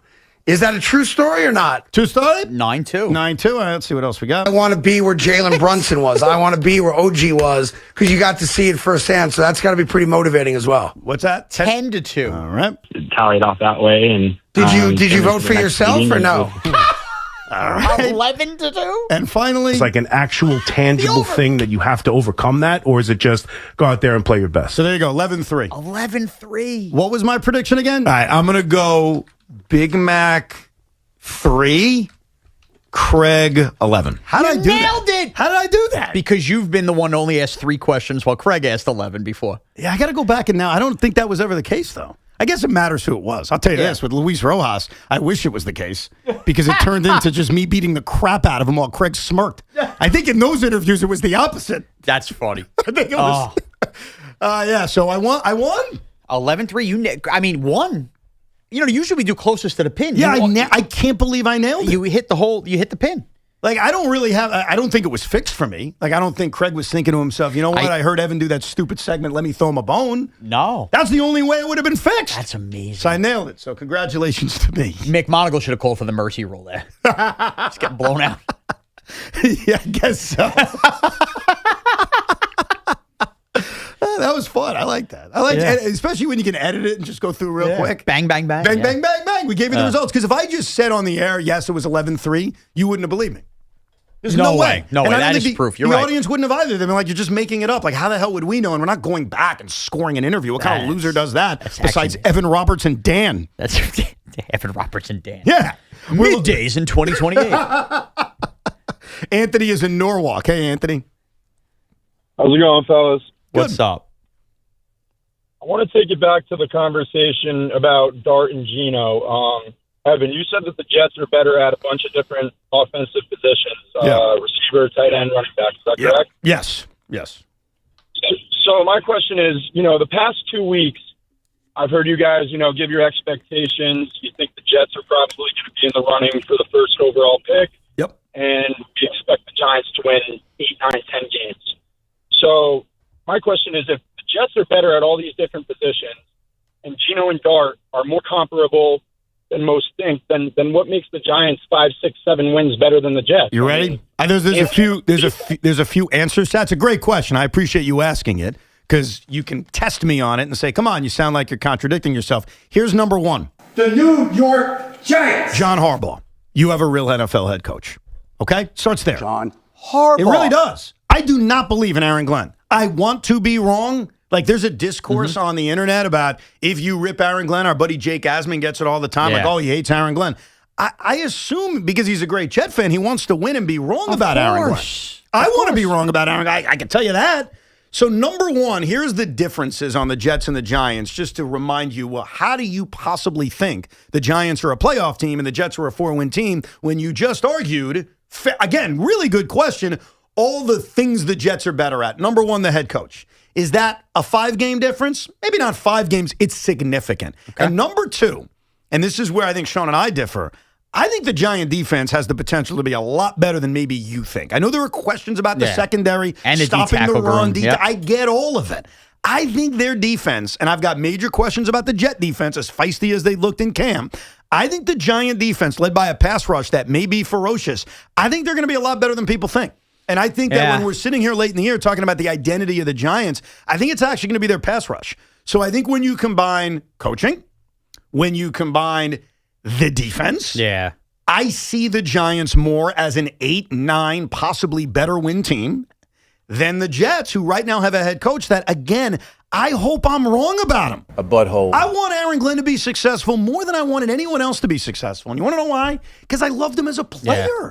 I also like that his self-reflection this offseason and everything. I think it's great. What's crazy is Aaron Glenn, I actually find this year easy to root for. It just feels like, he's just like stuck in this crappy spot with this quarterback. Glenn is a weird guy. So, but you can see that despite, yes, I think the Jets have more talent in the offensive line. Yes, I think the Jets have more overall talent in the wide receiver room. Yes, I think their running game features a lot more talent. And yes, Jackson Dart has a lot to prove. And Geno Smith has at least accomplished something in his career. Despite all of that, when you talk about the coach, and there's a huge difference. The reason I have verbally made love to the Giants this offseason ain't because I'm kissing their ass. I've ripped them before. It's because they have the coach I wanted. They have the coach that I think can make a difference. Just my opinion. And the beautiful part about sports is we're going to find out. Let's take a window seat to Giants training camp, sponsored by Window Rama's First Down Deals, 30% off your installation project plus loan and no financing. Just real quickly, because we've argued enough about the weapons. Can I just ask you where the idea came that we know definitively the Jets' offensive line is better than the Giants? Because I think I do have stuff to back me up. What makes you say that? Well, I think the performance of last year, number one, but more so left tackle and right tackle. Which the Giants are better at. I can't say that. Okay. Andrew Thomas misses time all the time. All the time. Who's the best Injuries tackle matter. Andrew Thomas is tremendous. He doesn't play enough. I don't trust him. And Jermaine Lemieux is one of the 5 best pass blockers at right tackle last year. Their right tackle is a second-year player who's only going to get better. I'm just enamored by the youth. So now we're allowed to use the Neighbors argument for Membo. Well, they've done it more. Malik Neighbors is coming off a year in which he missed basically the entire year. Okay. You know the situations are different. Okay. It just feels like you like to manipulate the argument. They don't hold consistency. Not at all. On the interior. And also, just think of it this way. The Giants are so deep on the offensive line that 2 teams that probably go into the playoffs just traded for guys they were going to cut. But yet we're planting the flag that the Jets' offensive line's better. Connor, here's what's so crazy about me as an IFO and him as a fanboy. I just did a tirade about why the Giants are going to win double the amount of games as the Jets. Mm-hmm. And his takeaway was I said the Jets are better than the Giants at something. He can't let the Jets have anything. No, the That's Jets the can thing. have plenty. We can't have anything. Jets are plenty. I'm willing to give you the running back room, and I've done that. Oh, thanks. He's willing. He just handed to us like a gift. Like a gift he gave us. Because the ironic part is you're higher on the Giants than me. I've just had a lot of people, Giant brethren, text me and go, why does everybody keep saying the thing about the offensive line? Because it's better. When the Giants, honestly, are trending towards having like a top 5 offensive line in the sport this year. Yeah, I think Andrew Thomas's reliability comes under major question. Okay. Well, is that like a crazy thing to say? You know what, Evan? Oakley dokley. What does that mean? Enjoy. What does Oakley dokley mean? So now it's amazing. You know, Andrew Thomas has missed games in the last 3 years. Great. Is that true or not true? It is true. And when he plays, which he played the he is vast majority of the year. when he plays. He missed 4 games last year. The year before that, he missed 11 games. All right. Like, what are we doing? Can Fashanu and Membu prove what Aluminum and Thomas played? They've played and they've played well. And they've played 1 and 2 years Who graded out respectively. amongst every metric as a better tackle duo last year? I know, but you're missing the point about Andrew Thomas. And I hate saying it because I think he's a wonderful player. But over the last 3 years, he's built a resume of being unreliable. And how many games did Garrett Wilson miss last year? Garrett Wilson was shut down because the Jets were tanking. And you know it. And Andrew Thomas was shut down the last game because the Giants were tanking. That's 1 game. What about the other 6 he missed? Or 3 he missed. And when he's not out there, the entire offensive line struggles without him. They did until they moved to Marcus Bowe. Then it changed. What I still can't get over is I literally did a tirade about why the Giants will win more games. Caller called up, made a great point. Like, hey, based on some of the things you're saying, I don't get why you think the Giants are so much better than the Jets. I explained it. I thought the reasons were fair. The coaching, I thought that was a pretty good reason. I think the caller. The pass rush, I think, has a chance to be electric with the Giants. The caller what? Don't rip our. What did our caller do wrong? No, the caller proved the point. No, we didn't. That you are the leader of a brigade of a. Here's the bottom line. Well, I just said the Giants are winning 9 games. I'm going to get the Jets last are word winning here. 4 games. What brigade am I leading? We've had a lot of arguments about talent and everything else. I just want to. I'm going to close with this. Okay. Why do you get the chance to? I get the last word now. All right. Jet fans, if you want to be positive about this, Shut up, Tubby. Nobody's telling you shouldn't, but you cannot deny this. Every Jet fan, to a man in their deepest soul, thinks this team isn't very good and they're going to stink. And yet, anytime a non-Jet fan mentions it or brings up the reasons why, there is no fan base in this town that is more sensitive to that than the New York Jets. You're going to stink. We will all get through it together. And we hope we come out of this with a new quarterback and a new coach next year where we can actually properly say they are talented. Until further notice, they stink, and they will continue to stink. See you at Salt Shack But tomorrow. Jets fans, we know they're going to stink, but we're trying to find some positives. Yeah. Like they could Here's your possibly, you know what? Here's your 1 in positive. 5 chance they could win 8 games. They have the You want a offensive positive? lines improved. Connor. Gino's a solid, stable quarterback. Stop it. Here's your positive to the Jets season. It's only 4 months out of the year. There's your positive. Anything to add on the Giants, Mr. President? Give the New York Giants a big round of applause. Yeah. Pump our brakes on the Giants, too. Yeah. Pump our brakes. I can't wait till he puts a win total down. In fact, if I want to be a manipulative bastard, we do it every year right before the season. How many wins a team going to have? Boom, we check it out at the end of the year. I shouldn't ask you on the Wednesday, Thursday, or Friday before the NFL season. If I wanted to be, because here's what I could do. If I want to be a manipulative bastard and put you in a tough spot, the day I would ask you how many wins the Giants are going to have is tomorrow. Don't do it. In front of your home crowd on Long Island at the Salt Shack. You can't do it to me. You're on a stage. There's Giant fans, family members everywhere, and I'm like, all right, Sean, official predictions. You're going to only say 7 wins in front of that crowd? You can't do it to me because my father is coming tomorrow. Oh. And if you've seen the text he sent me about the win total, I can't break his heart in public. Connor, big news. Tomorrow from the Salt Shack, we're moving it up. Official Giant win total predictions. I can't wait. Live from the Salt Shack, and I just got word Tiki Barber will zoom in with him. So we're all good. Can't wait till tomorrow. Evan and Tiki with Shaun Morash. And this portion of the program is sponsored by the New York State Thruway Authority. Imagine that your workplace is inches from traffic and a car flies by, drifting because someone checked their phone. People work here, they trust you. Don't drive distracted, funded by the National Highway Traffic Safety Administration with a grant from the New York State Governor's Traffic Safety Committee. And also sponsored by Ray Katina Mercedes-Benz of Edison. Pat Boyle here to help you beat the books on Westwood One Sports. Brewers and the Mets finish off a 3-game set in Queens, and I'll take the best team in baseball to win by margin. Milwaukee has the inevitable Cy Young winner Jacob Mizorowski on the mound. Need I say more? The Miz has been equally as good on the road this year as he's been at home. He shut down the Braves and Dodgers last 2 starts. Sean Manaea goes for the Mets, and he's given up 4 earned runs in each of his last 2 starts. Milwaukee on the run line to win the rubber game. I'm Pat Boyle. Bet smarter, beat the books. Download the BetMGM app today. I'm David Ortiz. When I lost my mom, she was only 46, and I lost my dad to cancer. It was the worst pain I ever felt. It made me think, what will happen with the people I love when my time is up? That's why I have life insurance. Ethos makes it easy. It's all online, take about 10 minutes, and you can get up to $3 million in coverage. Get your free quote at ethos.com/game. That's ethos.com/game. Paid testimonial. Time spent on application may vary. Online health questions required. 17 days until the Giants kick off the season against the Cowboys. The Giants stopped him at the 1-yard line. Holy cow! The home of New York Giants football. The Fan, 101.9 FM, and always live on the free Odyssey app. It's time to get everything you need for the job from one partner. No more juggling vendors. We've got your entire job supply covered. Supply the entire job with job lot quantities of everything you need, from flooring to roofing, with access to thousands of products not available in stores. More products mean more colors, sizes, and finishes, so you can get exactly what you need to get the job done. Learn more at the Pro Desk, the Home Depot Pro. It's about time. The Colonel's cooked up a new $10 bucket of the day just for you. Monday, 10 wings for $10. Tuesday, 8-piece fried chicken for $10. Wednesday, 8 tenders for $10. Thursday, 10 wings for $10. Friday, 24 nuggets for... Ooh, you guessed it, didn't you? $10. The $10 bucket of the day deal. Every weekday. Only at KFC. It's finger licking good. Prices and participation vary while supplies last. Not available on third-party ordering platforms. Tax extra. New York baseball fan favorite and Latin pop sensation Jose Candelita Iglesias makes his Broadway debut in Buena Vista Social Club starting August 27th. Get tickets today. You already live for football. The jerseys, the Sundays, the bets you sweat all week.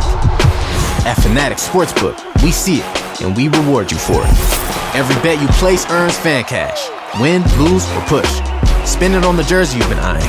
Tickets so close you can hear the play call. A rookie card you never sell. Or your next parlay. From your next bet to your next great sports memory, Fanatics delivers it all. Rewards hit different here. Plus, new customers can bet and get up to $1,000 in fan cash. Fanatics, the only sports book to reward every bet. Must be 21 plus. Gambling problem? Call 1-800-GAMBLER or 1-800-MY-RESET. CT, call 888-789-7777. MA, call 800-327-5050. NY, call 877-8-HOPE-NY. MD, visit mdgamblinghelp.org. Based on leading U.S. sportsbook analysis, July 2026. Offer not available in all states. Terms apply. See Fanatics app for details. At Town Fair Tire, New England's largest name brand discount tire dealer, you get it all. The guaranteed lowest price, the most free services, and we accept all valid rebates from any manufacturer and from our competition. Yes, we accept them all, even competitor rebates. Town Fair Tire, New England's largest discount tire dealer, now with over 120 stores from Connecticut to Maine. Nobody beats Town Fair Tire. Nobody. Name brands at discount prices. Town Fair Tire. Todd, do we still have time to make this the summer at Ramsey Chrysler Jeep Dodge Ram? John Montone, of course. There are still incredible deals to be had at Ramsey during the Make This the Summer event. You must be speaking of the low lease options for a new 2026 Jeep Grand Cherokee Laredo Altitude 4x4. Just $379 a month for 36 months, $48.68 total due at signing, or purchase with 0 APR financing for 36 months. Or lease a new 2026 Jeep Grand Cherokee L Limited 4x4 for as little as $429 a month for 36 months and just $49.18 total due at signing. Or purchase with 0% APR financing for 36 months. This is your last chance to make this the summer with some hot deals at Ramsey Chrysler Jeep Dodge Ram. Exceptional people, exceptional deals. Call 833-853-2969 for details. Tax title registration extra. Zero security deposit. VIN number TC258760. MSRP 49605. VIN number T8599538. MSRP 53255. APR 2778 per month for 1000 finance. Expires 8/31/26. What makes Crystal Geyser Alpine Spring Water different? We always bottle our Alpine Spring Water less than 1.5 miles from the spring source, and all our bottles are made with 50% recycled plastic from our own recycling plants. Crystal Geyser, bottled at the spring source. Cha-ching! That's the sound of Lowe's Labor Day savings. Get up to 45% off select major appliances and save up to an additional $100 on select laundry pairs. Plus, get 3 bags of Miracle-Gro 0.75 cubic foot garden soil for just $10. Labor Day deals are on now at Lowe's, in-store and online. Valid through 9/9 while supplies last. Selection varies by location. See Lowe's.com for more details. Soil offer excludes Alaska and Hawaii. Did you know Skechers makes high-performance footwear for almost every sport you play? Here's what our athletes are saying. Hi, I'm pro basketball player OG Anunoby. I dominate in Skechers basketball. Skechers delivers championship-level performance. I'm WNBA star Jackie Young. Skechers keeps me quick, comfortable, and ready for anything. And you can get high-performance Skechers and hands-free slip-ins technology. Just step in and perform. I'm pro golfer Matt Fitzpatrick. I play in hands-free Skechers golf slip-ins. Find yours at a Skechers store, Skechers.com, or whatever high-performance sports shoes are sold. Head home in a new Mercedes-Benz from Mercedes-Benz of Edison during the Mercedes-Benz Welcome Home celebration. Now through August 31st. Enjoy exceptional opportunities on the GLC and GLE and the C-Class sedan. Visit Mercedes-Benz of Edison, where luxury feels like home. The pros know nobody beats FW Web. With extensive inventory, personalized service, and a fleet of trucks across the Northeast, FW Web supports all customers, from one-van contractors to large facility operators. For planned projects, emergency jobs, or maintenance, FW Web has what you need, when and where you need it. For plumbing, heating, HVAC, refrigeration, propane gas, and PVF jobs. With over 100 locations, visit FWWeb.com to find one near you. My book club president says reading is, quote, not a competition. Well, I finished the book in one night anyway, so I win, Patty. I also got $365 in bonus bets just for betting $10 when I signed up for Bet365. No cliffhangers here, Patty. Just a happy ending. Bet365. Winning is everything. Gambling problem? Call 1-800-GAMBLER. 21 plus only. Must be physically located in New Jersey. Claim an app. T&Cs apply. Agree with us? Disagree with us? Even better, talk Jets, Giants, Yankees, and Mets. Call the Fan and get in the game. 888-808-1019. The WFAN phone line is powered by Paramount Plus, your streaming home to watch the NFL on CBS all season long.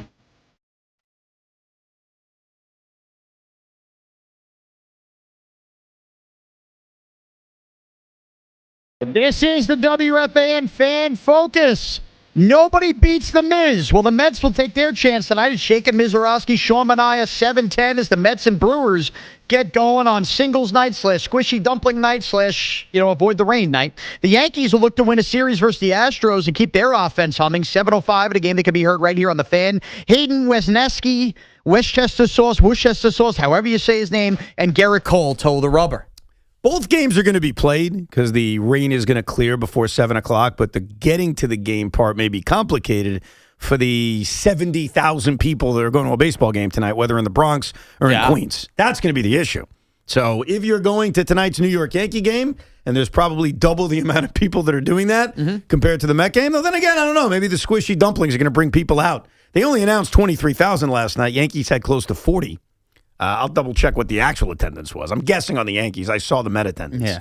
Yeah. But leave early because there's going to be a crap ton of traffic. That's the bottom line because that's usually what happens when it rains because people don't know how to drive in the rain. That's one thing I learned. By the way, Yankees announced 40,269. Mets were at 23,000, so almost double. Yeah, so that's 63,000. You expect about the same amount heading out? I think a little bit more. I think more people go to City tonight to get their dumplings, so I think we're looking at a combined total of 70,000 people. Squishy dumplings. Squishy dumplings. Something we'll never understand. And single people. Like, that's the combo that's getting... And, Jake, I mean, do people want to show up and see one of the best pitchers in baseball? Or no? Are we past that as a society? That could be a good way to, pick up a single. You say, hey, would you like my squishy dumpling? Would you like an extra one? Do you think anybody grabs a tush in that singles event and goes, you got a squishy dumpling? Oh, my God. They try to get cute? I mean, I wouldn't rule anything out. I wouldn't advise it, by the way. I wouldn't advise it either. I wouldn't go Just saying, it is squishy dumpling night. You never know. Yeah, I think the Mets will get a bigger crowd tonight, but we shall see. Let's get back to your calls, 888-808-1019. Henry in Connecticut. Hey, Henry. Oh, man, thanks for taking me back on and giving me a second chance. I appreciate it. Second chances are earned, man, and you got it. What's up?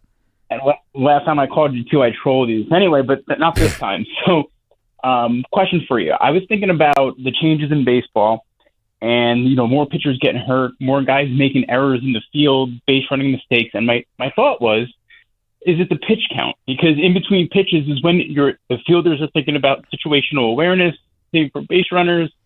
And then the guys who are pitching, less time in between pitches for throwing. I was wondering if... I think the injuries could be a thing. I doubt it because I think that sometimes you make errors when your brain kind of goes elsewhere. And if you've got more time standing around while the batter steps out to adjust himself, you would think that would actually lead to worse defense. So I don't think the miscues by base runners and defensive players, but it could be a thing with injuries. I think injuries are probably happening at a higher rate because of how fast people throw. Look at Jacob Mizorowski. And I knock on wood when I say this.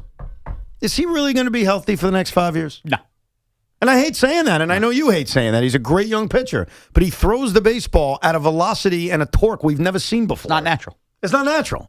So I think the velocity rise that we've seen with everybody, because everybody throws hard, that's probably the main culprit for the injuries. Mike in Clifton Park. What's up, Mike? Hey, guys. Great show. So I have a thought on the Jets-Giants game that's coming up. Yes. I think since fans purchase tickets, I think the Jets and Giants have a responsibility to the fans to at least have the first team of each team play for the first quarter. And I have another thought on the CMAC questions as well, if you give me time. Yeah, go on. We'll answer the other one after. Go on. Thank you.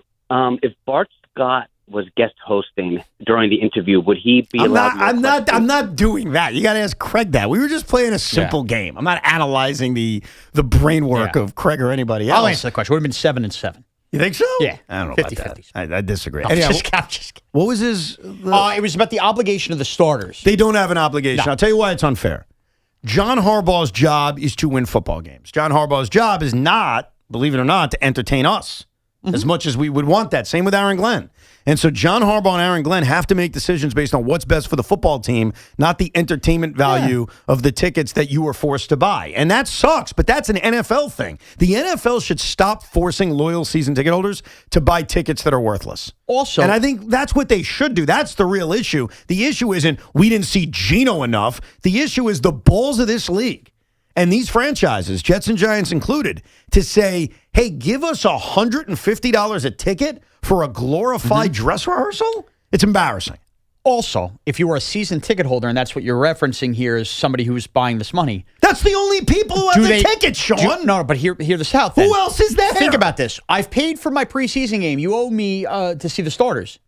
Jackson Dart gets hurt or Geno Smith gets hurt. Now you don't see them for the 8 games you really want to go to. Was the obligation worth it? No, clearly wasn't. But I think that the crux of the issue is the league makes a ton of money. All these teams make a ton of money. The one bone you should throw your fans is not forcing them to buy preseason games. I agree. It's a simple thing. Also, I think if they didn't and they just said, hey, every ticket is, maybe whatever. The food ones are $70, everything else is $25 in the stadium. Right. I think you'd get more common fans to go, this is my chance to take my kids to a game or whatever like Yeah, that for I think- preseason. I think you still do well. I think you'd get people in the stadium. Yeah. Or how about this idea? Since maybe you won't get people in the stadium, play the game in a different venue. Play it in a venue that doesn't normally get NFL football. Or how about this? Stop playing the games on summer Saturday afternoons now. Yeah, that sucks. And Well, the Fridays Jets are tough, too. Saturday night is the night for preseason football. Jets have done Friday nights. The Giants have been doing these afternoon games. Not all their fault, because I obviously know. in Miami, it's not their decision. It's hard. Like 2 weeks ago, bless your heart, if you went on an August Saturday, that game's got to be Saturday night. Yeah. They're awful. Honestly, it's preseason football. There's no good time for it. Like Well, I at least at night, you I basketball agree, on I summer. agree with you that it would be better on a Saturday night or a Friday night. To me, I agree. Saturday 4 o'clock this week. I'm asking myself genuinely, what am I doing with my life? No, it was horrible. I'm watching, Jake Hayner in the fourth quarter of that game. I I'm going, brought what this- am I doing with my life? Well, you're preparing for a podcast, and you're a Yes. diehard Giant fan.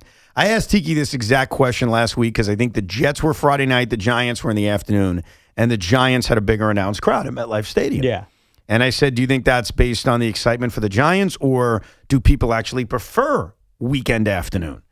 And we went back and forth on it. I don't think that they prefer weekend afternoon. No I think way. there's just more excitement for the Giants this year than there are the Jets. I think that's the simple answer. And I also think in this preseason for Giants, you had a chance to see Odell Beckham Jr. play in the preseason. And I think that drew some people in. Maybe there's some value to that. Ralph in Queens. Hey, Ralph. Hey, how's it going, guys? Great show. Appreciate it. All right, I got an analogy for you to help articulate why Evan is 100% right about this Geno Dart thing. Geno is a professional. He's a bona fide professional. He might not be the best ever, but he's made it in the league for a few years. First few years, so many things can happen. You could get injured. You get concussions. You could run into a massage parlor. Things derail careers. Geno is a pro, So, Evan, you're right. And I got to say, Sean, you're reminding me a little bit of the people that said, we can let Pete Alonso go because we got Mark Vientos. It's reminding me of that a little bit. How? Because a pro's a pro. Like, we don't appreciate what longevity, what 10 Can years I just, in the league. Ralph, with all due respect, I know, literally he is. Who the hell looks at Geno Smith and goes, that's a professional quarterback?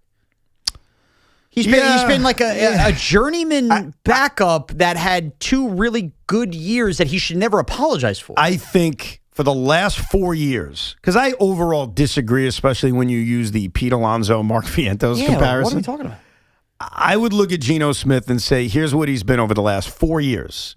He's been a functioning starting quarterback in the NFL. Last year wasn't a good year. Mm-hmm. The year before that was a better. 2 years before that, he was a Pro Bowler. I mean, the numbers are meticulous. 30 touchdown passes, 11 interceptions, led the league in completion percentage, and the team won more games than they lost. He had a really good year. So I think that, yes, he's a functioning starting quarterback in the NFL. But Jackson Dart has to be better than that. No doubt. If Jackson Dart's resume is Geno Smith's, It's a massive failure. he's a bust, yeah. If those last 4 years are Jackson Dart's best 4 years in football, he is a colossal failure. And we're not saying he's a professional quarterback. Bob in East Greenbush. Hey, Bob. Hey, how you doing, guys? Good. Hey, Evan, I got a Met question for you, but I had an observation from last night's Met game. You watched that segment with the cards? Yes. Yeah. It shows you how dead this season is that we're pulling out Zach Greinke cards and talking about how great he is. Exactly. Keith pulled a card, a guy named Tony Salanta. Yeah. And he said he was 5 years older than him. He was a Samoan, great guy. He goes, I hope I run into him again. So I looked him up. And I was thinking, Keith's 73. This guy's 5 years older than him. He died in 1990, so apparently Keith is not keeping in touch with him. I feel bad, but I mean, the guy died a long time ago. Jeez. Keith said, I hope I run Unfortunately, he was murdered. Are you? Now I'm You're done laughing? Well, I didn't know he was murdered. How dare you? And Keith said about this guy, I hope I run into him. Yeah. Hope not anytime soon, Keith. Well, first of all, exactly. I'm not laughing about the murder. I was more laughing about Keith's like, I hope I run into this guy. I took a picture of the guy's his Winnipeg page, and I was like, I'm looking at it, and then I saw at the very bottom, he died in 1990. Jeez. But my question for you, you name the three best, these young starters we have. Rank them 10 years from now, who's going to have the most wins, McLean, Thornton, or Scott? I hate wins, but I'll play the game. I hate the game. I don't think that's a fair representation. Nah, but I still think you just lean on the better pitcher, you think? I think McLean won. Can I just say how I view each three of them? Okay, yeah. And then maybe I'll try to give you an answer. Nolan McLean put together a pretty good rookie year. He didn't live up to the hype that I think we all had for him, and obviously Cam Schlittler far surpassed him. But if this is the down year or the not great year for Nolan McLean, it's very excited to think about what he can do. I mean, the movement he gets on some of his pitches is off the charts. So I would put McLean 1. I think Christian Scott's got ace potential, too. I think he's got Zach Wheeler potential. Okay. But he had Tommy John surgery a year and a half ago. He throws really hard. Like, is he going to stay healthy? I don't know.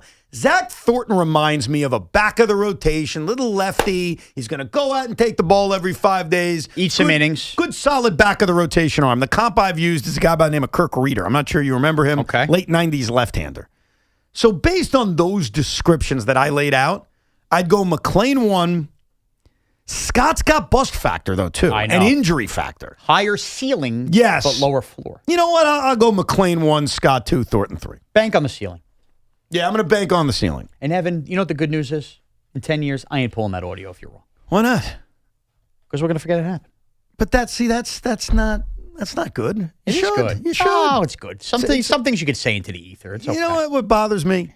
I know it's a 30-second segment. Like, it's very quick. Like, oh, you said this 10 years ago. How'd you do? But don't you think there's a value to it?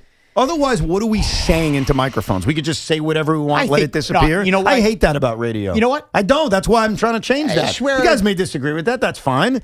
But I disagree with the idea that you just say it and it goes away. I don't like that. I think for certain things, but I think what gets lost in your little game, what bothers me, I think the most about my game, holding people accountable like myself. Because it's not about accountable. Things change. Because you could have an opinion on something changes within a month, and you go, you know what? I didn't like what I said. You're allowed to have opinions evolve and not just be held to something you said. Look how wrong you were a year and a half ago. Can you believe that? That's fine. Then you can explain it. By the way, I'll give you an example of me holding myself accountable. So yesterday I told a story about asking players tough questions. And I said that me and Big Mac did a show together, and we talked before about telling Saquon, we think you're a bust. Yeah. And so I said McMonagle did. I said Big Mac asked the question, but he said some people do it. Turned out not to be true. Turned out I asked the question. You want to hear how I asked it? Yeah. All right. Here we go. Little WFAN flashback. Guys like me on the radio, guys on TV, when you hear people say Saquon Barkley's been a bust, does that piss you off, motivate you? What goes through your mind when you hear that criticism? I think I took ownership of it, though. I said people like me on the radio. Isn't that the way I started that? Well, why didn't Chris? Let me hear that one more time. Whether it's guys like me on the radio or guys on TV. Yeah. I called guys like me. You didn't say I said it. I said you meant radio hosts. And then he said TV, too. Guys like me. That counts. Now you're saying I didn't ask him and say I called you a bust? I put it this way. If Chris did ask it and asked it in that exact phrasing, and he said, guys like me on radio and TV, what would you say? Oh, I think it works. I think it's when people say some people say it. Like Connor, break the people similar with my line of thinking. Yeah. People like me. People that work in the industry like me say this. So I do not get... exonerated for this? If you said, I've been calling you a bust, what do you think about that? I think you're a bust. How about that? Listen. It's like the jumping. Exactly. You suck. How about that? What do you go? Listen, I think you're trash. How about that? Yeah. What do you have to say for yourself? Lawyer would get you out of that one, but you still know what you did. What did I do? I asked the question. You didn't firm. You also did not. But I also think you asked it that way because Chris wouldn't, so you had to get there somehow. My memory of it you is... You should have said, guys like him. No, I think Big Mac was going to ask it, and he waited too long, and I'm like, is he not going to do this? So, all right, I'll do it. That's happened before with me and Tiki, too, where someone's asking this question. Who's going to be the guy? Oh, it's me. I remember one rather recently that caused like a kerfuffle around here. And I thought Tiki was asking the question. It turned out to be me. Oh, yeah. Yeah. So sometimes that happens. Anyhow, you're right. Opinions are absolutely allowed to change. Yeah. But I don't like the term flip-flopper. No, but can evolve and change. I don't think you are necessarily a flip-flopper if you're wrong. It's just that it's like talking to your friends. Why say something if it doesn't count? Why say something if we're never going to remember it next week or a month later? Then you may as well not have said it. But do you know how it's just look, I may be alone on this. Yeah. Just my view of radio ever since a kid. Like, Mike said that. How come we're not calling him out? This is like 1997. You know Mike why? said the Mets can't make the playoffs. You know why? Where's the audio to prove it? So it's always been a bugaboo of mine. So I try to do it in a non-offensive way. So it's 10 seconds. We'll move on. I guess to at least express, hey, you said this. Boom. We say things in the microphones every single day, multiple topics a day.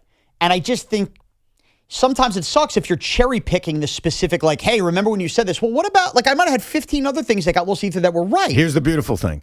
Since I'm the one, and me and Dan and Andrew Kaplan helps out greatly too, since we're the ones who do it, until you start doing it, get off my lawn. You want to do it, you have every right to pull whatever you want. So does everybody around here. I choose to do it. So that's not my fault. You want to pull something I said 6 years ago? Go do the work. How did we even get here? I don't remember. What was that about? I have no idea. I don't know how it got to that. It felt like such a pleasant day. Why are we arguing about this? You want advice on the squishies? Let's get it from Nick in the Bronx. Hey, Nick.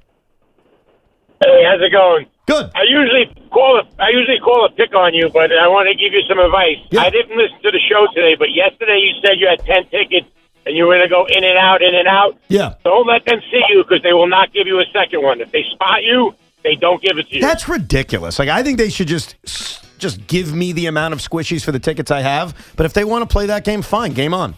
Game on, bitches. Oh, God. I'll go to every freaking gate till I get the squishies. This is probably not a good idea that I'm announcing this right now. How many are you entitled to? As many tickets as I have. Evan's going to be on TMZ fighting somebody over a squishy dumpling tonight. If I got 10 tickets, I'm walking out of that building with 10 squishies. I'll see you at City tonight. Yeah, we'll see. I'll be in nicer seats. See if I get in. They may throw me out. Anyhow, enjoy the rest of your day. Carton Show is coming up next. If you missed any of our show, you can rewind it on the Odyssey app. Check out the podcast, all that. We'll be back tomorrow from the Salt Shack. So come out on Long Island, 10 a.m. See you there. It's the Carton Show with Craig Carton and Chris McMonagle. Afternoons 2 to 7 on the Fan, 101.9 FM. Sergeant